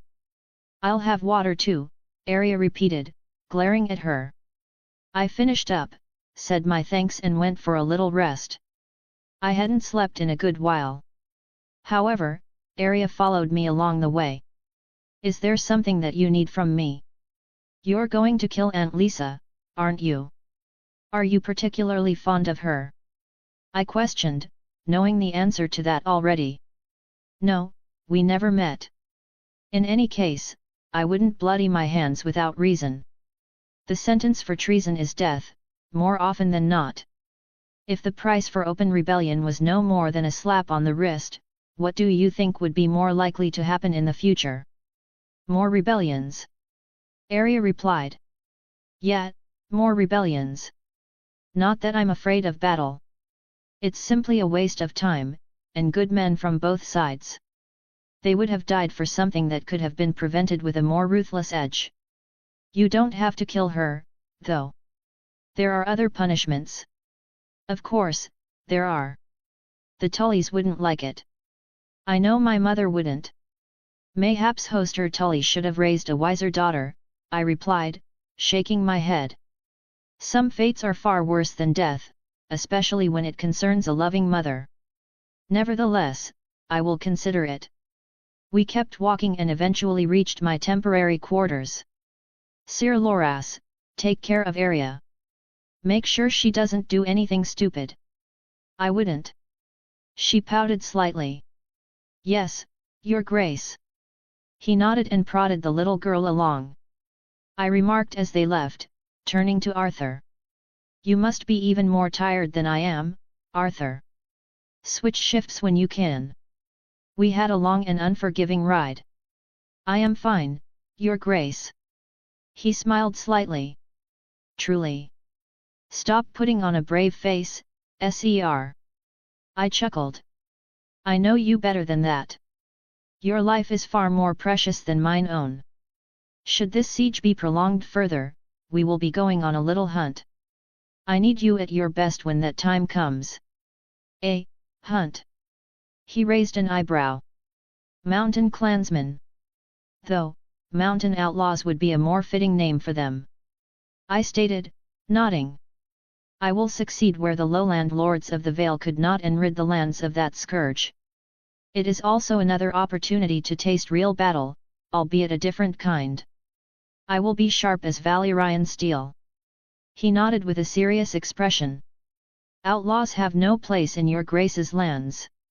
Indeed, good night, Arthur. Rest well, Your Grace. I opened the door and dropped myself onto the bed instantly. Just as I was getting ready to hit the sack, the door opened to Melisandre. I glanced at Arthur, who shrugged his shoulders. She says she wants to advise you, Your Grace. Sure. I nodded. Arthur closed the door, and I was left with the Red Priestess. Her scarlet-red eyes looked directly at mine as she stepped closer. What advice do you have for me, Melisandre? I do not believe it is wise to call yourself a servant of false gods, be it true or a lie, Melisandre stated with a mysterious tone. You are Azor Ahai reborn, the champion of the Lord of Light, your ability is proof of this. I do not recall Arhillar being a god of storm, I remarked, raising a slight eyebrow. Lightning strikes the earth and leads to fire, does it not? Melisandre countered. Hat. I chuckled, shaking my head. If I am truly his champion, the Lord of Light ought to be more understanding of why I act the way I do. The Seven are dominant here and have the majority of believers, especially in the south of the Seven Kingdoms where my rule is most prominent. Is the duty of a king not to lead his people to the light? I'm afraid there isn't all that much time to convert my people and have a war of religion. There has been enough of living men fighting each other as it is.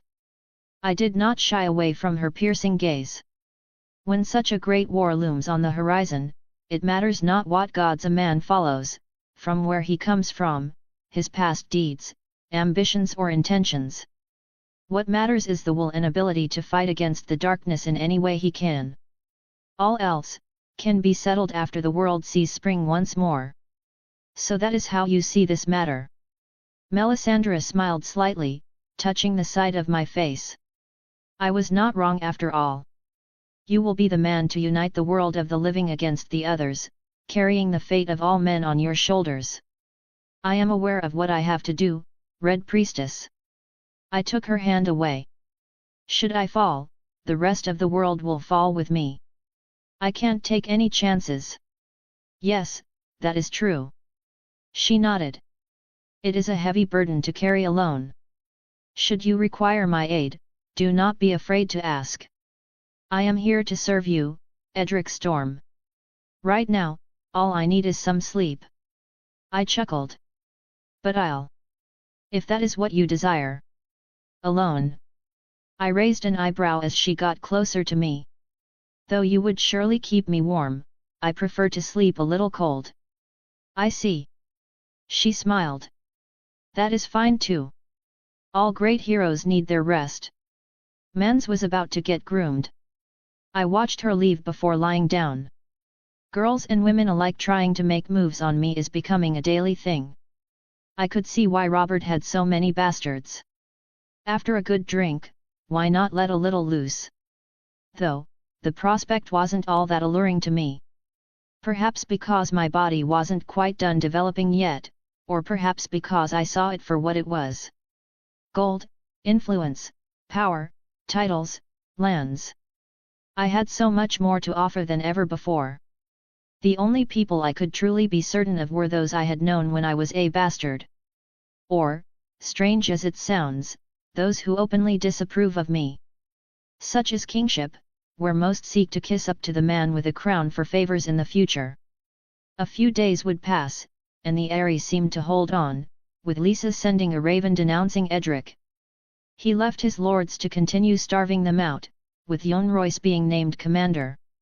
After that, he turned his eyes to the lowlands, taking his entourage of skilled warriors with him. He travelled with a small number on purpose, as that would draw out the mountain clans. As intended, they would draw out a tribe along the mountains of the moon. While making camp in a forest, half a dozen arrows descended upon them, missing completely. Edric took his golden heart bow while his band of men drew their swords. They surrounded them, adding up to 30 against Edric's 12. Himself, his 5 Kingsguard, Sandor Clegane, Garland Tyrell, and 4 skilled Vale Knights. Encircle me, Edric commanded, and his subjects obeyed, covering him. Let them come to us. He drew an arrow and let it sing, penetrating right through one of the opposing archers' skulls. He dropped to the floor as a dead man. Some of the clansmen saw it, their eyes widening. Shoo! Shoo! Shoo! He continued to fire, diminishing their numbers with every passing second. As always, he took out the archers first. In desperation, they charged into Edric's formation. Spread out and slaughter them. The blades of the King's Guard began to paint with blood, dispatching the poorly armed and trained outlaws with ease.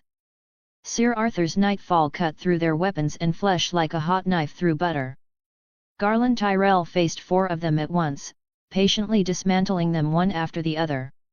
Sandor instantly killed one with a spear throw before drawing his sword and overpowering them with his mixture of brutish strength and superior skill. By the end, Edric's party didn't suffer a single loss or even a notable wound due to Edric's support. Your skill with the bow is truly frightening to behold, Your Grace. Garland Tyrell smiled. You have only improved since the invasion of the Iron Islands. These poor outlaws. I can almost pity them. This is just the beginning, Ser.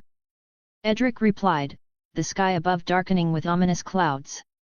He was gunning for archery 100, loaded with thousands of arrows, and it would be the mountain clansmen that would pay for it.